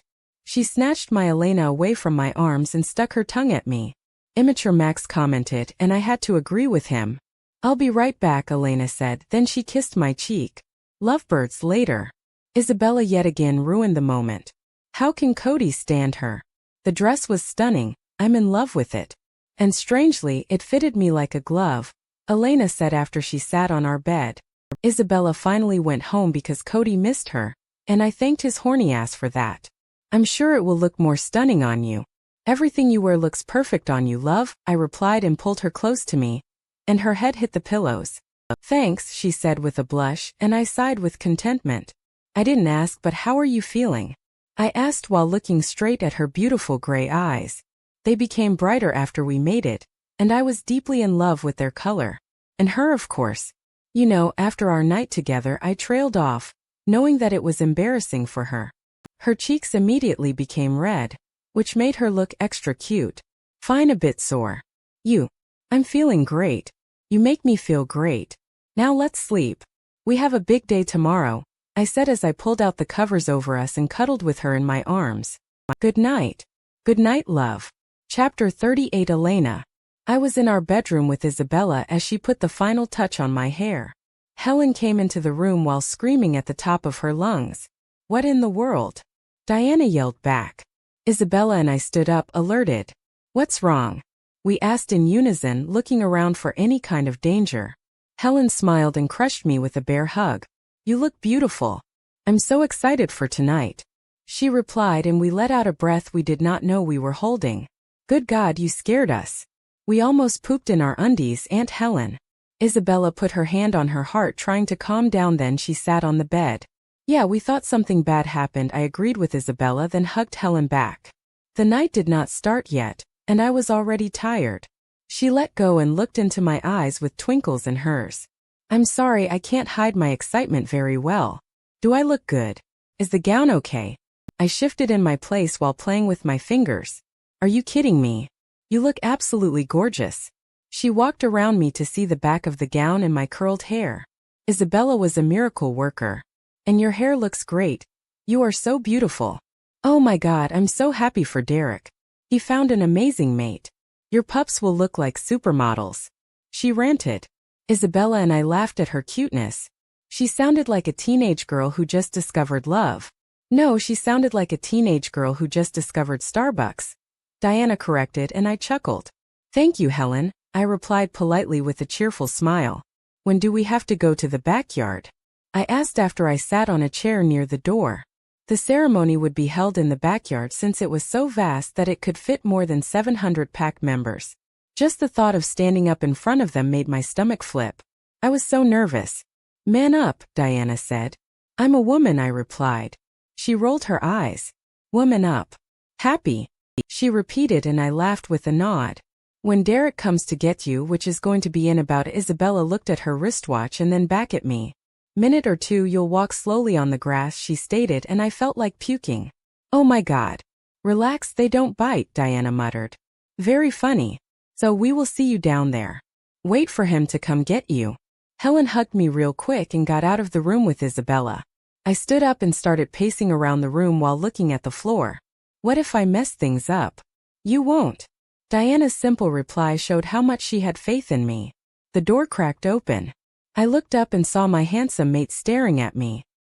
He looked charming wearing his black suit, and his hair was styled back, making his honey eyes stand out. Words could not describe how good-looking he was at that moment, and all I could think about was that he was mine. We kept eye contact for a long time until he broke it with one single breathless word. Wow. He whispered and wanted to run his hand through his hair as usual, but did not do it. I looked down, feeling nervous. He began walking towards me with small steps. Every step made my heart jump from its place, wishing that time would stop. When he reached me, he tilted my chin up gently with his finger and made me look at him. You look drop-dead gorgeous, he cleared. Your beauty is so ravishing, and it will be the death of me. I must be the luckiest man on earth to have you as my mate, my girl, and my world, he added with a wide smile that showed his perfect white teeth. His dimple was so adorable. He brought his lips to mine in a gentle kiss that made me swoon in his love. I did not know what to say. I was left speechless at his genuine words. Shall we go? He asked after he broke the kiss and rubbed my hair without ruining it. I nodded. We shall, my dear handsome mate. As we began walking down the stairs, my heart raced faster than a horse and stronger than a Thor. I gulped when Derek was about to open the door to the backyard. From the noises, it sounded like a festival. Are you ready? He asked before opening the door. He rubbed my cheek and held my hand. I looked at his dazzling honey eyes. No, but let's go, I replied honestly. I can't be scared all the time, I am the Luna, I added. He nodded with a smile and opened the door.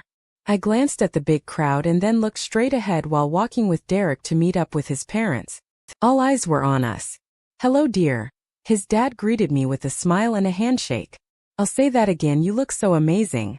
Helen embraced me. Thank you, I said and looked at Derek, hinting to him to start the ceremony. He understood and nodded. Dad, let's begin. We stood in front of the 700 pack members. Most of the faces that I was able to see looked at me with adoration and excitement. You're lucky they don't hate you, Diana once again commented at the wrong time in the wrong place. His dad cleared his throat and clapped his hands. All of the Greymod pack members, we have gathered here today to meet your new alpha, my son Derek and his Luna Elena Woods, he announced, and the cheers went wild. Derek stepped forward, and the ceremony began.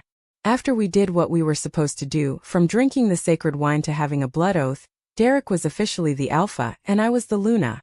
You'll look after 700 pack members, Diana cleared, and I rolled my eyes. Yeah, no pressure, I replied sarcastically, then looked at Derek, who was talking with his uncle Jake's dad.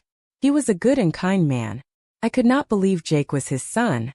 The night was perfect and peaceful until someone broke something, grabbing our attention.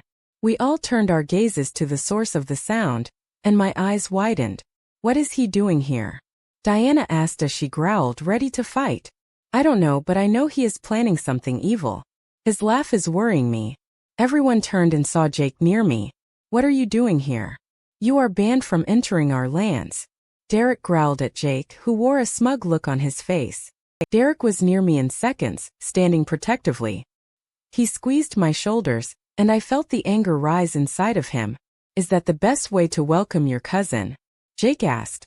I came here to congratulate you, new alpha of the Greymod pack, he said. But his tone was laced with sarcasm. I don't want you here, and no one else wants you here. Now leave before I make you forever. Derek yelled at him very loudly. Cody and some other warriors stood close to us, preparing for anything. It is going to happen eventually. Oh, I can't leave now. I have to see your precious mate first. He turned his gaze at me and I wanted to throw up. She looks absolutely stunning in that dress, he pointed out, and I clinched Derek's suit.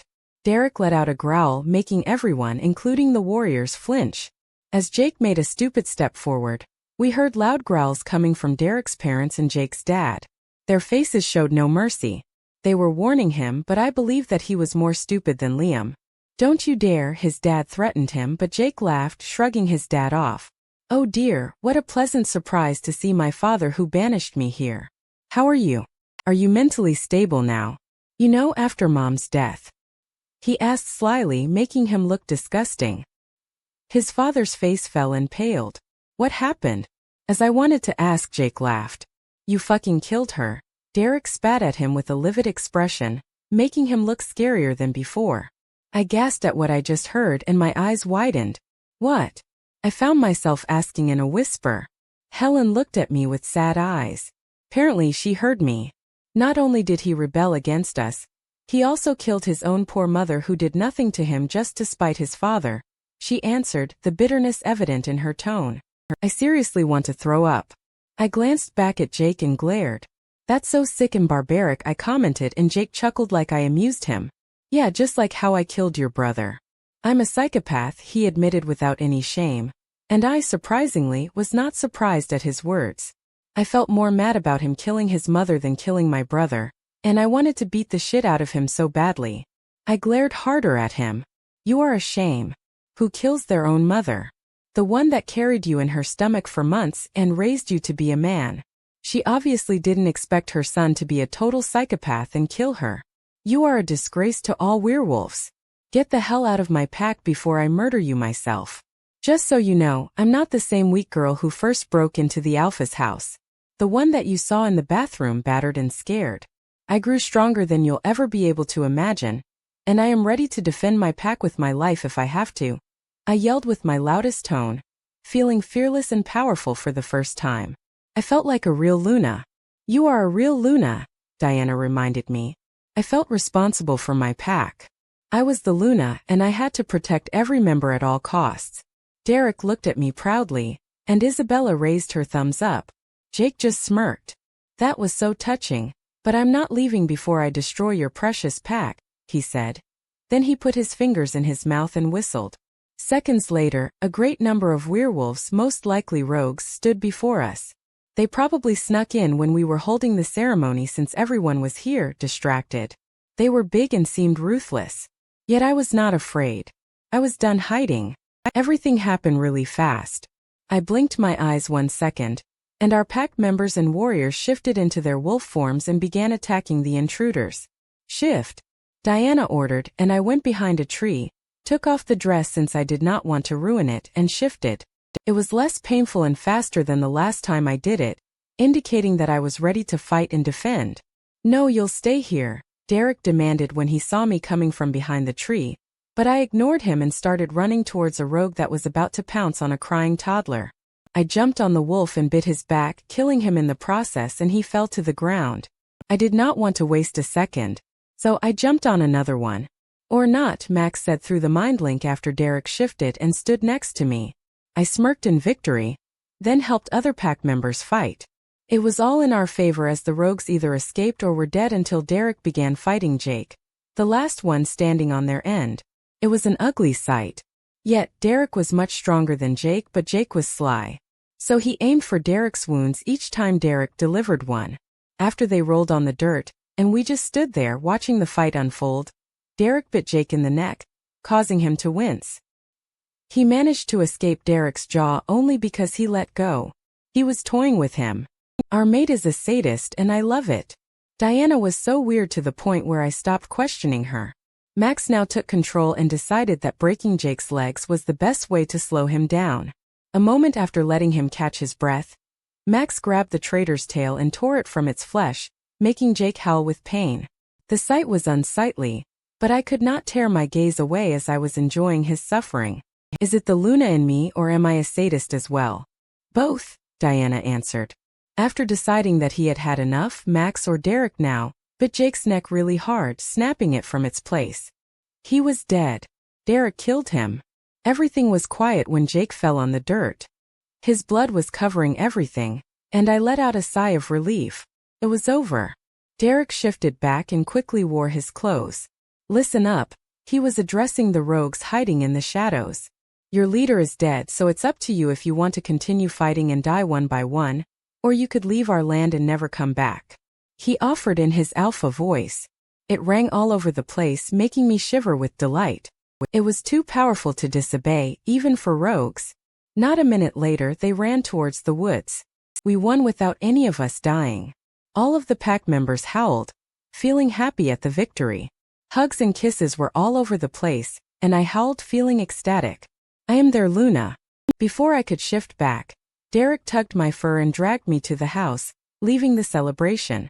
Only I can see you naked, he growled in my ears and I nodded, then shifted back to my human form when we were in the bedroom.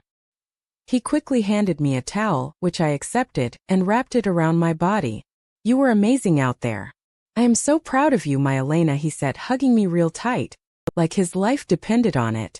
I know, I teased, then hugged him back. You were amazing too, I whispered in his neck. I'm glad I broke into your house, Alpha Woods, I added, and he chuckled. Trust me, me too. Epilogue. Elena. It had been a month since the last fight, and everything was peaceful and quiet. I liked it. Nothing new happened, well, except the fact that I was 3 weeks pregnant and Derek did not know yet. I was so nervous about telling him. I was scared. Every time I tried, something came up, like a phone ringing, a door opening, or Isabella and Cody jumping out of nowhere. I knew he loved me. He showed me his love in different positions and words, but what if he did not want a baby so soon? What if he rejects us? Don't worry, Elena. He'll be happy, and if not, I'll kill him, Diana assured me with a hint of humor, maybe. She was joking. Right. I was sitting on our bed waiting for Derek to come home. When I was about to tell him about the pregnancy this morning, he got a call from Cody as usual, so I had to wait. I grabbed the 3 pregnancy tests and stared at them. Positive. My stomach flipped in happiness and fear when I thought of the baby in my belly. I was super happy and delighted, but at the same time afraid of Derek's reaction. As I was looking at the test, my chain of thoughts was broken when the door cracked open to reveal a very happy Derek. His smile reached his ears. Hello, beautiful, he came to me and kissed my forehead gently. As a reflex, I quickly hid the tests under the pillow and smiled. I need to ask you something, he said, and I looked into his eyes. I saw eagerness. Sure. I was not sure where he was going with that, but I waited for him to speak. He cleared his throat and breathed deeply. This might be cringy, but I don't care. Elena, you are my life, my world, my love, and my everything. I can't imagine a life without you, never. I'd die if you weren't with me all the time. I want to spend the rest of my life with you in my arms. I'll protect you from all the harm in the world. So, will you do me the honors of marrying me like humans? He kneeled down on one knee and opened a small box, revealing a shining ring. I gasped and stared at Derek for more than a minute. I did not realize I was crying until his thumb rubbed my cheek, nodding and waiting for my reply. It was like a weight got off my shoulders. Yes, I answered, then kissed him. He put the ring on my finger and held me in his arms and turned us around. I can't wait to start a family with you. To have our own pups and raise them together. he added, and I smiled widely at that. That is my golden opportunity. I cleared my throat after he put me on the ground. Well, you don't have to wait, I reasoned while looking at his sparkling eyes. He arched his eyebrows. What do you mean? I walked to the pillow and pulled out the pregnancy tests. His eyes widened and his mouth went wide open. He grabbed the test with shivering hands. Are you serious? He asked with a smile. I looked closely at his eyes and saw tears. Ah. I nodded my head with more tears in my eyes. Yeah, I assured, and he howled real loud. I knew you smelled different. This is why. I love you so much. He hugged me tightly but then let go of me as if I stung him. I'm so sorry. Is the baby okay? Did I hurt you? He asked, frustrated and scared. I giggled. No, Derek. I'm perfectly fine, so is the baby. I cupped his cheek so he could calm down. He showered me with kisses. When did that happen? How far along are you? Are you tired? I have so many questions, but first let's tell my parents, he announced, then carried me bridal style to his parents' house. I have a crazy mate, but I loved him anyway. Derek. I couldn't believe that my love was pregnant with my child. 2 surprises in one day were a fantastic way to be eternally happy. I agree, so that means I won't be able to see Diana for months. Well, for the sake of my pup, I will manage. Max breathed with contentment and I laughed. I was so happy with my life. I was very glad that she broke into my house that one fateful night. My mate Elena. Thanks for watching. If you want to be the first to see Elena and Derek's next adventure, click subscribe and turn on notifications.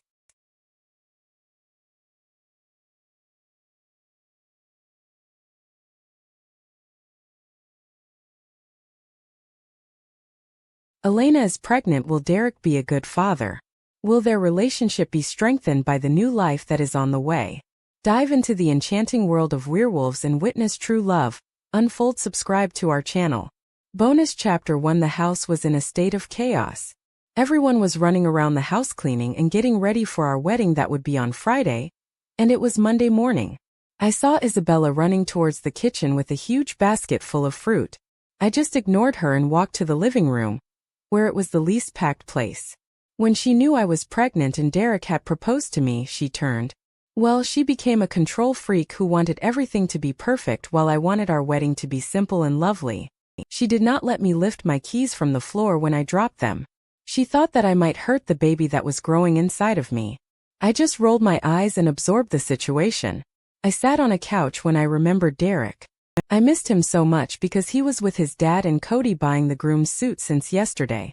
Turned out that Derek was picky and wanted a suit that was perfect in his eyes. So his dad, Cody, and he stayed the night in the shop trying clothes and suits. Lucky for him, the shop owner was one of our pack members. He was a patient man, to tell you the least. He has to be if he didn't want to be killed by his very own alpha. Diana commented in my head, and she did have a point. Isabella, you know we didn't choose my wedding dress yet, right? I asked her as she entered the living room and fell on a chair next to the couch that I was comfortable on. Once I said that, her eyes widened. She forgot. Move, Elena, we gotta go to find you the perfect dress. I'll call Aunt Helen and tell her to meet us there. Now wear your shoes, Elena. We don't have the whole day. She practically yelled everywhere, and the pack members just closed their ears.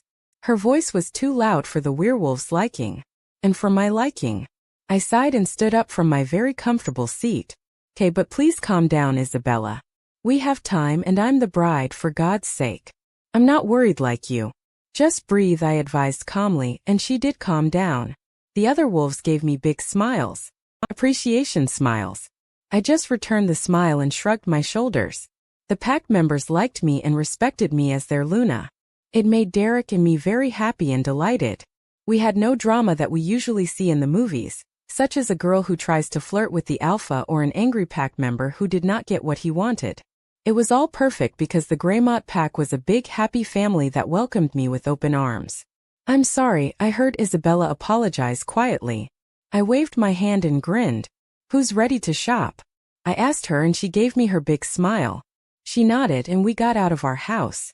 We were staying in the pack's house because Derek and Cody thought it was unsafe for us to be alone in their big homes. Our actual homes. We just agreed without making a scene out of it. As we entered the shop, we saw Helen sitting on a chair while talking to the shop owner, who happened to be a werewolf but from another neighboring pack. She looked nice and she was about 60 years old. "Hello girls. This is my friend Brooklyn, and she'll help us with your dress fitting. I just hope you're not picky like my JoJo," Helen hoped, and we laughed. "Nope, I'm not picky at all. And I know what I want. Can you show me the catalog and I'll tell you what I want?" I asked Brooklyn and she nodded with a smile. After I flipped through the pages, my eyes landed on a beautiful gown. It was an off-white dress with long sleeves. I could not help but admire the dress. The girls saw my face and got it for me without asking.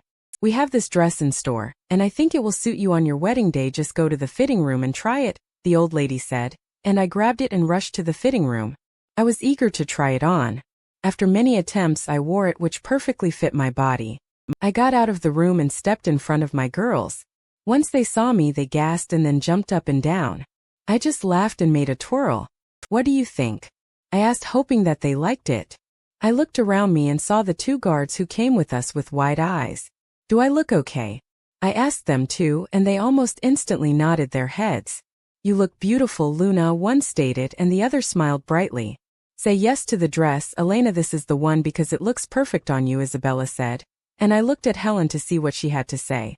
Her eyes were watery, and her hand was covering her mouth.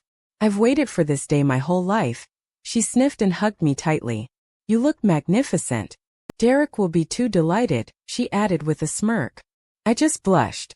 "This is it?" Brooklyn asked to confirm, and I smiled. "This is it," I confirmed and hugged her. "Thank you, and I hope I could see you at our wedding on Friday," I pointed out, and she beamed at me. "Of course, Luna. I would be honored," she replied, and we finished what we came here for. "There is my beautiful Luna." Derek entered the pack house, followed by Cody and Derek's dad. As he saw me, he ran and embraced me as his life depended on it. "I missed you so much, love. It was hard being there without you," he breathed in my neck, and I wrapped my arms around him. I missed him. "Hey, my handsome alpha. I hope you got your suit," I mentioned with hope. He lifted his head and looked at me with adoration. "Yes, I did. How was your day?" he asked and sighed. "Stressful, but I chose a dress for the big day." "I hope you like it when you see it on me," I replied, and he stood up, then put one hand under my neck and one under my thighs. He carried me bridal style and started walking out of the house. "I know that you'll look exquisite. Let's go to our home and relax," he replied with a hint of mischief, and I nodded without complaint. "I want to cuddle with my one and only girl," he added, and I smiled. "I could use that, and I might not be the only girl you love," I responded, and he arched his eyebrows while walking through the woods with me in his arms. "What do you mean?" he asked, and I chuckled and pointed at my stomach. "I'm pregnant, Derek, so I might be carrying the second girl in your life," I said, and he nodded as the sudden realization hit him on his head. "You're right. I love you so freaking much," he whispered. His eyes were filled with love, lust, and need, and I just melted at his emotions. "I love you too. Can't wait for Friday," I cleared, and we got to our home. Bonus Chapter 2. Derek. "I will not panic. I will not panic. Max, I'm panicking." "Calm down, man, you got this. Don't be a wimp and man up. You are an alpha, for God's sake," Max replied with so much sass. I rolled my eyes and started biting on my nails. That was a habit that I got from my beautiful mate. I got plenty of habits from her, but I was happy that I did. It showed that we spent a lot of time together, and we did. Today was the first day I could not see her until she walked down the aisle. How can I not panic when I'm about to get married to the best, most generous, most glamorous girl on earth? What if I mess things up? What should I do, Max, tell me? I yelled in my mind, then put my hands on my head and pulled my hair. I hurt myself, but I did not care. I was too nervous to care about my hair and the pain. I know, and we are so lucky to have her in our lives as our mate. We will love her until the last day on earth for us, Max said calmly. I relaxed and stood up as I heard a knock. I walked to the door and opened it to be greeted by a grinning Cody and a proud dad. "Hey guys," I said and let them in. I pulled out the tie from the drawer and tried putting it on, but I failed due to nerves. I could not function properly. My nerves were worse than on my first shift. I was a wreck that day, and now I was way worse. "Let me do it, son," Dad pointed out with a laugh, and I nodded, feeling defeated. A few seconds later, Dad finished, and I looked at myself in the mirror. I was decent and thought I was not worth her beauty and elegance. My worried face blew my emotions and Cody touched my shoulder. Derek, you are my best friend, my brother, and if you ever looked ugly, I'd tell you. But you look handsome and you should be confident. She's lucky to have you, and you are lucky to have her. You are made for each other, and please don't forget the baby that will be part of the Woods family in a few months. You will be a dad, and I will be the cool uncle that you'll never be. Take deep breaths and let's roll. Cody's speech made me happy and ready to conquer the world, especially when he mentioned the baby. Our baby pup. Son, I must go now because I will walk Elena down the aisle. I'm proud of you and I love you. You have proved to be a strong alpha and a kind mate, Dad cleared, and I smiled widely at him. He hugged me for the last time and I almost cried.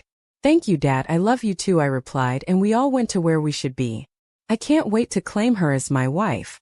I stood before the priest, waiting for my beloved mate to show up in all her glory. I was about to pass out when the big door opened to reveal my stunning, breathtaking Elena. Her wedding gown made her look like a literal queen. She was my queen. Our eyes locked, and I could see her cheeks become red. She was so beautiful and royal-like, words could not describe the beauty that landed on us. My pack gasped at her ravishing beauty and bowed their heads in respect. They knew that if they kept staring, I would plug their eyes out of their heads. She was only mine and no one else's. As Dad walked her, Mom was crying at the sight. She dreamt of this moment since I first shifted. She was obsessed with finding my mate, claiming that it would be the best experience ever, and it sure was. Once Elena stood before me, I had to control myself and my wolf not to shower her with kisses. I just smiled with tears in my eyes and on my cheeks. I did not bother to hold them back as I looked at the beauty queen who graced me with her presence. I wiped my tears away. I love you, I mouthed, and she smiled while silently crying. She whispered, I love you more. And I chuckled. There was no way that she loved me more. Shall we begin? The priest asked us, and we all looked at him. He cleared his throat and nodded. We gather here to unite this couple in marriage. Their decision to marry has not been entered into lightly, and today, they publicly declare their private devotion to each other. I got lost in my mate's eyes as he continued his speech. Now, Derek, do you pledge to share your life openly with one another, and to speak the truth in love? Do you promise to honor and tenderly care for her, cherish and encourage her, stand together through sorrows and joys, hardships and triumphs for all the days of your life? He asked, and I nodded without hesitation. I do. He nodded and looked at my girl. Elena, do you pledge to share your life openly with one another, and to speak the truth in love? Do you promise to honor and tenderly care for him, cherish and encourage him, stand together through sorrows and joys, hardships and triumphs for all the days of your life? He asked her and she smiled brightly. I do. Derek, do you want to say your vows? The priest asked, and I looked at her again with teary eyes. I held the ring in my hand and squeezed it. I cleared my throat and took a deep breath. With this ring, I promise you that I will give you all my love from this day forward, and you shall not walk alone. I have no greater gift to give, as your love is my anchor, and your trust is my force. May my heart be your shelter and my arms be your home. As this ring has no end or beginning, so shall my love for you be. As I place it on your finger, I give you all I am and shall become. I love you, Elena. So much no one can imagine my joy right now. Max and I are dancing on the inside. I love you, my sweet mate. I vowed and put the ring on her finger. She cried and then she cleared her throat, ready to speak. I am proud to take you as my husband. For all the time we have been together, there has always been the kind of mutual understanding which is only shared when there is true love. You have helped me triumph over the challenges presented, encouraged my personal growth, and boosted my self-esteem. You have helped me become who I am today. Derek, I vow to trust and value your opinions and stand by your actions. I pledge to always treat you as my best friend and equal. I will ask for help when I need it and offer help to you always. Let us be friends and lovers and grow old together. I love you, Derek, so much. She vowed beautifully and put the ring on my finger. We looked at the priest for the final step. He smiled. I now pronounce you husband and wife. You may kiss the bride. As those words left his mouth, she was in my arms, and my mouth over hers in seconds. I put everything in that kiss. From love to desire and need. She was now my bride, my wife, and it was the best day of my entire life. Bonus Chapter 3 Elena. Men can be super annoying when shopping for your baby that has yet to be born. It had been a few months after our perfect wedding, and I was due at any time. Derek had this fantastic idea of shopping some more for our baby. When I told him that we already had a room filled with clothes, diapers, and toys for the baby, he just shrugged and said he wanted to give him or her to the world. We did not know what we were having because we wanted the baby to surprise us. What do you think? He asked me as he grabbed a golden shirt. We got most of the outfits in a golden or gray color. It would suit boys and girls. I looked at it and smiled tiredly. My feet were aching, so I sat on a chair near Derek. The kicks died down and I felt myself getting sweaty. I felt lost momentarily and scared, and I did not know why. Derek was lost in choosing stuff when an older woman came closer to me with a concerned look. "Are you okay, young lady?" she asked as she touched my shoulder. I took a deep breath and nodded. "Yes, I am just a bit dizzy. I'm resting my feet," I assured her, and she handed me a sealed water bottle. "Thank you," I gladly took it from her and drank. I saw Derek approach me with a worried expression. He cupped my cheeks and looked me in the eyes. "Baby, are you okay?" he asked. Then he sat next to me and rubbed my back. My wolf relaxed at the touch, but my stomach did not. Suddenly, I felt pain in my abdominal area and grunted while wrapping my arms around myself. The old lady knelt beside me and checked me. "Elena, is it time?" Derek asked in a panicked tone, and I felt Max going crazy. The bond between us made me feel what he felt and vice versa. As I was about to answer, I felt another wave of pain hit me hard, and I screamed, grabbing everyone's attention. The woman nodded. "It is time. I know, since I'm a mother to 7 kids. I get it. She needs to be transported to the hospital ASAP." She ordered firmly and called for help. My beloved husband, my strong mate, was pacing around like he was in some deep shit. He did this to me. As much as I loved him, he felt my pain and I felt good about it. "Derek." I grabbed his hand and squeezed it tight, using Diana's strength. He groaned in pain but then smiled at me. At that moment I thought that he was loco. "Baby, we will finally meet our baby. I'm so excited." He beamed at me, and I felt happy regardless of the pain consuming my whole body. "Can you stand?" he asked, and I shrugged. "Let's try," I responded, and he helped me. I tried to walk, but I felt something warm run down my legs as I wore a skirt. My water broke. I stated in a kind of calm tone, but I was nowhere near calm from the inside. I was being hysterical, and Diana was not helping at all. She yelled in my head that it started hurting me, so I blocked her out. "Call Isabella and tell her to meet us at the hospital with the baby's clothes in my bag," I told him as the paramedics arrived. They helped me get on the stretcher, and the lady shouted good luck, and we were off to finally meet our baby. After hours of agony, it was time to push. Luckily, the pack doctor worked at the same hospital we went to because Derek would not let anyone else touch me. His wolf instincts kicked in, and he was too possessive for his own good. He did not want anyone to harm his pup. When Derek saw the pack doctor, he relaxed and let him do his job.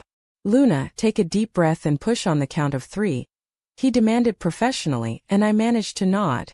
The whole family and some of the pack members were waiting outside. Isabella brought the clothes and prayed that it would be a girl because she loved girls. Derek firmly grabbed my hand and whispered soothing words in my ear as I breathed heavily. 1, 2, 3. Push. The doctor ordered, and I pushed for the first time. Nothing happened, so I tried again and again until I heard the voice I had been dying to hear for months. My baby's cry was music to my ears, and I felt tears stream down my face. I looked at Derek and saw him crying as well. His big, bad, alpha face was thrown out the window when he saw his little puddle of joy. There was no greater gift to mankind than a soul in a tiny body. His own child. "Congratulations, it's a boy," the doctor stated as he handed him to the nurse to clean him and cut the cord. As I was about to hold my little boy, I felt another agonizing pain in my abdominal area. I panicked because I had no idea what was happening. I whimpered in pain, and the doctor noticed. He ducked his head under the covers and checked. He gazed at Derek and smiled. "Alpha, you are having twins," he exclaimed like it was 1 + 1 question, and I gasped. How was that possible? No one told us that we'd have twins. I was not mad or angry. I was delighted I would have 2 babies to spoil, but I needed him or her out of my body. It hurt too much. Yes, Derek yelled, and I smiled at his enthusiasm. I returned to pushing when the doctor commanded, finally letting out a long breath once it was over. It's a girl, the doctor announced, and my smile grew bigger. The joy was too much to handle that I cried my heart out. It was time that we held our babies and rested on the bed together, and looked at them with love and adoration. What should we call them? He asked as everyone left to give us our family moment. I looked him in the eyes and smiled. What did you feel when you knew you'd have a girl to pamper? I asked, hoping he would say what I was about to say. Joy, we said at the same time and laughed. Her name would be Joy. Period. Can Isabella give her her middle name? I asked with hopes that he would say yes. He kissed me on the lips and nodded. Of course. What should we name the little alpha over here? He pointed to my arms that held my baby boy while he was holding Joy. I thought for a moment, and a name popped into my mind. How about Logan? I suggested. He thought about it and then smiled. Logan Woods. I like the sound of that. Yes, he said, and I kissed him, Logan's forehead and Joy's cheek. Can Cody give him his middle name? He asked after a moment of silence, and I nodded. I was so happy. Call them. They must be dying to see the babies. Wait, but don't tell them they are twins. Let's keep it as a surprise. Cleared, and he agreed. He handed me Joy and left the room only to return with his parents, Isabella and Cody. Once they saw the 2 babies in my hands, they froze in their spots and stared at us for a couple of minutes. Hey guys, I said with a sheepish smile. Isabella rubbed her eyes and nodded. Yep, I see 2. She confirmed. Did you know you were having twins? She asked as they approached the bed. I handed her Joy, and she beamed at me. Nope, it was a surprise even to the doctor. I guess she was hiding behind her brother. Her name is Joy, and I want you, Isabella, to give her a middle name that would suit her, I explained. She gawked at me and we all laughed. Are you kidding? She asked, and I shook my head. Okay, I've had this name for quite a while now. What do you think about Layla? She asked, and I nodded, then looked at Derek to see him approving the name. Joy Layla Woods. I tested the name and it was lovely. I loved it. Derek got Logan from me and handed him to Cody. And I want you to give Logan his middle name. He pointed it out and Cody literally cried. I did not see that coming, so I laughed softly. Cody nodded and took a deep breath. How about Zachary? Logan Zachary Woods? He asked, and I waited for Derek's approval because I liked it. He nodded and hugged his buddy, then took Logan and let his parents hold him. Isabella handed Joy to Helen, and we all admired the sight. Thank you, God, for blessing me with an amazing gift called family. Bonus Chapter 4. Derek. No one touches my pups. Max yelled and I sighed. Logan and Joy were 5 years old when a 7-year-old boy pushed Joy on the sand in front of her brother, just because she was a girl. Logan did not like that, so he bit him hard on his forearm, and the fight started. All that happened while I bought them ice cream a few meters away. Elena was resting at home because she had a fever, so I took my babies out for fun.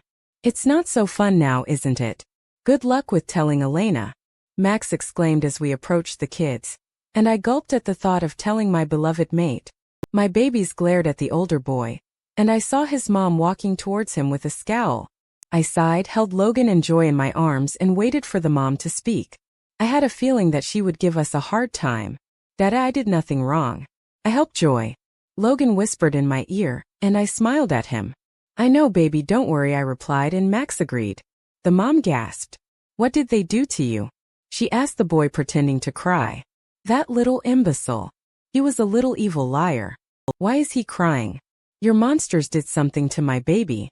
She yelled, and I pinched the bridge of my nose, trying to calm down.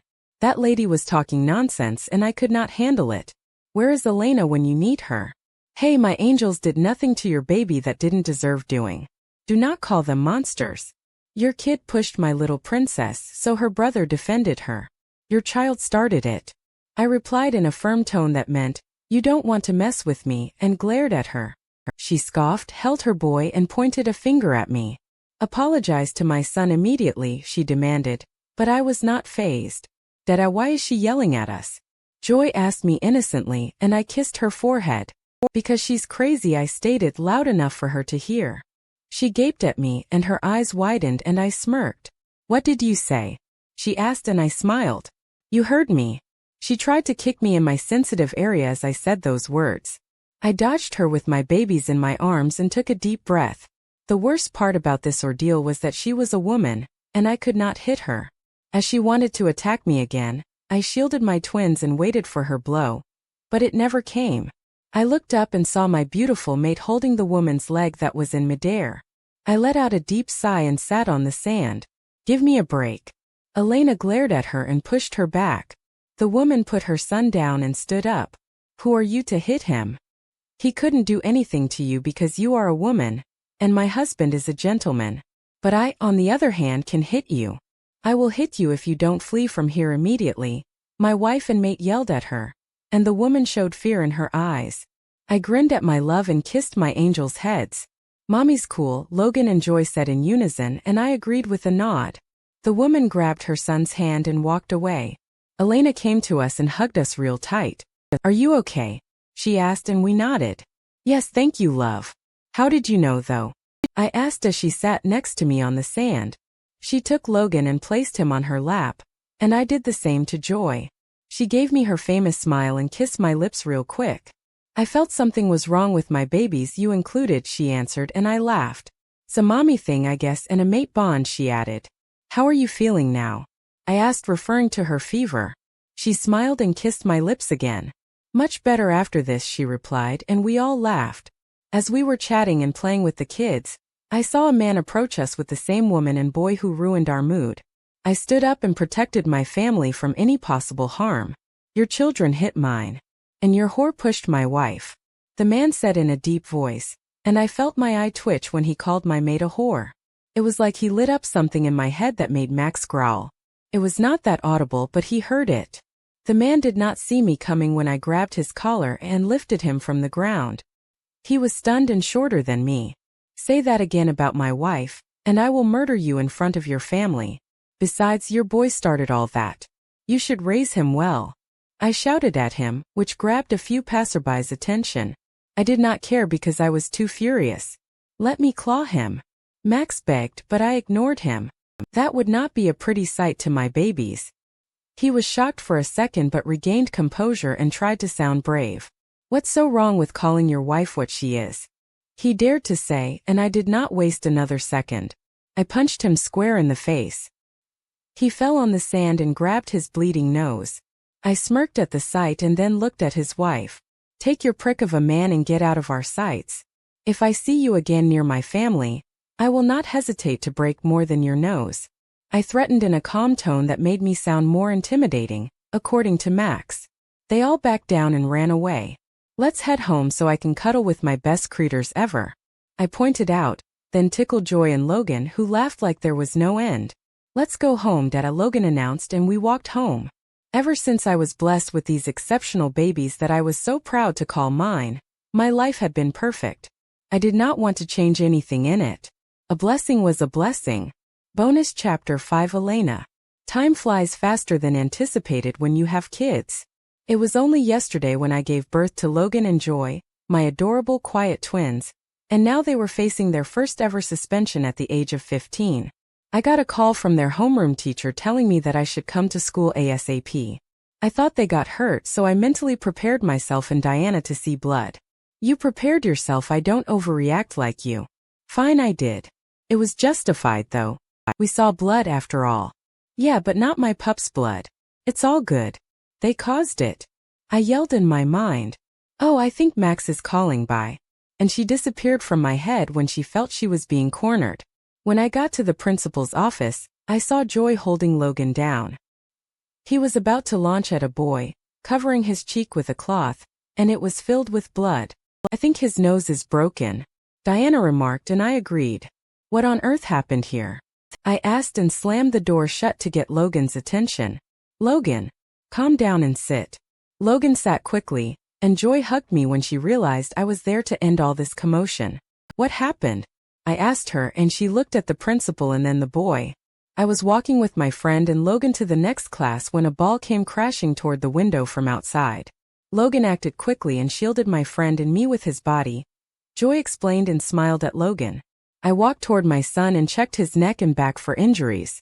As I pictured how he protected his sister, I got emotional. I knew werewolves heal faster than humans, but still I was a mom. Mom, I'm okay. Please stop. Logan lowered his shirt, and I looked at the boy with the most likely broken nose. But how did you end up injured? I directed my question to the boy and waited. Your stupid son hit me. But why did he hit you? I asked. Logan was a rational kid. He would not harm others, especially humans, if the situation was not serious. The boy averted his gaze and looked down, because he was the one who threw the ball intentionally. When the glass broke, we walked outside to see how it happened, and then we heard Richard laugh and say to his friend that he scored 10 out of 10 and just needed to go and ask Joy if she was okay. You are a psycho. My punch was the least you could get. What if your ball actually hurt her? It would have if I wasn't there. As Logan wanted to pounce on Richard again, I physically stopped him. So my son was only defending his sister, I stated, and looked at the principal. Why did you call me then? They should not be in trouble. He should. I raised my tone and felt Diana taking over my mind, but I held her back. Yeah, we know. We just want you to take the twins home to rest, and we will give Richard the right punishment for his foolish acts. They have been through a lot, so a day off should help. At that moment, I respected the principal even more. The fuck? He should be punished for hurting me. Just because your whore of a mother is here doesn't mean she could protect you from me. Oh boy. So you are suspended for 2 weeks because you defended your mom's honor? Derek asked Logan and Joy as they ate their dinner. Yes, both replied, adding more food to their already empty plates. I am so proud of you both. No one talks shit about my mate and gets away with it. Good thing I was not there. I crossed my arms and looked at Derek. So you can hit a 15-year-old and spend the rest of your life in jail for abusing a minor.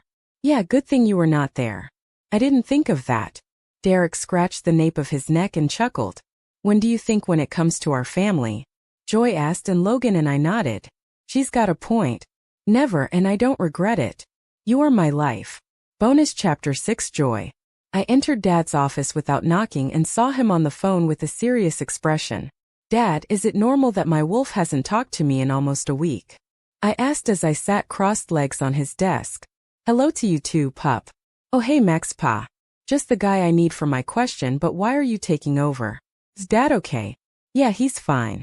He just needs a bit of sleep since he has been dealing with pack stuff for the past month. And he's tired. I decided to let him rest and take care of the pack calls at least. Anyway, why are you asking about your wolf? Is Mel ignoring you because you fought or something? Max asked. I crossed my arms and sighed. She's been ignoring me, alright, but we didn't fight.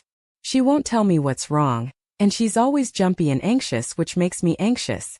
Max smiled and let go of the phone. Oh, I think I know why. Joy, you are 20, right? I nodded, and his smile grew wider. Finally. Finally what? I believe you will meet your mate soon, pup. His statement made me freeze. My mate. Oh yeah, I forgot about this topic. Exams distracted me for quite a while, but now Mel's behavior makes sense. I don't know how to feel about this. On the one hand, I want a mate and have a family. On the other hand, I am scared. Max's dark eyes changed color, and I knew Dad was back. Scared of what, honey? He stood up and gave me a tight hug. I got up from the desk and sat beside Dad on the couch. I am scared that he might not love me for who I am. I am scared of leaving you and of the what if things go wrong situations. Joy, you are my precious daughter. I love you so much. I know these feelings will stick with you until you find him, but it's normal. I was scared before I found your mom. However, my fear was that of not finding her and not the other way around. So be grateful that your wolf is feeling your mate, and believe me, he would have to earn my trust before you move out with him. Don't worry. I won't hand you off so easily. Dad's soothing and threatening words calmed me, and I felt Mel's happiness again. Let's go out, let's go out, let's go out. Why now? Let's go out now. She yelled. I frowned and Dad noticed. Is it Mel? Yes, she wants to go out. See you at dinner time, bye Dad. You either don't speak with me for a week or don't shut up. You will thank me later. Let's go to the basketball court. You are weird, Mel, but let's go. Hey Logan. I saw him lying on his bed with a book in his hand. Mel wants to go to the basketball court near the mall, and I have no idea why. Do you want to come with me? That's odd, but okay. Lon wants to smell some fresh air too, so let's go, Logan said and got up. Do we have to tell Mom and Dad? I just texted Mom and Dad knows. Let's run there. Why, Mel? Just do it. Fine. Mel wants to run, let's go. She's freaking me out, I told my twin brother and he shrugged. Suits me, let's go. Would you tell me what's wrong? Nothing's wrong, don't worry, Joy. Then why are you in a hurry? You will find out in a minute. Mel, you are weird. I got my weirdness from you. Shut up, you sassy wolf. Huh, that's the best you got as a comeback. You need practice, dear. Whatever, I am not in the mood to argue with you. I could tell that Mel is driving you nuts. What does she want? Logan asked as we entered the court. We are about to find out. Now, Mel, here we are. Sit down and wait. Wait for what? Just wait. Fine, let's sit down. I grabbed Logan's hand and we sat down on a bench. Wait, do you want an ice cream cone? He asked, looking at the ice cream van near the second entrance. Sure, he got up and walked away. I grabbed my phone, checked my upcoming assignments and almost cried at them. When will they end? I turned my phone off and gazed in Logan's direction. He was arguing with a guy instead of seeing him holding cones. The guy's back was to me, so I did not see his face. I got up and rushed to my brother's side if he needed help. However, as Logan wanted to punch him, the most fantastic smell entered my nostrils. Stop. I yelled and Logan looked at me. What do you want, Joy? Let me finish this quick and I will be with you. No, Logan. Stop. I repeated and the guy faced me. I was startled for two reasons. One, he was Richard, the guy who called my mom a whore 5 years ago. Two, he was my mate. Why? I want to finish my blow, which got interrupted years ago because of the principal. Logan's discourse made me laugh. Really, Logan? We broke his nose and hand. I think he learned his lesson, am I right, Richard? I asked with a smile. Yes, I was about to apologize for what I did, but Logan didn't give me a chance. I was a stupid kid back then and I am sorry. Yeah, right. Good thing I won't have to see you again. Bye. Logan said, and I grabbed his hand. Joke's on you, brother, because Richard's my mate. I told you we need to come to this court. I felt his presence. You're welcome. I am. Richard asked with a surprised expression, and we looked at him. I forgot he was human. You know what a mate is? I asked. Yes, my dad is a werewolf, but Mom is a human. So I am half werewolf, half human. I don't shift, but I have the speed, vision, sense of smell, and the mind link you guys have. Yet since I don't have a wolf in me, I didn't sense that you are my mate, Joy. He looked at me with the sweetest smile. The boy from school was gone, and now he was a man who was my mate. Mind blown. Logan commented and I laughed. Logan walked ahead of us, giving us privacy. What do you think your parents would do when they learn about me? Richard asked and stood in front of me. He was extremely handsome, and I did not notice this years ago because of his awful personality, which has changed. Thankfully. Nothing, they'd be very welcoming. Let's go meet them. Are you sure? He asked as he rubbed the nape of his neck. I held his hands and felt the sparks. I felt that, he added. I did too. You look handsome, by the way, I admitted. I was never shy, so I had no problem sharing my feelings. He on the hand was red. Thank you. You look beautiful, more beautiful than before. Mom, Dad. I found my mate. I called as soon as we entered our home. What? They both yelled back and rushed to the entrance. Mom stopped when she saw Richard and Dad got confused. Richard. Mom's comment made Dad squint his eyes, and then they winded as if a light bulb got lit in his head. Oh heck no. If you've enjoyed this chapter of Elena and Derek's love story, don't forget to hit that subscribe button and ring the bell for more.